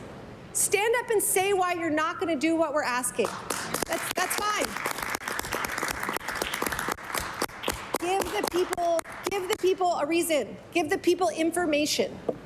That's what this bill is about. That's what this amendment is about. That's what this chamber is about. Thank you.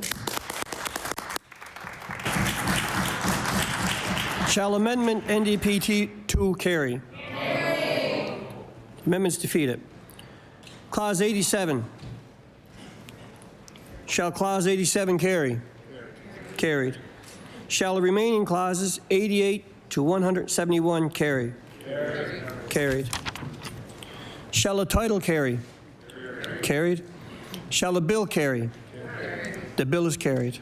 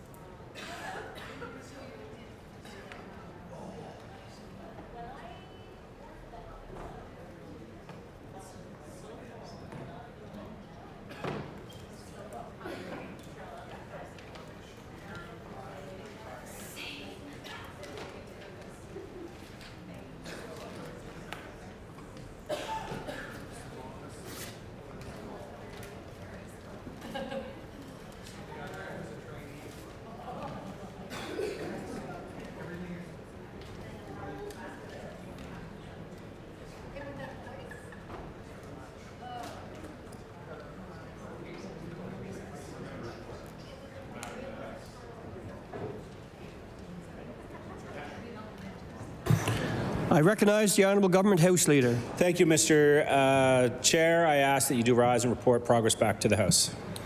The Committee of the Whole House on Bills will rise and report. We will take a brief recess until we set up.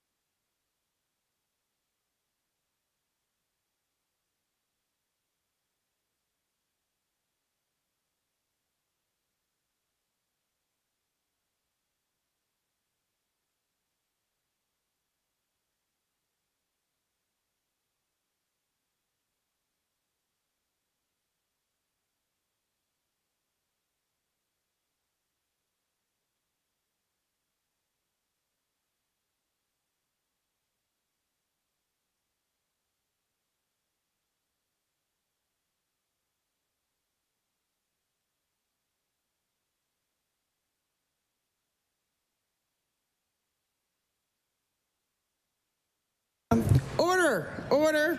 The Committee of the Whole on Supply reports. that the Committee of the Whole House on Bills has met and considered the following bills. Bills 137, 141, 144, and 150 without amendment, and Bill 149 with certain amendments. And the Chair has been instructed to recommend these bills to the favourable consideration of the House.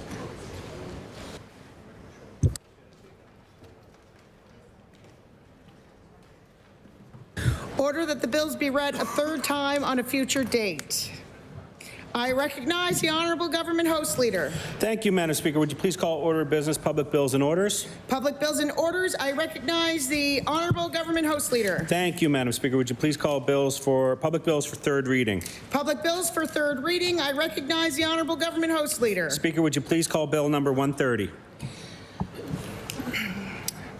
Bill 130, Traffic Safety Act. I recognize the Honourable Minister of Public Works. Well, thank you, Madam Speaker. And before I start, I would be remiss, I didn't have a chance to do this earlier today, but I just, today is my parents' 60th wedding anniversary. And I just wanted to wish them a happy anniversary. And it's also mine and my wife's 32nd anniversary today, Madam Speaker.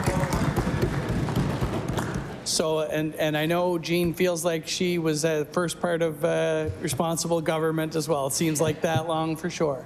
But thank you, Madam Speaker. I move third reading of Bill 130.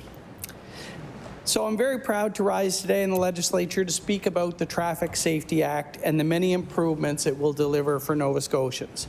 The legislation modernizes the rules of the road across the province. It will protect pedestrians, cyclists, motorcyclists, construction workers, and other vulnerable users.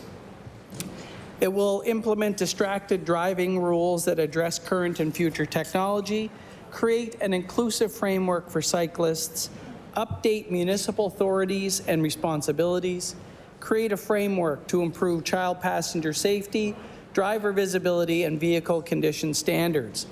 It will also allow for clarity of rules for emergency vehicles, school buses, and emerging vehicle types. Madam Speaker, Bill 130 will replace the Motor Vehicle Act, which had elements that date back to the early 1900s. It also replaces the Traffic Safety Act that was passed in 2018 with all-party support.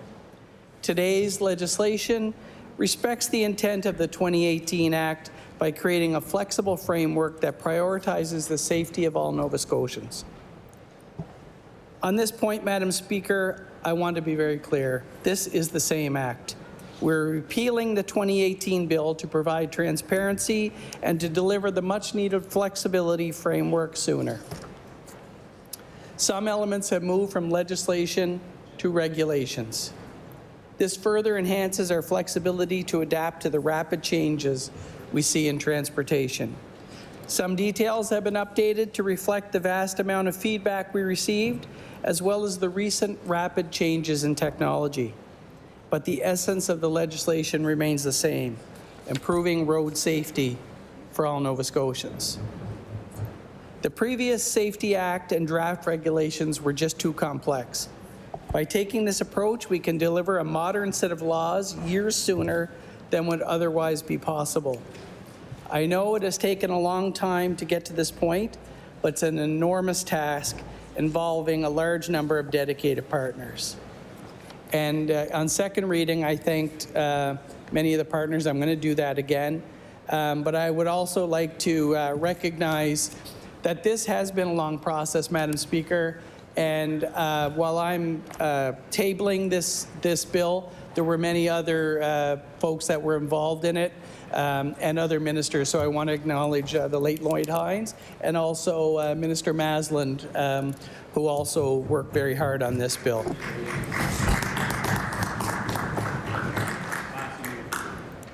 I'd like to start and look at recognizing staff on third reading as well. So I'll start with Diane Zwicker, as I mentioned, graciously came out of retirement to help us untangle this act and update 100 years of rules. Originally, her commitment was for a few months, and it's been several years, and we're very grateful for her work. I'd also like to thank lead lawyer Nadine Smiley and all of our colleagues at the Department of Justice.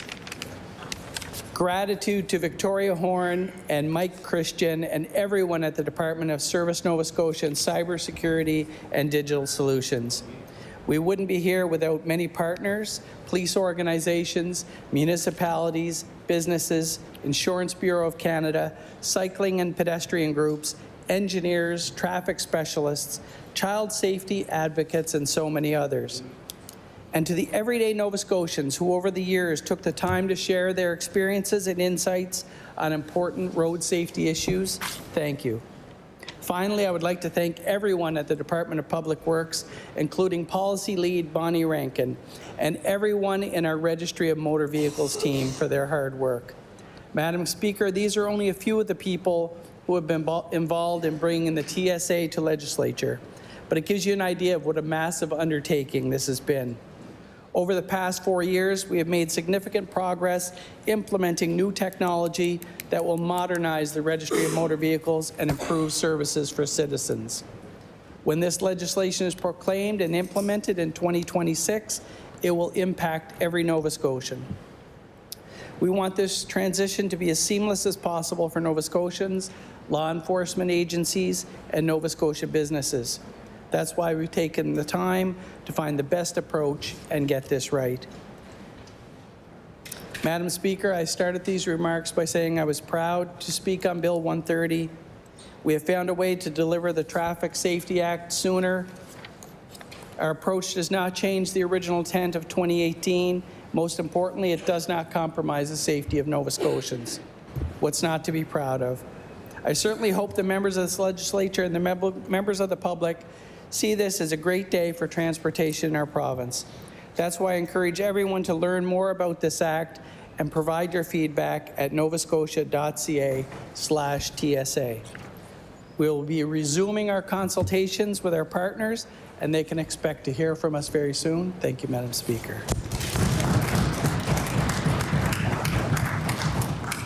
I recognize the honourable member for Cape Breton Centre, Whitney Pier. Thank you, Speaker. I want to take some time to discuss this bill and to say there are some really good things, a lot of good things in this bill.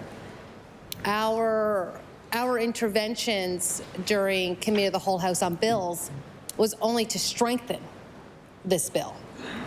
So you do not, this government has no opposition from us on this bill. As I said, our interventions were to strengthen. So in my writing and talking as the critic for Public Works, so I've talked to many people, and one of the biggest things that was asked for was for municipalities to set their own speed limits. This was a bill we've brought forward a few times in this House. So we are happy to see that the government has taken that suggestion and has put it forward in a bill. Because if I'm not mistaken, I think it was missing from the last bill.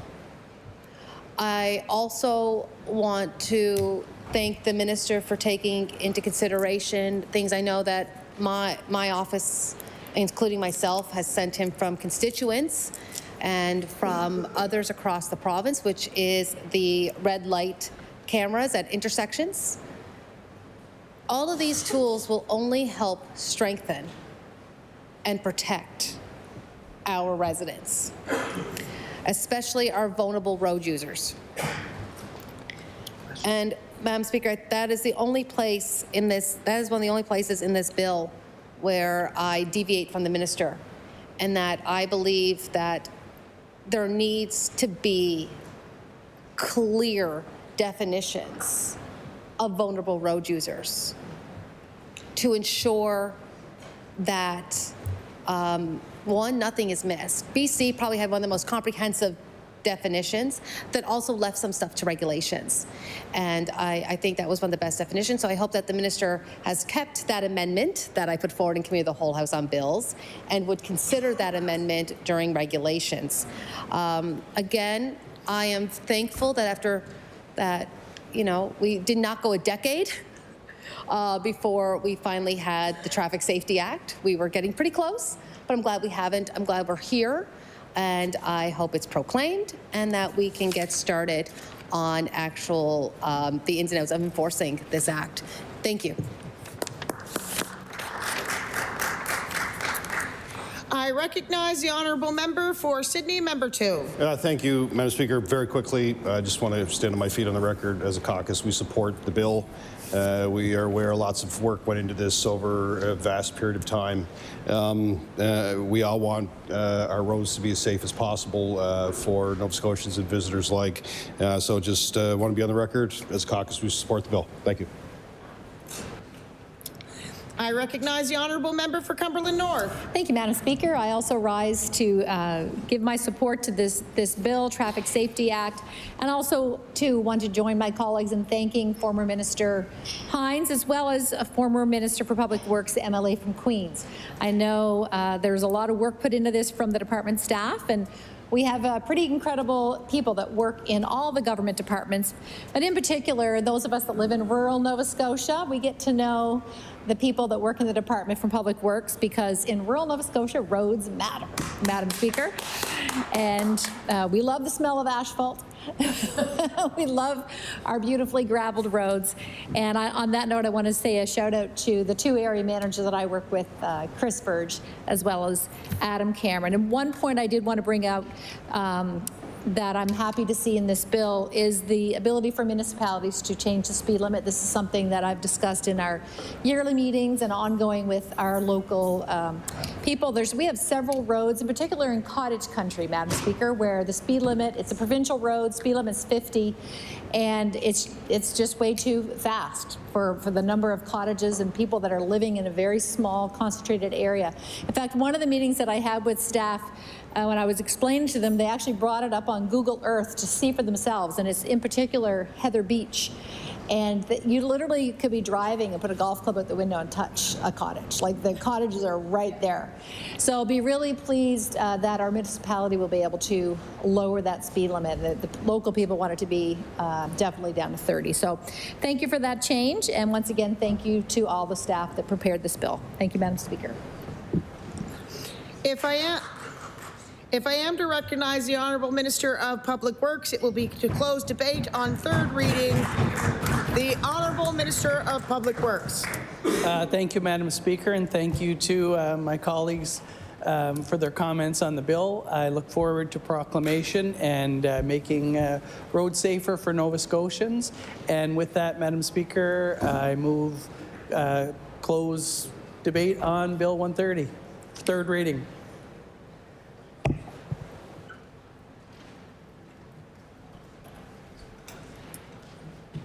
The motion is for 3rd reading of Bill 130, Traffic Safety Act. Would all those in favor of the motion please say aye? Aye. Contrary-minded, nay. The motion is carried.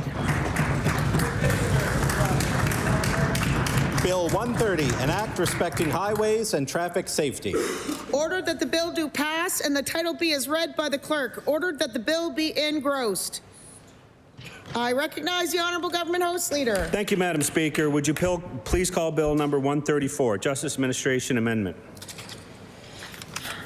Bill number 134, Justice Administration Amendment. I recognize the Honourable Attorney General and Minister of Justice.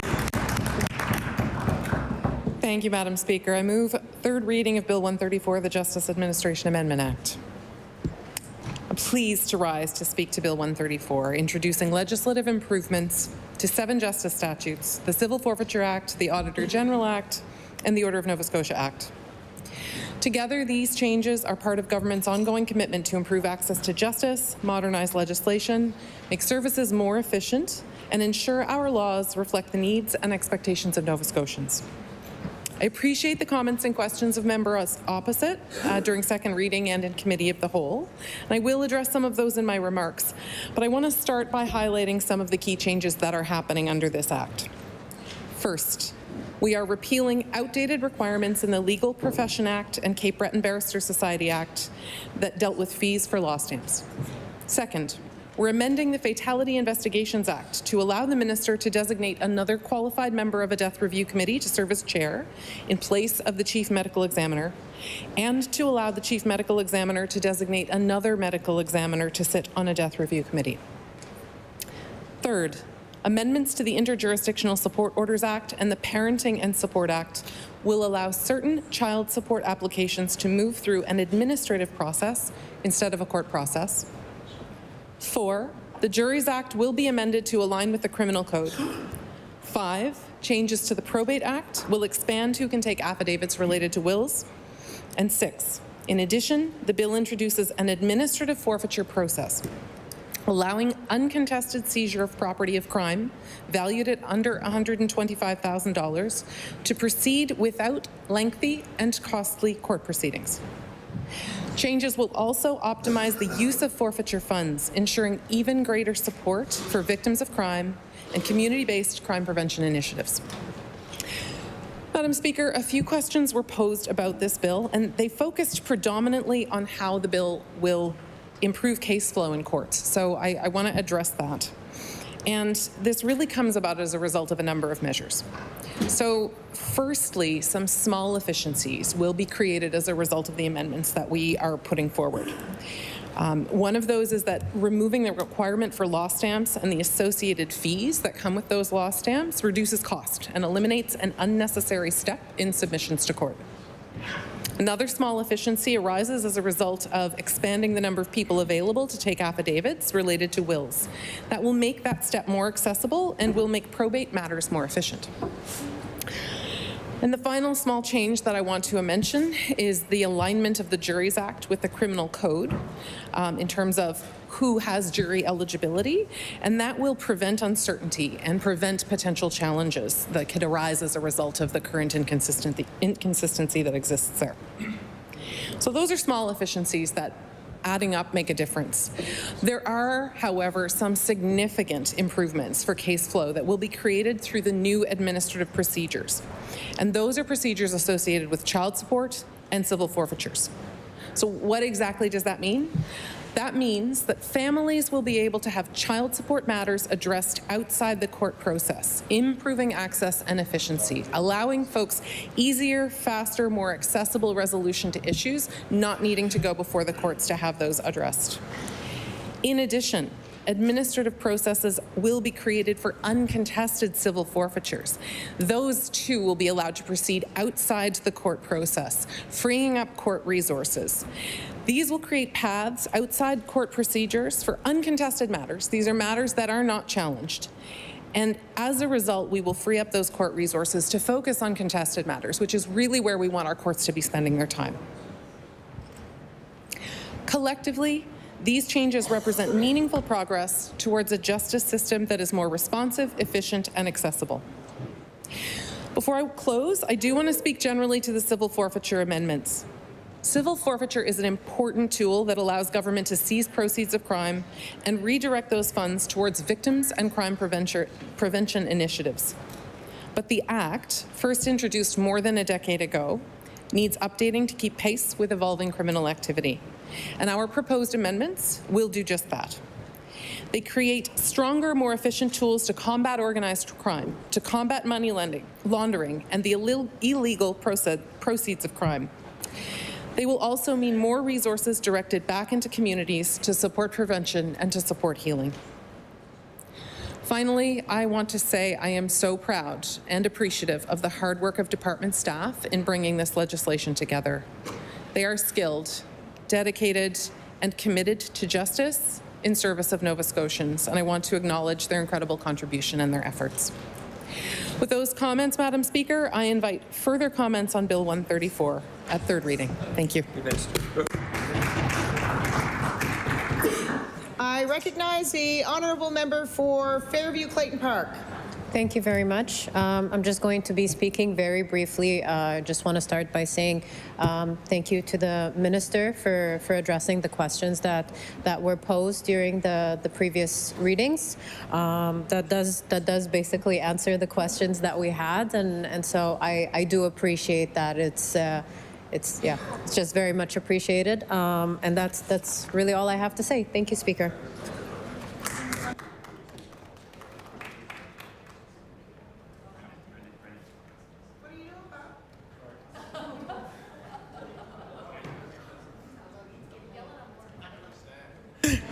I recognize the honourable member for Sydney, member 2.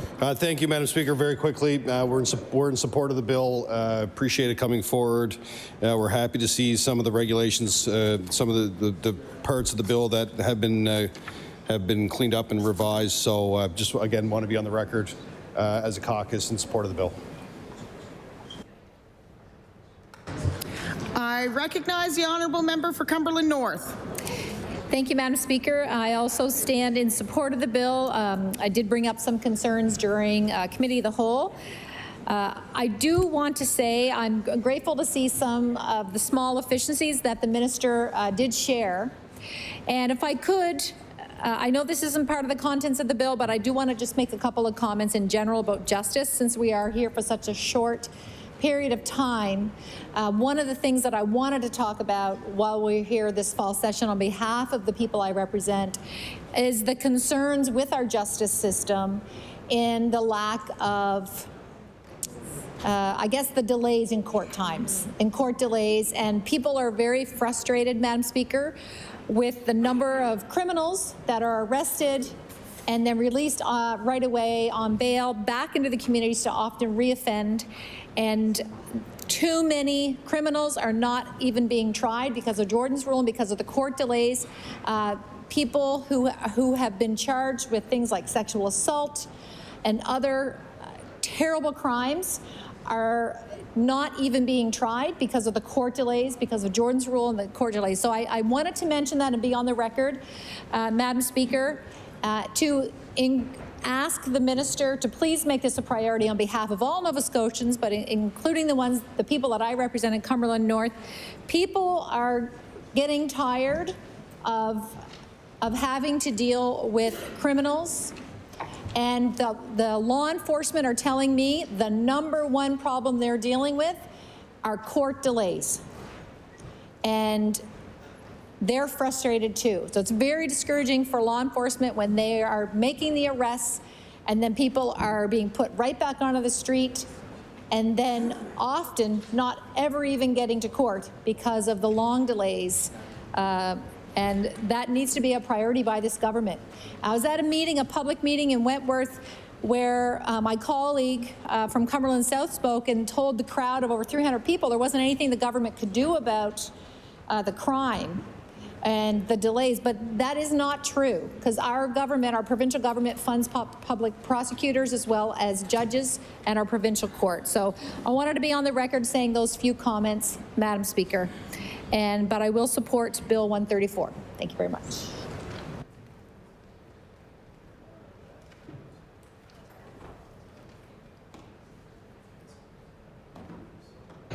If I am to recognize the Honourable Minister of Justice, it will be to close debate on third reading. The Honourable Minister of Justice.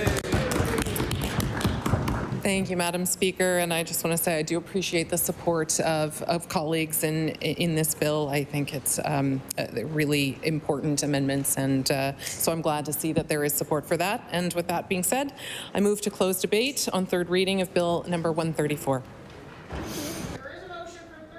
Of Bill 134, Justice Administration Amendment. Would all those in favor of the motion please say aye? Aye. Contrary-minded, nay. The motion is carried. Bill 134, an act respecting the administration of justice. Ordered that the bill do pass and the title be as read by the clerk. Ordered that the bill be engrossed.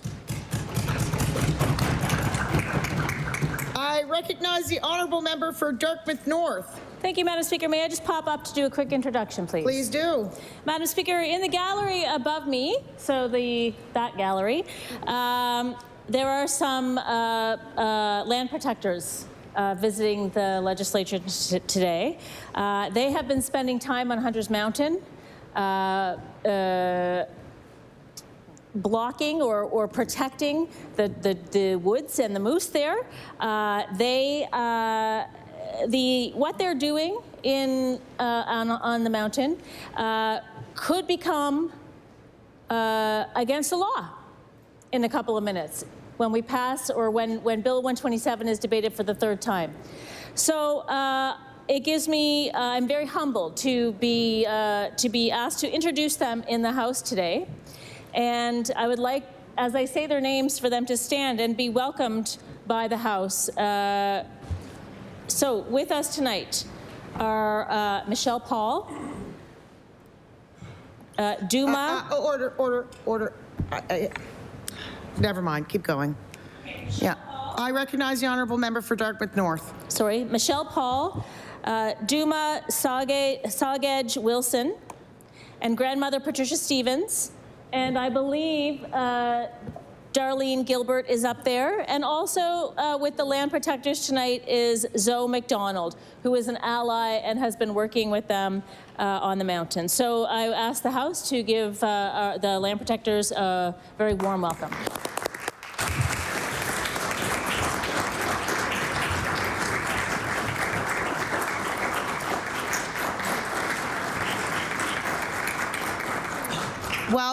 Welcome to the House. We hope you enjoy your time here.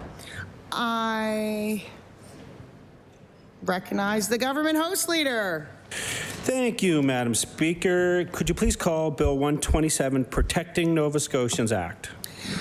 Bill number 127, Protecting Nova Scotians Act. Sorry. The honourable member, or the honourable minister for Service Nova Scotia.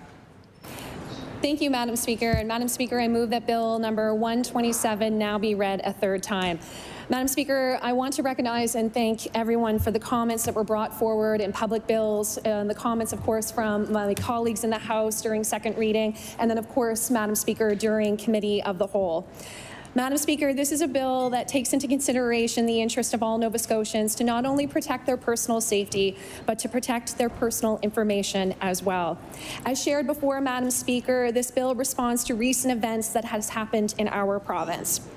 This act, Madam Speaker, is a direct response, and some of those actions I'll just outline now there, or events I'll outline now, Madam Speaker.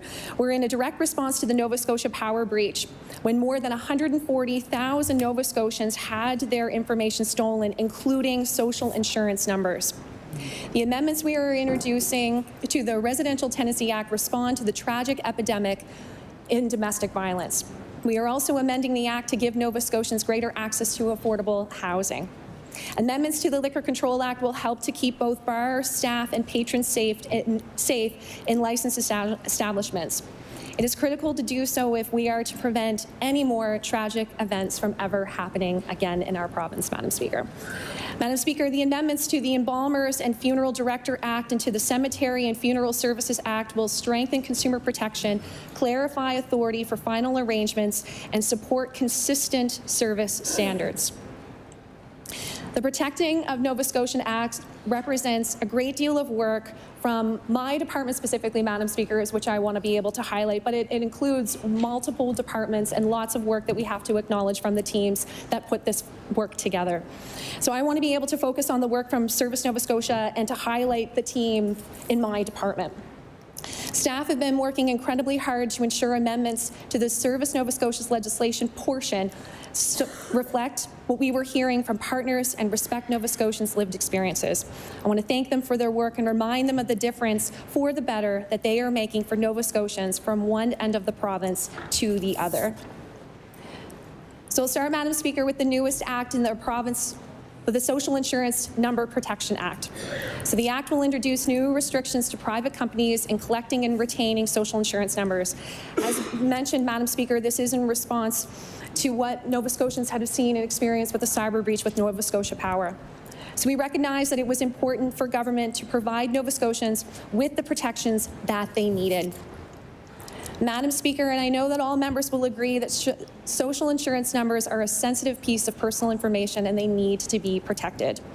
This bill will prohibit the collection of social insurance numbers for commercial activities in Nova Scotia unless permitted by regulations. So businesses may still request a social insurance number where it was required by law, for example, for income tax reporting purposes. Government will be permitted to collect social insurance numbers to administer programs and services, and the retention periods for social insurance numbers will be set in regulations to come, Madam Speaker. I want to take a moment to remind people and all Nova Scotians that providing their social insurance number is optional in most situations.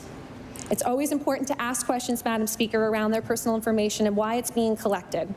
So it's just another measure that we can take as citizens, Madam Speaker, to make sure that we're doing what we can to protect our own personal information. I want to take a moment now to talk about the amendments that we are making to the Residential Tenancies Act. A year ago in this legislature, we passed legislation that everyone supported there, Madam Speaker, declaring intimate partner violence as an epidemic in our province.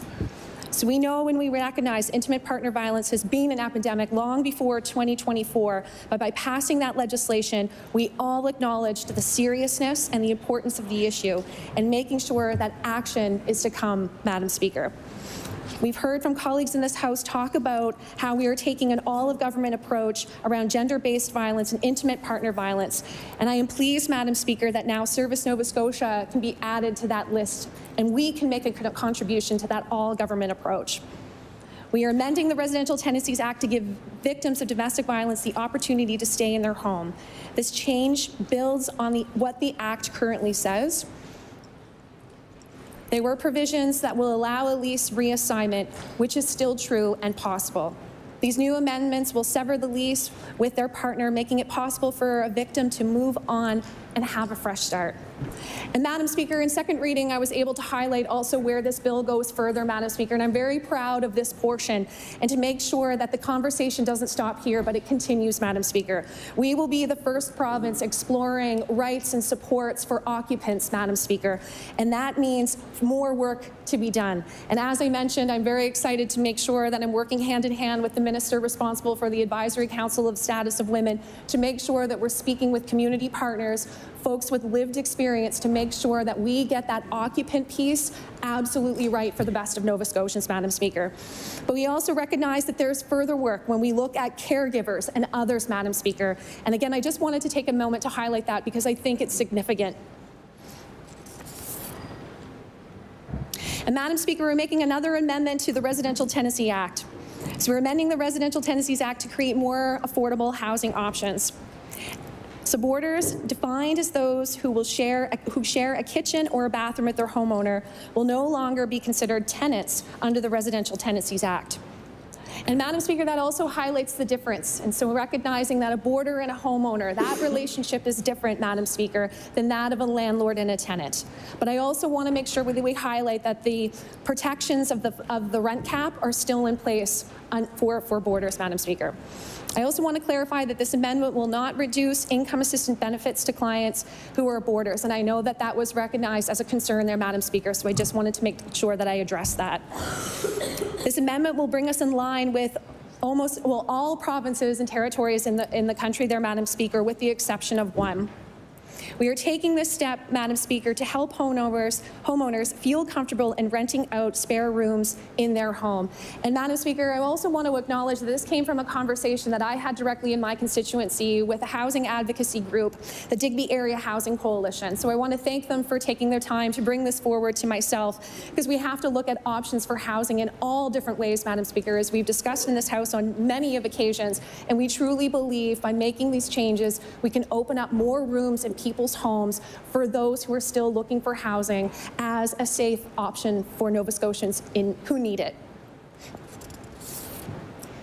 So, Madam Speaker, we are also amending the Embalmers and Funeral Directors Act, as mentioned, and the Cemetery and Funeral Services to strengthen the rules and regulations for funeral services, including introducing some of the strongest laws in Canada to prevent wrongful cremations. And Madam Speaker, this is a direct result of two unfortunate situations that happened in our province, Madam Speaker, where two wrongful cremations took place. So we made sure that we spoke with community partners and sharing information on how we can go further to make sure that we do have the strongest protections in place, Madam Speaker, for Nova Scotians. And so I want to thank again the team and everyone who brought forward input during that process, because their voices are reflected in this particular change. The Liquor Control Act is being amended to introduce new rules for bouncers to improve safety for patrons and staff in licensed establishments. The amendments will allow the regulations of bouncers and other security staff employed by liquor licensees. Madam Speaker, liquor licensees can currently employ anyone to work as a bouncer. These individuals may not be adequately trained and may have criminal records that include violent offenses. In recent years, Madam Speaker, of course, we heard directly from families around how and what happened in the past, Madam Speaker, and again, wanting to make sure that through the Liquor Control Act, we were making changes for the better. So Nova Scotians can be given expanded authority to make inquiries in relation to employees of established licensed establishments, including bouncers. Liquor licensees will be required to ensure that their security staff meet the prescribed regulatory requirements for training and conduct. Safety and security matters within licensed premises will be added to the responsibilities of the Minister of Service, Nova Scotia. So, Madam Speaker, again, I want to thank everyone who came forward to share not only their personal experiences, but for everyone to recognize the work that had gone into this particular bill. I want to thank the Minister of Justice for also making sure that we had the opportunity to meet with families who brought forward their personal concerns and recognizing that the changes that we are making in the Liquor Control Act are a positive change for our province, Madam Speaker. And so with those words, Madam Speaker, I do look forward to the comments of colleagues on all sides of the House. Thank you, Madam Speaker. I recognize the honourable member for Dartmouth South. Thank you, Madam Speaker. Madam Speaker, I rise to make just a few comments about Bill 127, the government's omnibus bill, a bill that lumps together help for survivors of gender-based violence with the disposal of human remains, licensing for bouncers with the stripping of protection for renters, and changes to social insurance numbers with a violation of constitutional rights for land protectors. So it's hard to know where to begin. There are some good things. There are some bad things. And at the end of the day, as many of us have said many times, these are things that don't go together. We shouldn't be debating all of this together. And I think it's a trick.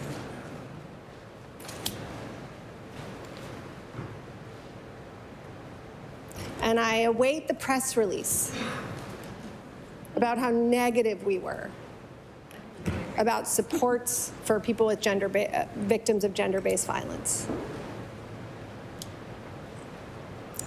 And how we spoke against a bill that protected social insurance numbers. And so I'm going to endeavor to just say a couple of things about the highlights of this bill so that on the record, we can give an indication of what we think about each of these provisions, because they don't go together. I'm going to start with what's not in this bill, this cornerstone of the government's legislation this session. There's nothing, contrary, I think, a little bit to the minister's remarks, there's nothing to open up affordable housing. Rents have gone up $4,400 a year for the average renter. In HRM, it's difficult to find a home for less than $500,000. In the rest of the province, it's at least doubled or tripled the price of a home. And we don't see a solution for any of that in this key piece of legislation for the government. And that's really a shame. And the fact that we see the stripping of protection for tenants framed as affordable housing strains credulity, truly. So in terms of the residential tenancies amendment, we have a lot of question. I mean, I hear the minister when she says that there's more work to do on how we protect those occupants, but with respect, that should come forward before they are removed from the residential tenancies program. There's a long history, certainly in Dartmouth, where I live, in all parts of the province, of rooming houses where folks struggling to get by have been taken advantage of. And this bill, I think, paves the way for that possibility. And maybe a few more people will rent a room in their home because there's less red tape. But those people need to be protected. Social insurance numbers. So we've said a lot about this. We've introduced amendments. Again, you know, we hear a lot about how people should know about residential tenancies. People should ask questions about if they're asked for their social insurance number. And we also know, all of us know from the people in our offices, that people don't. They don't. If someone, particularly someone who is not used to dealing with a financial institution or a service provider, and they say, oh, okay, hon, I just need your social insurance number, they usually give it. And that's why we have so many instances of fraud and identity theft. And I think that, you know, education campaigns on that are good and important, but not sufficient. And so, you know, I think this provision around social insurance numbers is good. It's necessary, and it is not at all sufficient.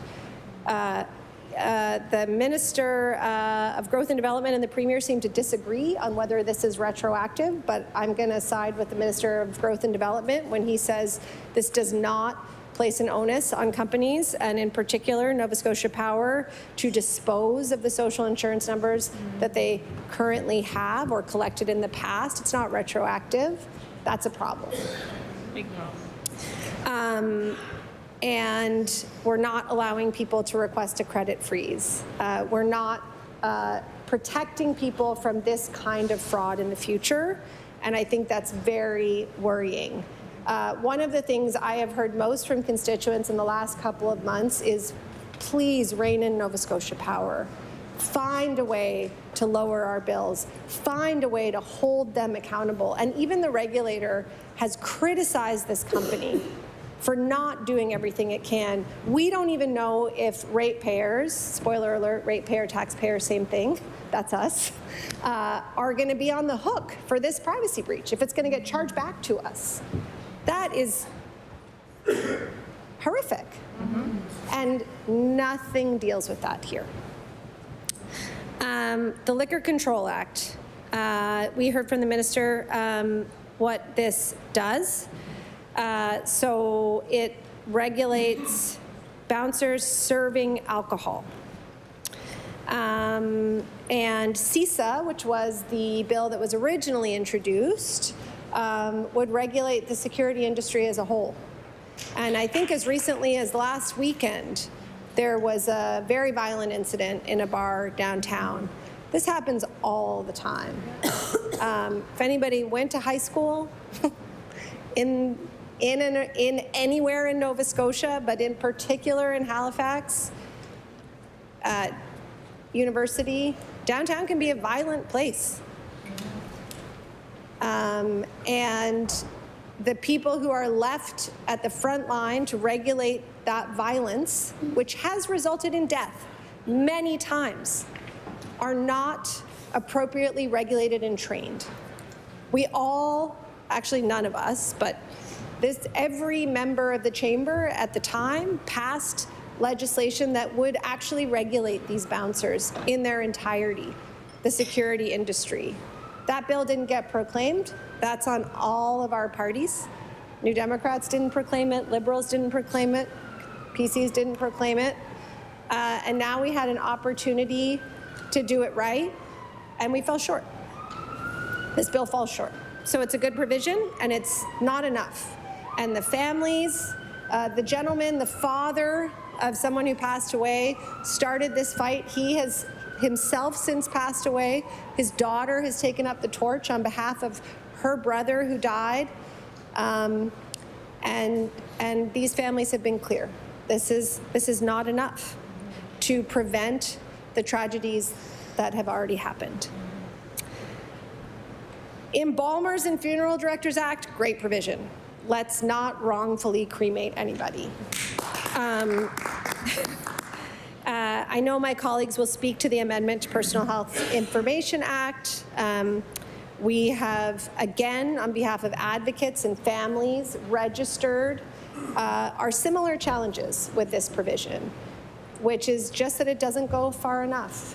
As I said yesterday, I think many of us in this chamber have had close friends or family members, parents or children who have suffered from extreme mental distress. And if anyone has been in that position, you know that it's not often a medical professional that's on the front lines. It's a family member. So let's give those family members the information that they need. This bill, in the words of advocates, does not do that. It doesn't go far enough. It could have, with a simple change that would bring it in line with other jurisdictions. If it's good enough for other jurisdictions, it's good enough for us, but apparently not in this case. And the amendment to the Crown Lands Act.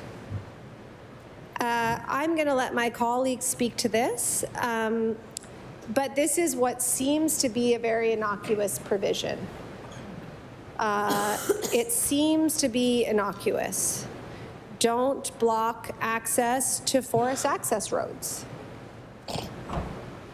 And it would be if we didn't have a constitution, but we do.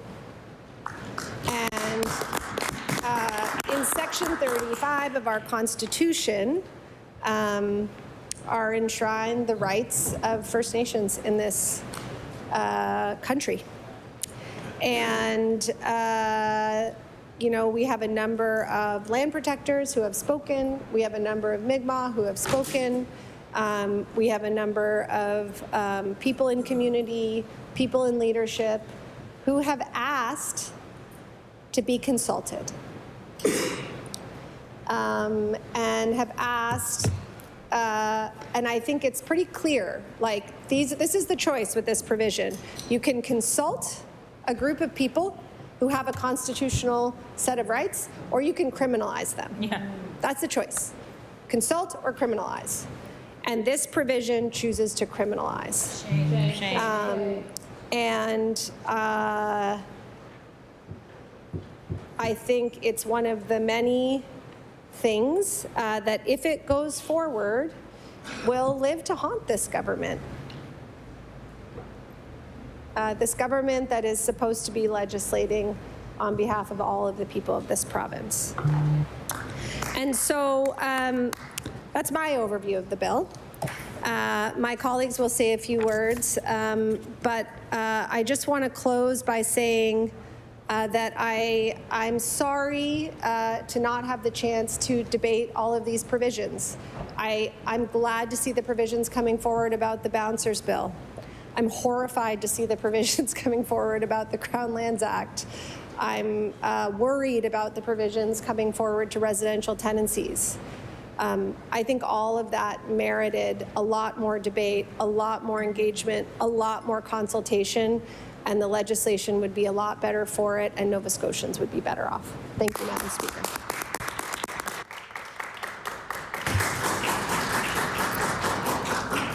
I recognize the honourable member for Sydney, member 2. Thank you, Madam Speaker. I want to get on my feet and say a few words about Bill 127. I think I'll start by saying, 8 days, an 8-day sitting. And a big part of that is because you see bills like 127 come forward that have good aspects in them, but have nothing in common. And really what you're starting to see is the government just obviously doesn't want to be in here. And it's really unfortunate because there's some really good pieces in this. There's some really good pieces in this bill that I'm sure that people would have come to talk at public bills about. But here we are. We're going to be done probably tomorrow, which would be a total of 9 days. 9 days. 9 days. 9 days. I think that actually will be the narrative, Madam Speaker, that will come out of this. unfortunately, because there's some really good stuff here. Yeah, we passed the Traffic Safety Act, which stood alone by itself. It was a good act. A lot of people put a lot of work into it. The Department of Justice came forward with a bill that, it was a bill on its own. We supported it, debated it, went to public bills, people gave consultation. I mean, you could have did that with all of this. Like, why would you want to hide in a bill like this the fact that we all have been hearing from Nova Scotians about Nova Scotia Power and the data breach and the concerns that continue to come, not only from the data breach from Nova Scotia Power, but the other data breaches that we've seen, whether they were within government or not.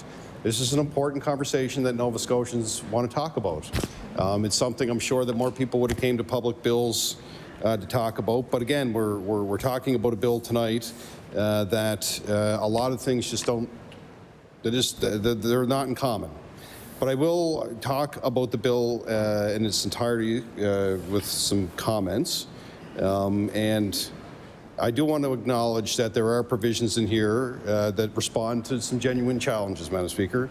Nova Scotians deserve better regulations about who can collect social insurance numbers and more protections for tenants who are victims of gender-based violence. But, and this is a big but, this bill is structured, as I've said, as an omnibus bill. It sweeps together multiple district laws, and the government has pushed it through with limited time for public scrutiny, consultation, and debate. The accelerated process poses serious risks to democratic accountability and the quality of the law that we will ask Nova Scotians to accept. An omnibus bill, by definition, bundles many diverse amendments across very different acts. That magnifies the risks of unintended consequences, Madam Speaker.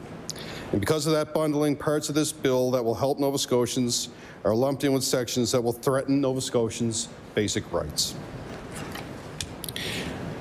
I am disappointed, Madam Speaker, that the government has not allowed more time for stakeholders, especially Indigenous communities, tenants, privacy advocates, and municipal governments and environmental groups, to meaningfully weigh in. The accelerated timeline limits our ability as MLAs to properly interrogate each component, to hear from experts, and to reflect on amendments. And let me be clear, Madam Speaker, I support certain changes to this bill. The new provisions allowing a tenant who terminates a lease due to domestic violence to request a new lease on the same terms, with a landlord not allowed to arbitrarily withhold consent, those are meaningful, practical protections. These amendments reflect calls I've heard from constituents and from advocacy groups that tenants facing violence must not be forced into further instability and displacement. Those parts of the bill offer a model of how needed reform should be advanced, clearly focused, motivated by lived experience, and capable of benefiting vulnerable people, Madam Speaker.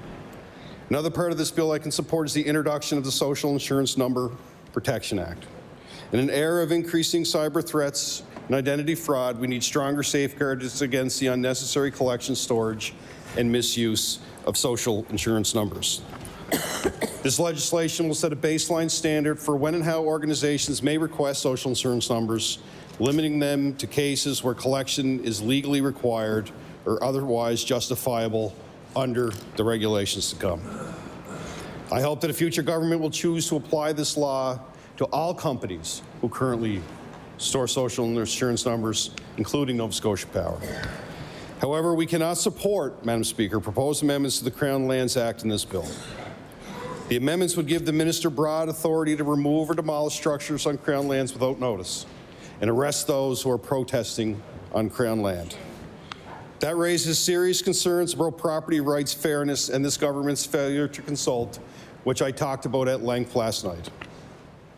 This part of the bill is exactly why we continue to argue, and if we've seen time and time again, that if communities consult, we can solve problems together and we can grow communities together. This change was done without consultation, as I've said, and most likely will provoke legal challenges and erode the trust in government that already exists. We've heard many of these concerns from Nova Scotians in the brief time that this bill has been debated, Madam Speaker, and the fact that these provisions are tucked into an omnibus bill makes them harder to contest, harder to amend, and harder, most importantly, for the public to understand. I believe in a standalone bill with thorough consultation, especially for rural, Indigenous, and land use stakeholders, would be a far more appropriate way to introduce these changes. Madam Speaker, the changes proposed to the Personal Health Information Act alters the standard for when information may be disclosed without consent, from imminent to significant danger to simply significant danger. Family and advocates have been calling for better transparency, improved consent regimes, and clearer safeguards for families and vulnerable Nova Scotians. The amendment does not adequately respond to those calls, and we've heard that clearly from Nova Scotians' moms, but the government refuses to act on their concerns. Simply, the changes to the Liquor Control Act extend licensing oversight to security services for licensed premises, permitting more regulatory controls on liquor license holders. This change, Madam Speaker, does not address what families and communities have asked for: government oversight to ensure that bouncers are properly vetted and trained, so Nova Scotians can be rest assured that they will be safe and protected by bar security staff. This is another example of a policy change that is completely unresponsive to the concerns of Nova Scotians, but is being pushed through this omnibus bill. Throughout my time here, Madam Speaker, I have advocated for legislation that is shaped not just by government and bureaucrats, but by Nova Scotians themselves, citizens, community groups, and experts. With Bill 127, I'm disappointed that we have not seen a level of public engagement that matches the scope of the changes being proposed. Many Nova Scotians are unaware of the multiple complex changes hidden in this bill. Many may only see their impact after the fact. In debates at second reading and in committee, my colleagues and I have proposed amendments and asked important questions about the impacts of this bill. These concerns remain unaddressed. Our party will be voting against this bill at third reading, not because we reject every idea contained in it, but because its structure, process, and some of its substantive provisions do more harm than good. I urge the government to reconsider this omnibus approach and pull forward pieces that deserve support into standalone legislation, to pause and consult more broadly, and to revisit the more troubling elements, especially when it comes to the Crown lands, suicide prevention, and bouncer regulations. Nova Scotians deserve nothing less than a well-crafted, respectful, and accountable legislation. Thank you, Madam Speaker.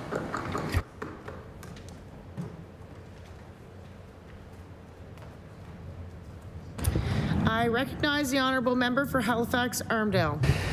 Thank you, Madam Speaker. I'd like to speak to the legislature tonight about concerns I have with this bill, specifically as it relates to FIA and specifically the concerns as raised by Nova Scotia Mom. Normally, I can separate my personal life and my professional life, although it's gotten challenging because now I have two professional lives, both physician, MLA, and an individual. So tonight I'm speaking to you as a physician, an MLA, and as a person whose father died by suicide. And I'm speaking to you not just as an MLA or a minister, but as a person. I want to first of all thank the mums of Nova Scotia for coming forward. I've been with so many mums who've lost their children to suicide and wondered, how did you get out of bed the next day? How did you actually get up and go on? And I said this to a mom yesterday, like, how do you do this?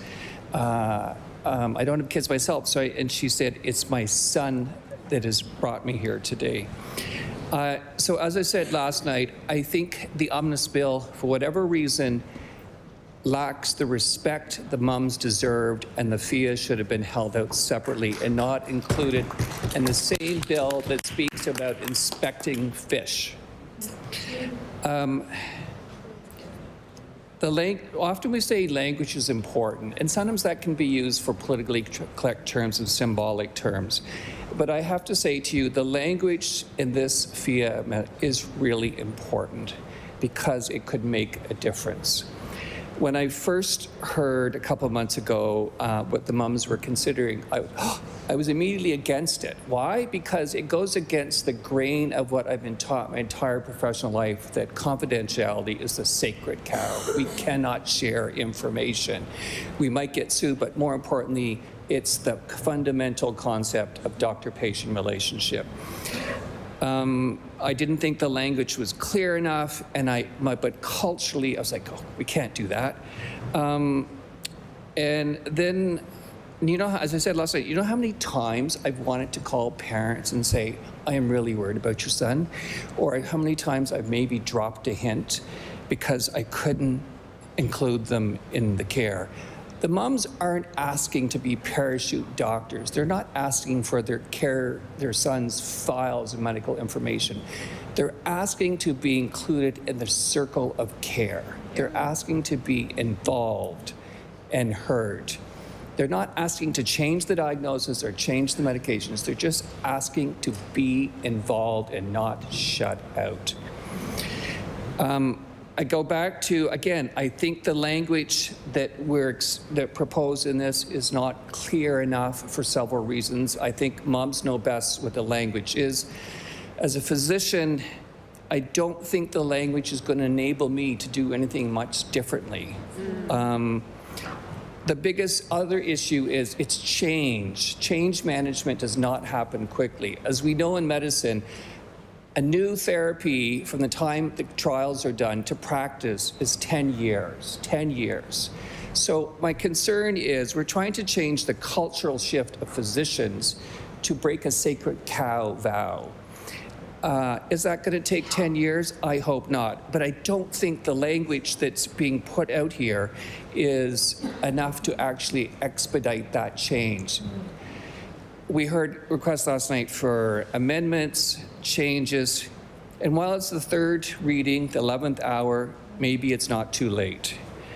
Again, I said, do you know how many times I wished I could call a parent and say, like, can you just check on them? And I speak to you as a parent or as a family member, wouldn't you like to know if your child was out somewhere tonight, that someone would call you and say, can you check on them? I leave that for you. I think the opportunity is still here. Is it too late? I leave that up to you. I want to ask you 3 things, well, actually 4, before you vote.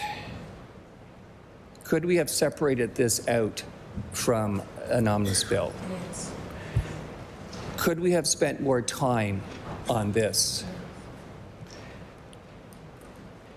Could we have used full language as recommended by the moms that would make a difference? And the 4th thing is, what if? What if? So here we are. I don't know how you vote, and I don't know how you come to decision as a caucus, but I leave those 4 questions with you. I do want to ask for professional courtesy.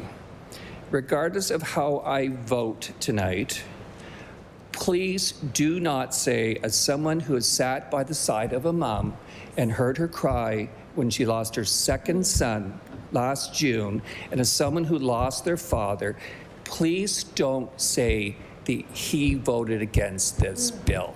I asked for that professional courtesy. If you can't separate it out, then don't lump me into a decision that you forced me to be in. That's for you to decide and act on. So here we are, 3rd reading, 3rd bill. There's still an opportunity. It's up to you.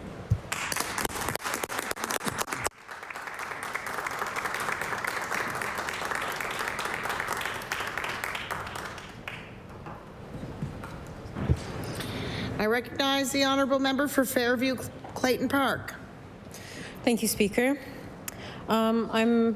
While there's a lot to be said about this omnibus bill, I will be sticking to the part that touches on security, private security provided at bars late at night. I've said this before, and I'll say it again. It is shameful. It is shameful that families who have been directly impacted, losing loved ones in such a horrific way, in such an avoidable way, have to come to talk to a bunch of folks in suits and tell them why their loved ones should have been better protected and how their loved ones should have been better protected. Not once, but twice. And both times, This government is insisting on moving forward with whatever they want to move forward with and not listen. We have put forward legislation that accurately reflects what these families have been lobbying for. And yet, again, nothing. The government's approach in this bill is to regulate bouncers via requirements imposed by security employees under liquor licenses. However, again, concerned families at public bills indicated preference to the original wording of CISA, which, again, it passed in 2011. It was just never proclaimed. Yes. And as my colleague mentioned, that's on every party in here. However, the extra stab was putting together the bill that made anything unproclaimed. It's as if it never happened. That's a shame. They expressed concerns that if requirements are imposed solely on bar owners without licenses for bouncers, someone could get fired from one bar and go find a job at another bar, with no government mechanism to stop this individual from working in private security profession by revoking their license. What is recommended in CISA, again, it makes it more central. It makes it more transparent. Now, I know that, actually, I won't go down that thought, but it's a shame that, again, this is something that would have, maybe if was in place, would have protected the loss of the Sawyer family. But what has been brought forward, I mean, I guess it's nice that something has been brought forward, but it is simply not enough. It is not even the bare minimum that those families have been asking for. And as legislators, it's shameful. We're here to serve the people, and the people said what they needed. And time again, they get ignored. Teresa Giffen's brother, Stephen, died after being beaten by bouncers outside of a downtown bar in 1999. Imagine losing a loved one like that. Just imagine. It's so unavoidable. Someone that's supposed to be there to protect them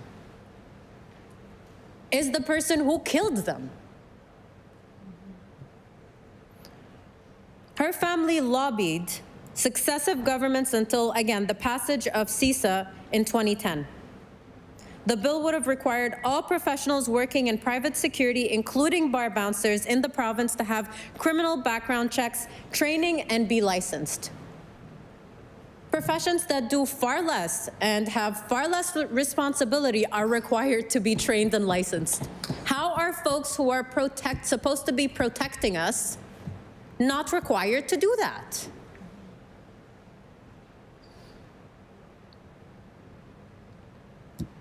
Again, I've said this again. I mean, I've said this before and I'll say it again, and I don't think I'm gonna stop saying it until we see some real change. It is a shame.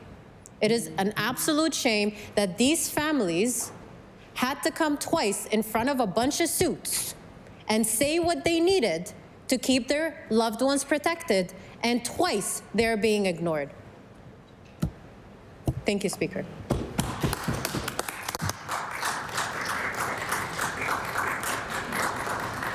I recognize the honourable member for Dartmouth North.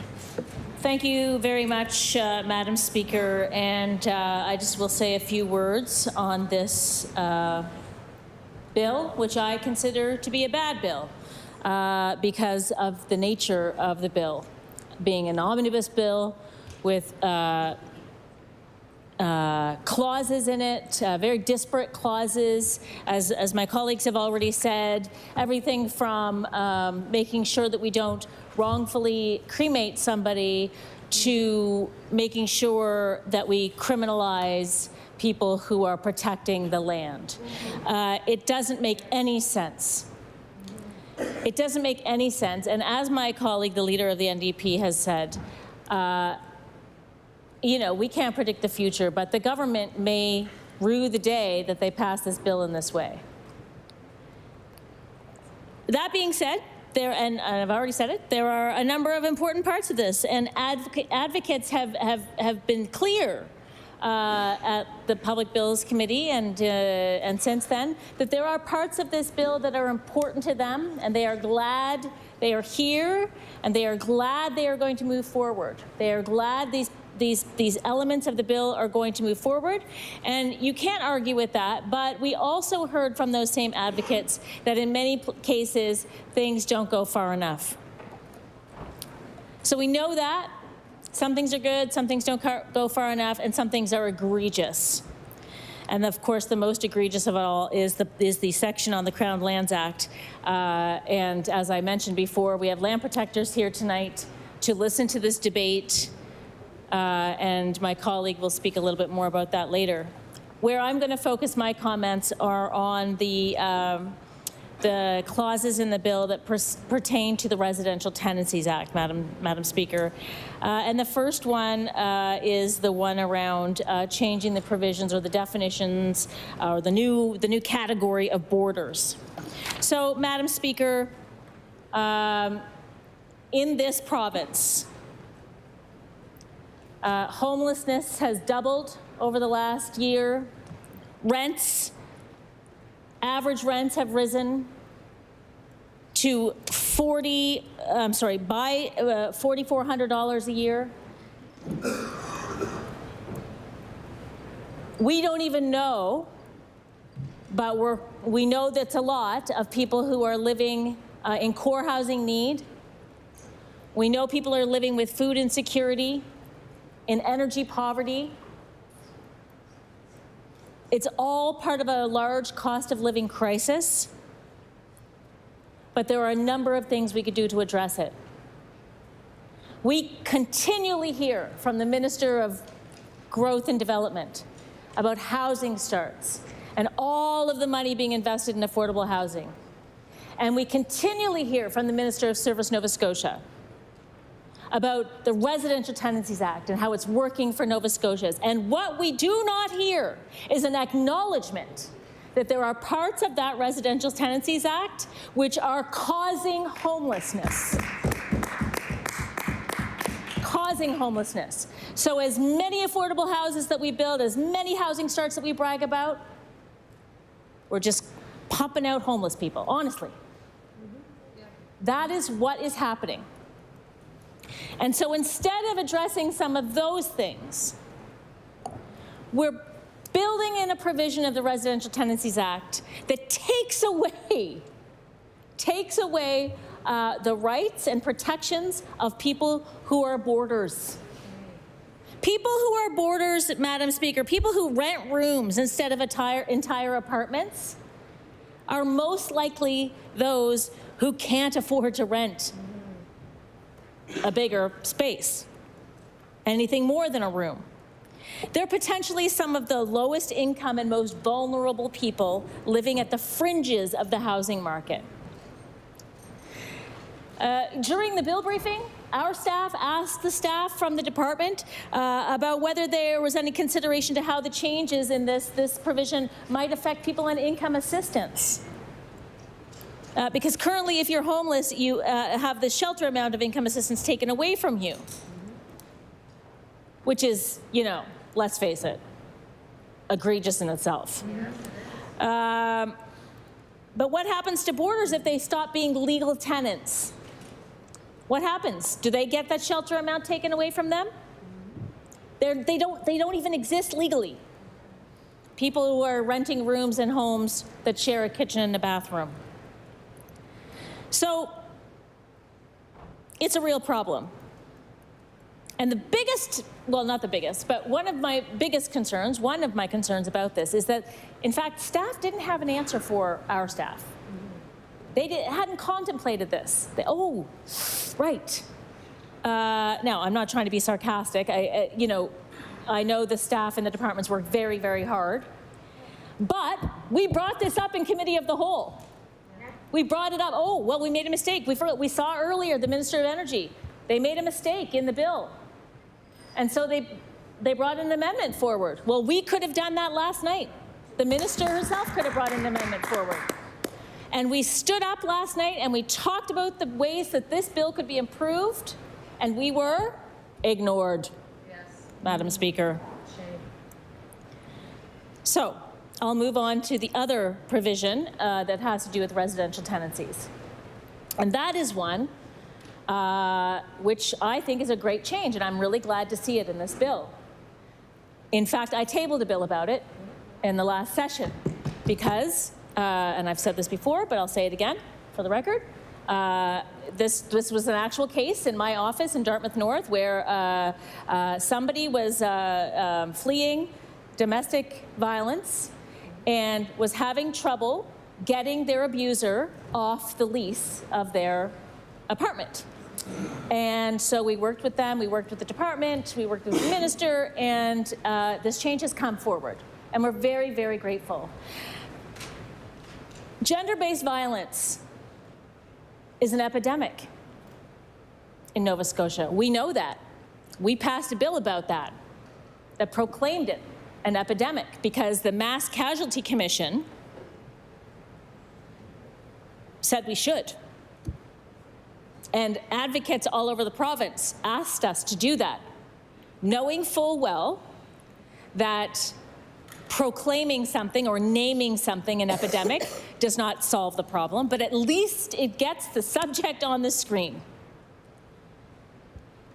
And when I asked the Minister of the Status of Women about gender-based violence being an epidemic, when I asked about money and funding for transition houses or programs for men or whatever, the minister answers that it's not all about money. And she is right about that. She talks about how we need an all-government approach. I can't table the answer at this moment, Madam Speaker, but I know we all know that she has said that. And she is right. It is an all-government approach. And so this provision in the Act, in this omnibus bill, is partly an answer to that. It will help people who are experiencing gender-based violence. But Madam Speaker, it doesn't go far enough. And the changes that we have suggested around this to strengthen this little itty-bitty part, they're not extraordinary changes. But think about it for a second.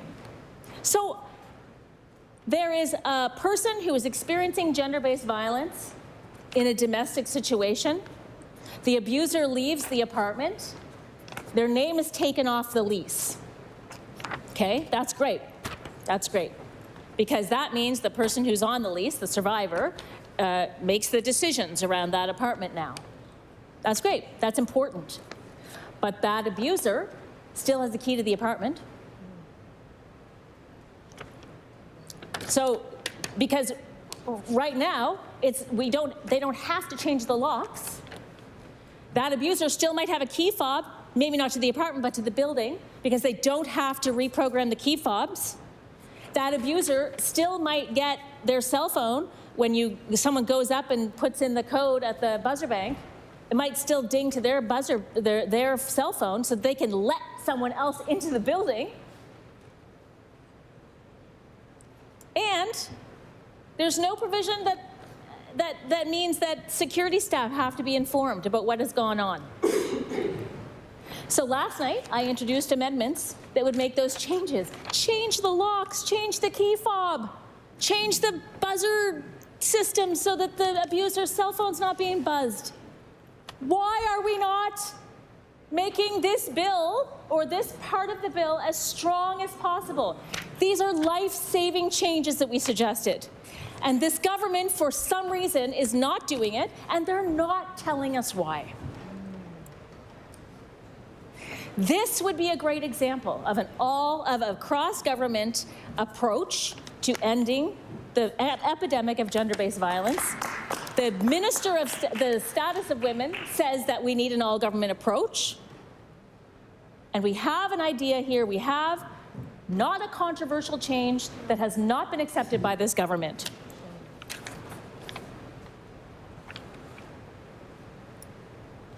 Madam Speaker, I'm disappointed.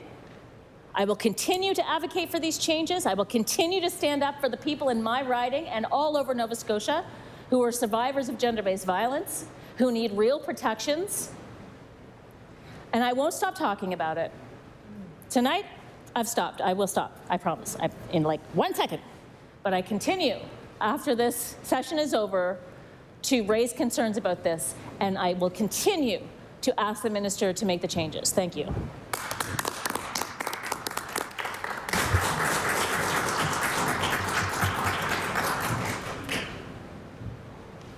I recognize the honourable member for Cumberland North. Thank you, Madam Speaker. I'd like to stand and bring comments at third reading on Bill 127, which is a government omnibus bill. I have a hard time even using the name Protecting Nova Scotia Act, and I know I did talk about this last night in Committee of the Whole, but I do want to bring it up again, Madam Speaker. I don't believe this is the right name for this bill. Let's just take a quick look, and I know some of my colleagues already went through it, but there's no sense to this omnibus bill. We have an amendment to the Cemetery and Funeral Services Act. We have an amendment to the Crown Lands Act. What do they have in common with each other? We have an amendment to the Embalmers and Funeral Directors Act. We have an amendment to the Liquor Control Act. We have an amendment to the Personal Health Information Act, which I might add, other than another omnibus bill, there was an amendment to the Health Protection Act. These are the only two minor mentions of anything to do with health care in this entire fall session, which is appalling considering the state of health care in this province. Every day I'm hearing from people upset about the lack of access to health care, and all the polling and all the surveying will tell you health care and housing and affordability are pretty much equal on the minds of the people of Nova Scotia. Health care should have been talked about in this fall session of the legislature. Most people hearing the name Protecting Nova Scotia Act would assume it had something to do with health care. Anyways, I'll go on. We also in this bill have an amendment to the Residential Tenancy Act. We have an amendment to the Social Insurance Number Protection Act. And just to throw in something completely different, we have an amendment to the Wildlife Act. What, like, who came up with this bill? Who makes a decision to put all of these amendments of all these different types of bills under the Protecting Nova Scotia Act? That's really creative. Really creative. I feel a responsibility, Madam Speaker, just to share the frustration on behalf of the people that elected me to be in this House. This is the people's House. This is where each one of us, not just members of the opposition, but all 55 of us, should be here bringing the voices of the people that we represent. That's our job. And when we don't, this is what gives politicians a bad name. This is why people back home say, the only time I hear from you is when you want my vote. The only time I hear from the elected people is during an election. They should be hearing from us before every session that we're here in this legislature for us to say to them, what do you want us to talk about on your behalf? That's our job. And today is the anniversary of responsible government. So even more important that we should be talking about what does responsible government actually mean? We have a responsibility to the people that elected us. I feel very, very passionate about that, Madam Speaker. And people deserve to have a responsible government here in Nova Scotia and across all of Canada. And Nova Scotia had the first responsible government. Like, I would love to be proud of what we do here in this chamber. But sadly, I am not. I know I've said it before in this chamber, and I'm going to say it again, Madam Speaker. I grew up on a farm. I learned how to work my tail off.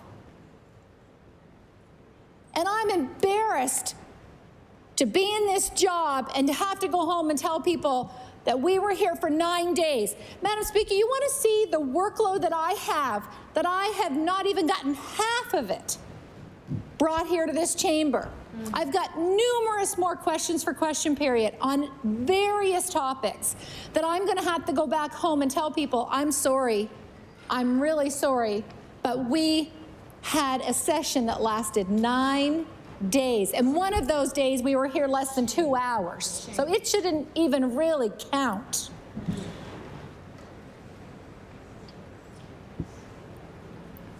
It's embarrassing.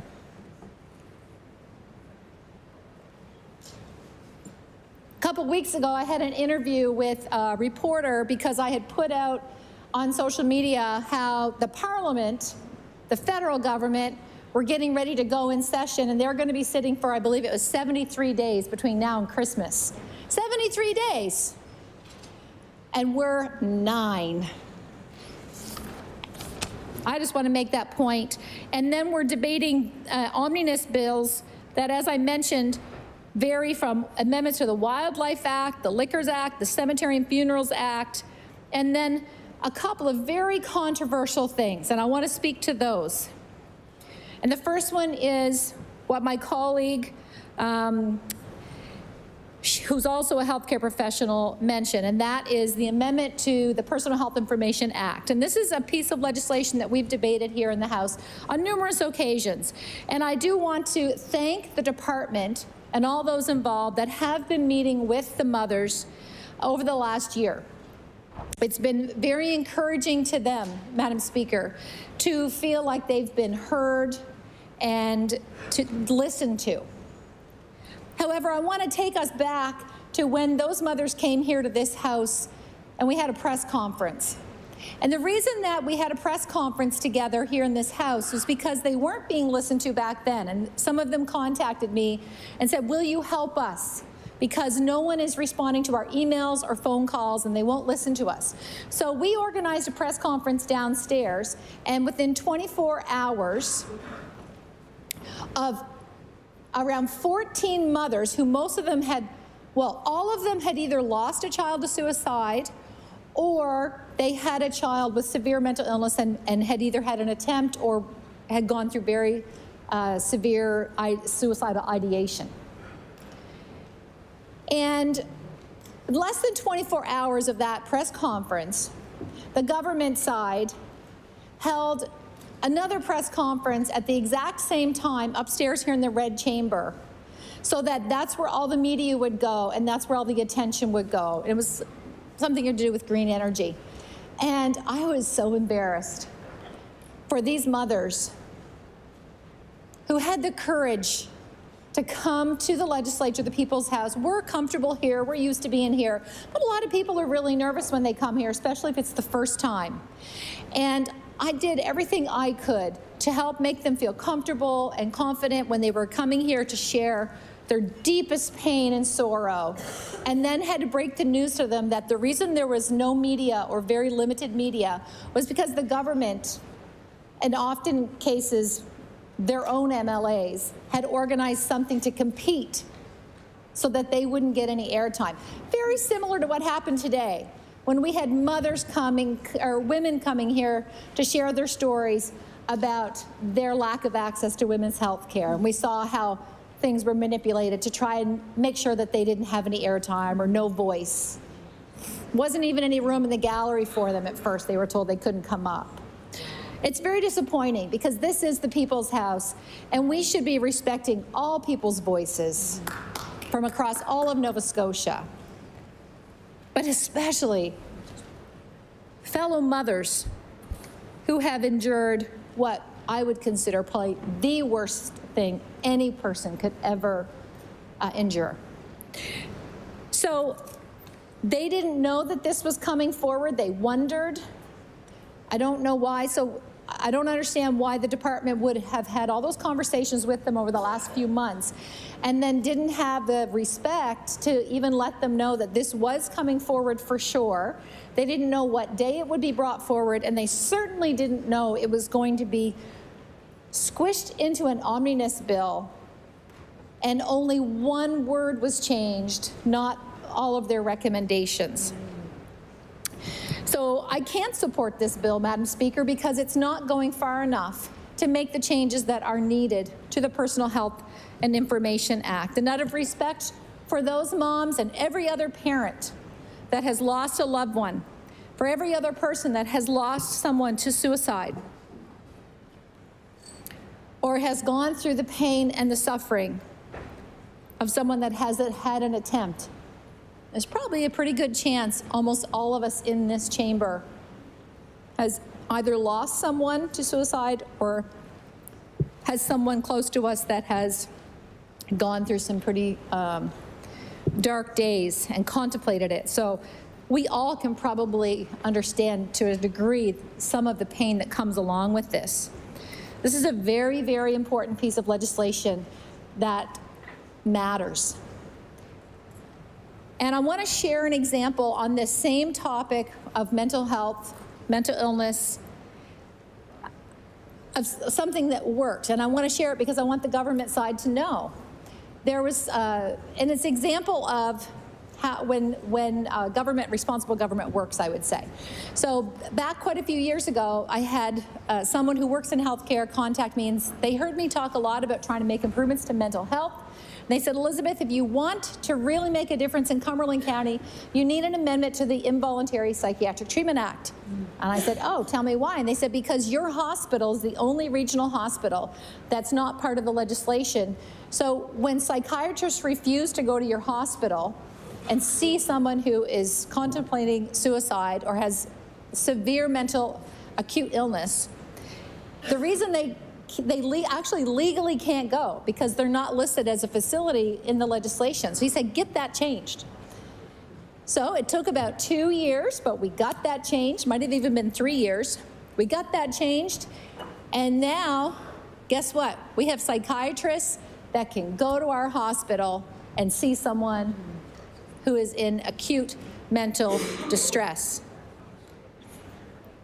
That is so huge to a family member, to a patient who is in that situation.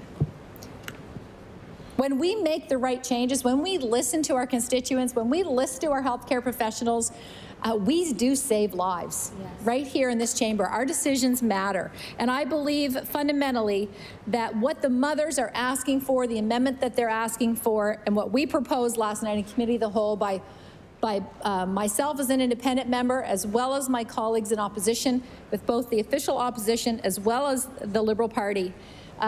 We all asked for the same thing on behalf of the moms, and we're all denied. And fundamentally, I believe that was wrong, and this should not be part of this omnibus bill at all.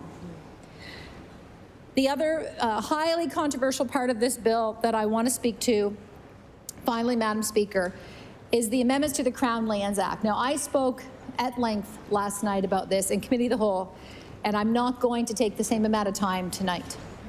But I want to touch on it.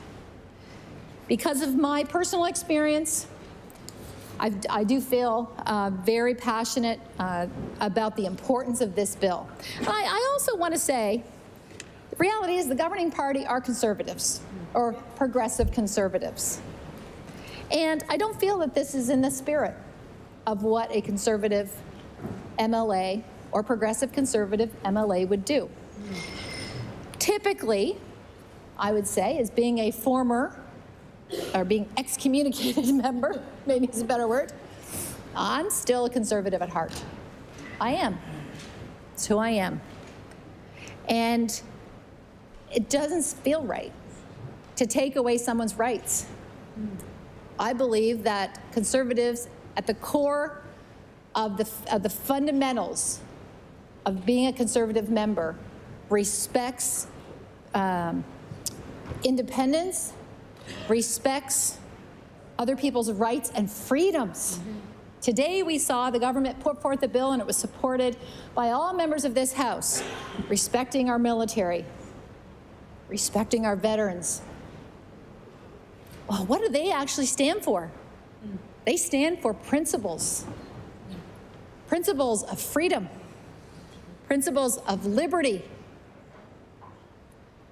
So how can the same people put forth that bill this morning and then put forth this amendment to the Crown Lands Act? It is not in line with each other, Madam Speaker. And it is not conservative. Progressive or not, it is not a conservative foundational thing to do. It violates the liberties, it violates freedom of people, of all people. And I do not support this amendment to the Crown Lands Act, and therefore I cannot support this Bill 127. Thank you, Madam Speaker. I recognize the honourable member for Timberley Prospect. Thank you, Madam Speaker. And I think it's important to register why I'm voting against the omnibus bill. My colleague in the Liberal Party spoke to it, so I won't be long, but I just want to reiterate that we do support a number of clauses, even though they don't go far enough, as we tried through amendments through the FIA changes for freedom of information and sharing more information with families, with respect to healthcare, with SIA, with respect to the further need to regulate bouncers, with the other clauses that are good in terms of social insurance number, protections and domestic abuse changes. So all of those things are good, and I would vote for them if they were in standalone bills, even though some of them didn't go far enough. But I want to be clear, we support those, but we can't support a bill that has a poison pill of the Crown Lands Act amendment. It's just too broad what the government can do with sweeping powers and the definitions around obstructing a roadway, around impeding access.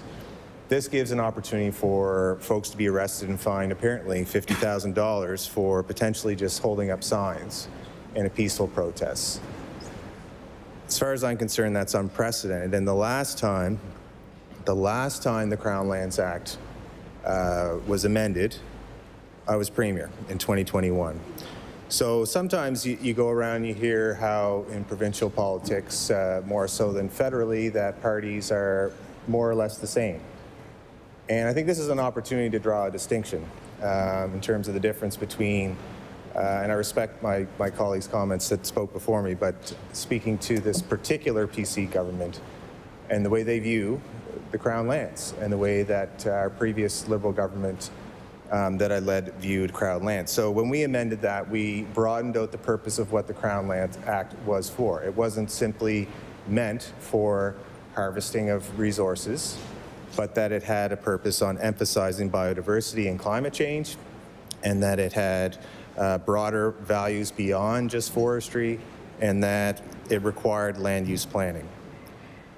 So we felt that that was strong, and actually there was a friendly amendment from Lisa Roberts at the time that we accepted to embed climate change in the Act. It's hard to believe that before 2021, climate change wasn't part of credit where credit is due, and that's collaboration. That's how it should work in the legislature. It wasn't an omnibus bill either.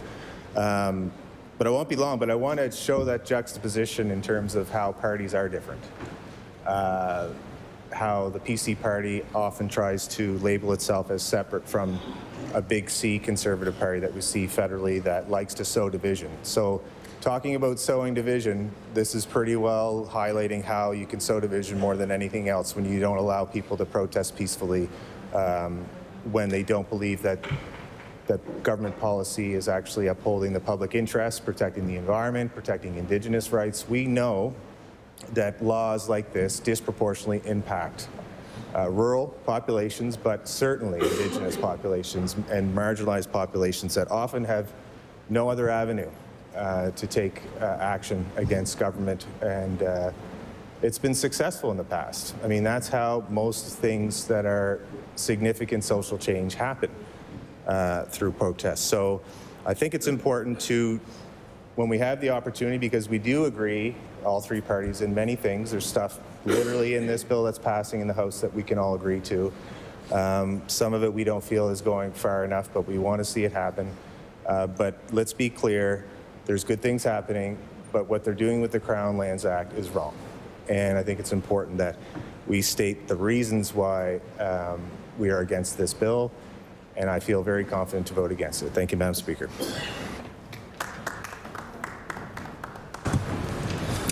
I recognize the honourable member for Halifax, Citadel, Sable Island. Thank you very much, Madam Speaker. So I think just to highlight a clear theme from tonight is that we all can see what you're doing. So this is clearly an attempt to have a little trick with us. It's pretty lazy legislating. We haven't had a chance to discuss these issues. It's lazy legislating, and it'll line you up well for lazy arguments. So we know what you're doing. And you can try and throw things at us about this, but we know where we stand with stakeholders. Folks know where we stand on interpersonal violence. People know where we stand on, reducing suicide in this province. People know where we stand. And I am going to mostly talk about the Crown Lands Act provisions because I can tell you that is not where we stand. This is part of a trend designed, this is just furthering the divisive approach of this government.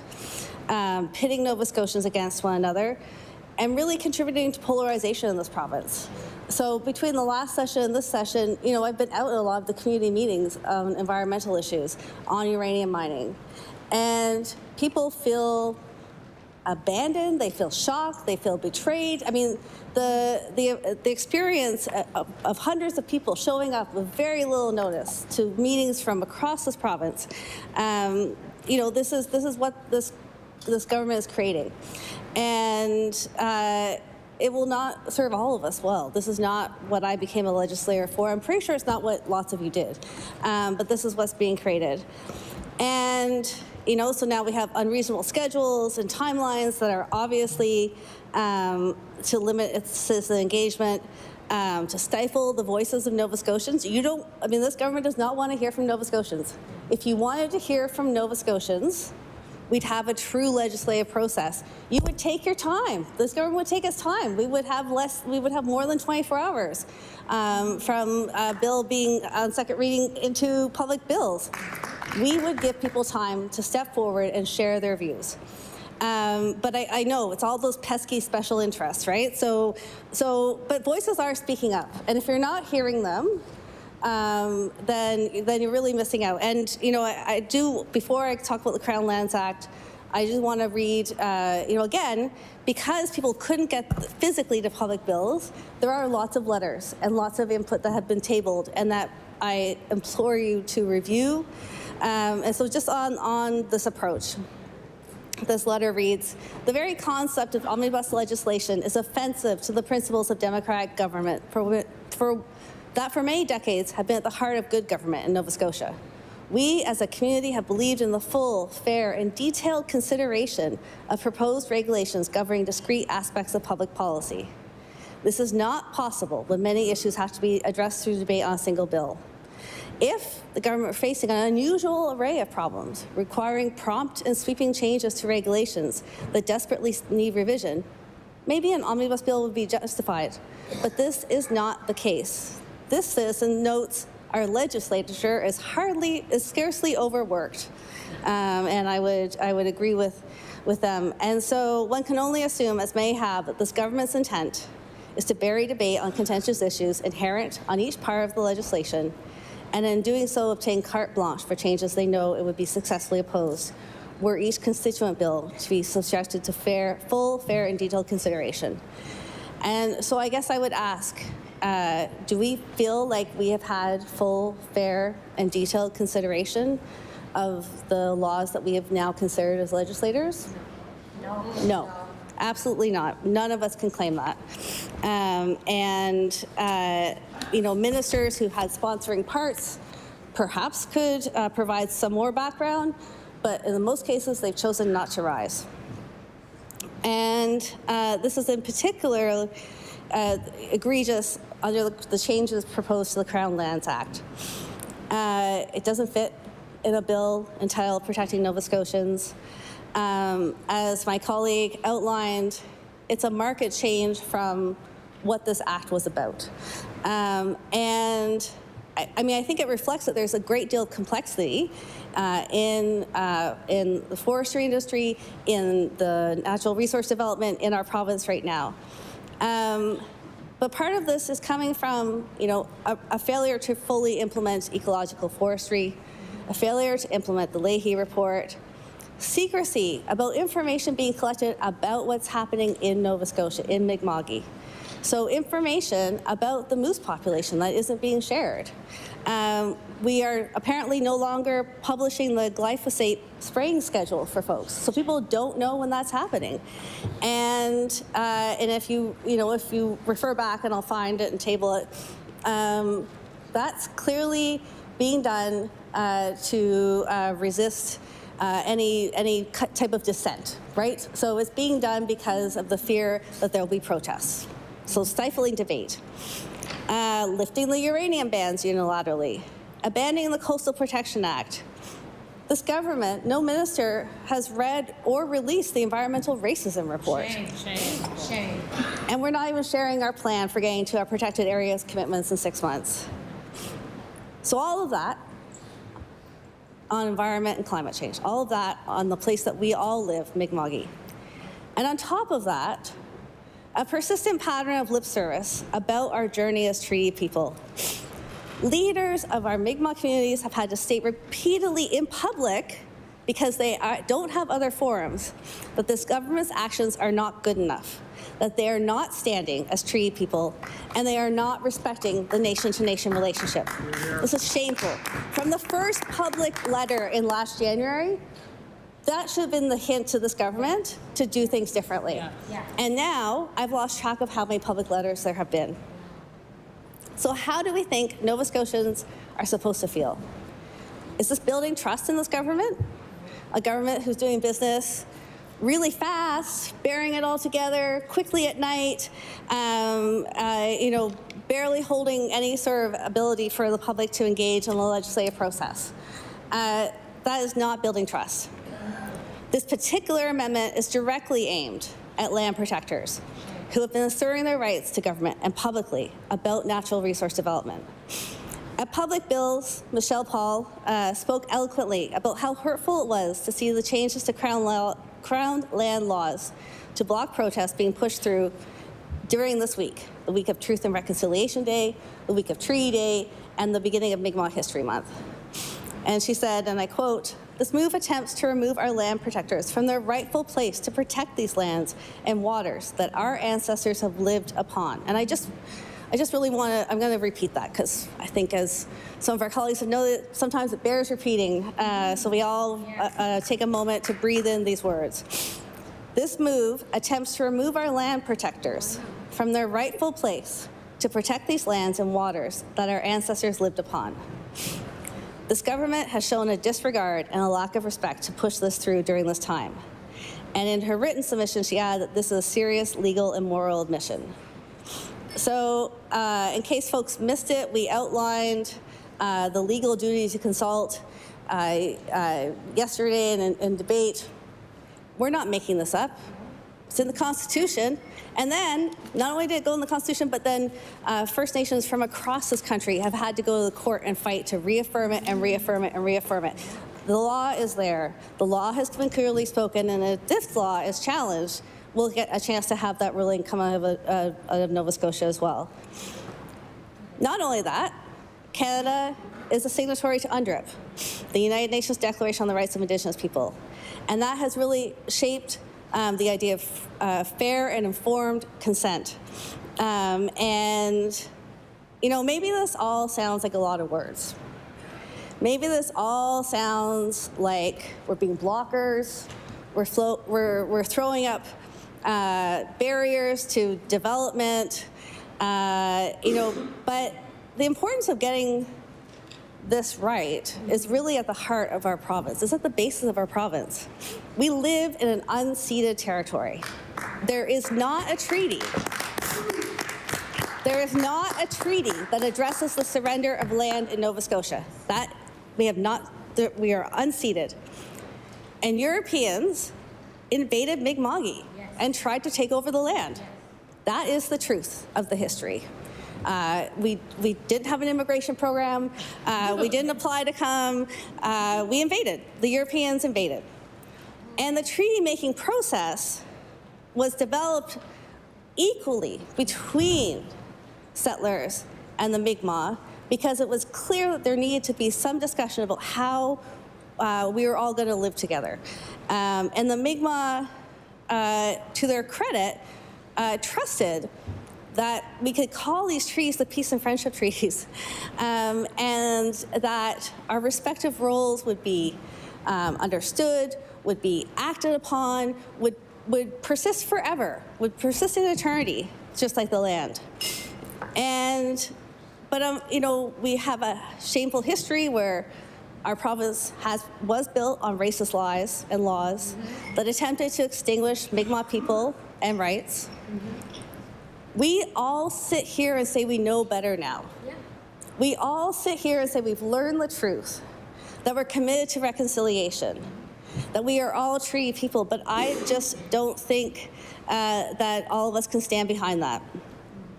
Yesterday I shared, you know, the most recent notice from the Assembly of Mi'kmaq Chiefs that very clearly said this is not in good faith. This is setting us back in terms of our nation-to-nation relationship.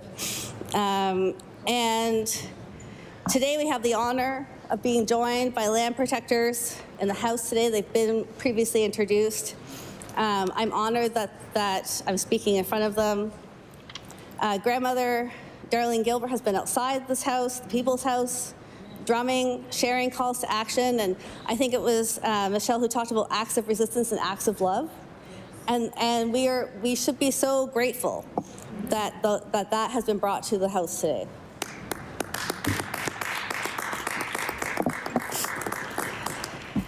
I'm honored to share the words of Grandmother Patricia Stevens from Siboney, who has joined us today, and I'll read what she has provided. I write from Unama'ki, Hunter's Mountain, Cape Breton, standing with Mi'kmaq protectors who defend the land, the moose, and the promise of treaty. We are not asking for charity. We are demanding the law be honored and our rights respected. The Mi'kmaq are rights holders under historic peace and friendship treaties that predate Confederation and form the foundation of our relationship with the Crown. These guarantees are affirmed today by Section 35 of the Constitution Act 1982, which recognizes and affirms existing Aboriginal and treaty rights. Hunter's Mountain is not a line on a map to be cleared for short-term profit.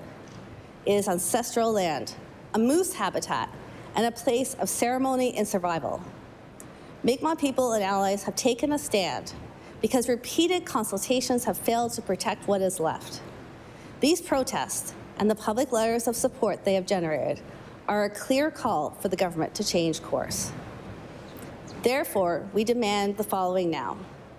1, immediate suspension of all forestry operations on Hunter's Mountain until meaningful government to rights holders consultation and consent have occurred. Recent industry pauses show this is both possible and necessary. 2, legal recognition and protection of Mi'kmaq decision-making on Unama'ki and all land use decisions, consistent with Section 35 and the spirit of the peace and friendship treaties.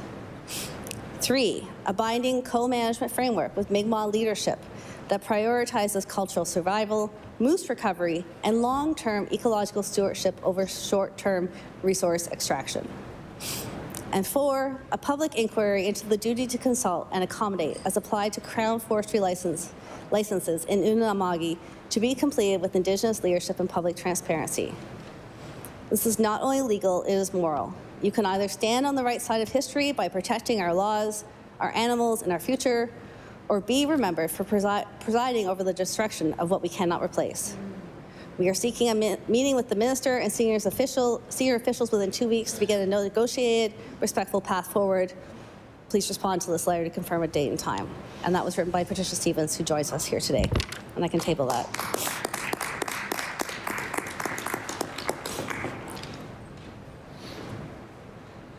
So as we said, this bill in particular, this approach to legislating, and this particular provision within an omnibus bill related to the Crown Lands Act is all part of a pattern. It's all part of what you've laid out, what this government has laid out, of divisiveness, calling people special interests, deeply harming the nation-to-nation relationship that this government should be honored to uphold. This government should see this as central to the way in which this government cares for this province, for Mi'kma'ki. And we believe that the approach of this government in this regard is unacceptable. We recommit ourselves to truth and reconciliation. We recommit ourselves to our responsibilities as treaty people. All my relations, Mr. Nogamik.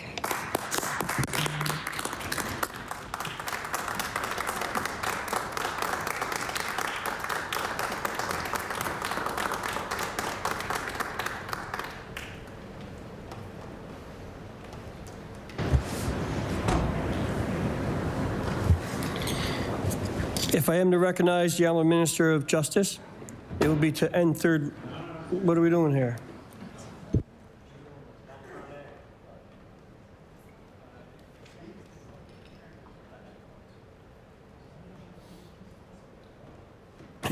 Sorry, I recognize the Minister of Justice. Thank you, Mr. Speaker. I appreciate the opportunity to get up and just briefly answer some of the questions that most recently the member from Fairview Clayton Park has raised, but others have raised as well, in relation to the provisions of Bill 127 relating to the Liquor Control Act, which address bouncers. The tragic events that gave rise to the discussions that we have had in this House around this go back to 1999. And I just want to say at the outset, my heart goes out to these families. They were offered solutions in the form of a bill that was tabled 15 years ago, and that never came to fruition. I don't know why that wasn't implemented, and I don't know why other solutions, other paths to a solution to these gaps were not offered along the course of this. But what I do know is we hear their concerns. We respect the work that they've done to advocate out of the tragedies that they've experienced, and we acknowledge and agree that there are gaps that need to be addressed. And we agree on what those gaps are, and they're threefold. The first is that there is a need for training, adequate and appropriate training of bouncers or bar security staff. Second, there is a need for background or criminal record checks to be in place. And third, and I think this is the key one, and this is really what I wanted to explain and talk about, is that there is a need for those things to be enforceable. And for Nova Scotians to be able to rely on the fact that there is training in place and there are background checks and they can be safe in bars and establishments. And I want to say, Madam Speaker, that the amendments to the Liquor Control Act that are being put forward absolutely address all three of those gaps. So first off, these amendments enable government to prescribe training requirements that every bouncer and bar security staff must receive. Second, they enable government to prescribe background check requirements, not only at hiring, but also on an ongoing basis, an ongoing disclosure basis, that every bouncer and every establishment must comply with. And third, and this is the key piece, the teeth of licensing. These amendments enable the full force of the liquor control licensing regime to support the compliance with those first two pieces. And so what does that mean? Establishments will be held responsible to ensure that bouncers have the required training. Establishments will be held responsible to ensure that background checks are completed and that they have measures in place for any ongoing reporting or disclosure requirements. And if that doesn't happen, their licenses are at stake. The establishment's licenses are at stake. So to answer the question and the concern that was raised, can someone get fired from one bar and immediately go and be hired from another bar without repercussions? No, absolutely not. My apologies, Madam Speaker. Every establishment will have to do their due diligence to ensure compliance with these requirements. And the government has the full suite of liquor control licensing tools to be deployed to ensure enforcement of these important requirements. We can't undo what has been done. We cannot reverse the tragedies that these two families have undergone. We cannot take away their pain, much as we would love to do all of those things. We can't alleviate their frustrations at years of inaction. What we can do and what we are doing is closing the gaps that led to these tragedies and to prevent any of these tragedies from occurring in the future. Madam Speaker, that's what the amendments to Bill 127 do. Thank you.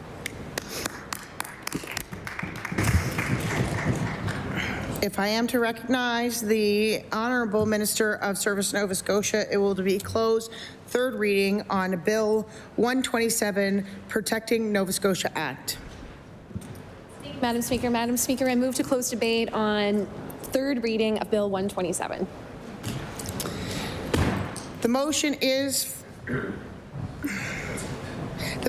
for third reading of Bill 127, Protecting Nova Scotia Act. Would all those in favor of the motion please say aye? Aye. Contrary-minded, nay. The motion is carried. Bill 127, an act to protect Nova Scotians. Ordered that the bill do pass and the title be as read by the clerk. Ordered that the bill be engrossed. I recognize the Honourable Government House Leader. Thank you, Madam Speaker. That concludes government business for today. I move the House to now rise again to meet October 2nd between the hours of 9 a.m. and 11:59. Sorry? October 3rd. October 3rd, I apologize. October 3rd, following the daily...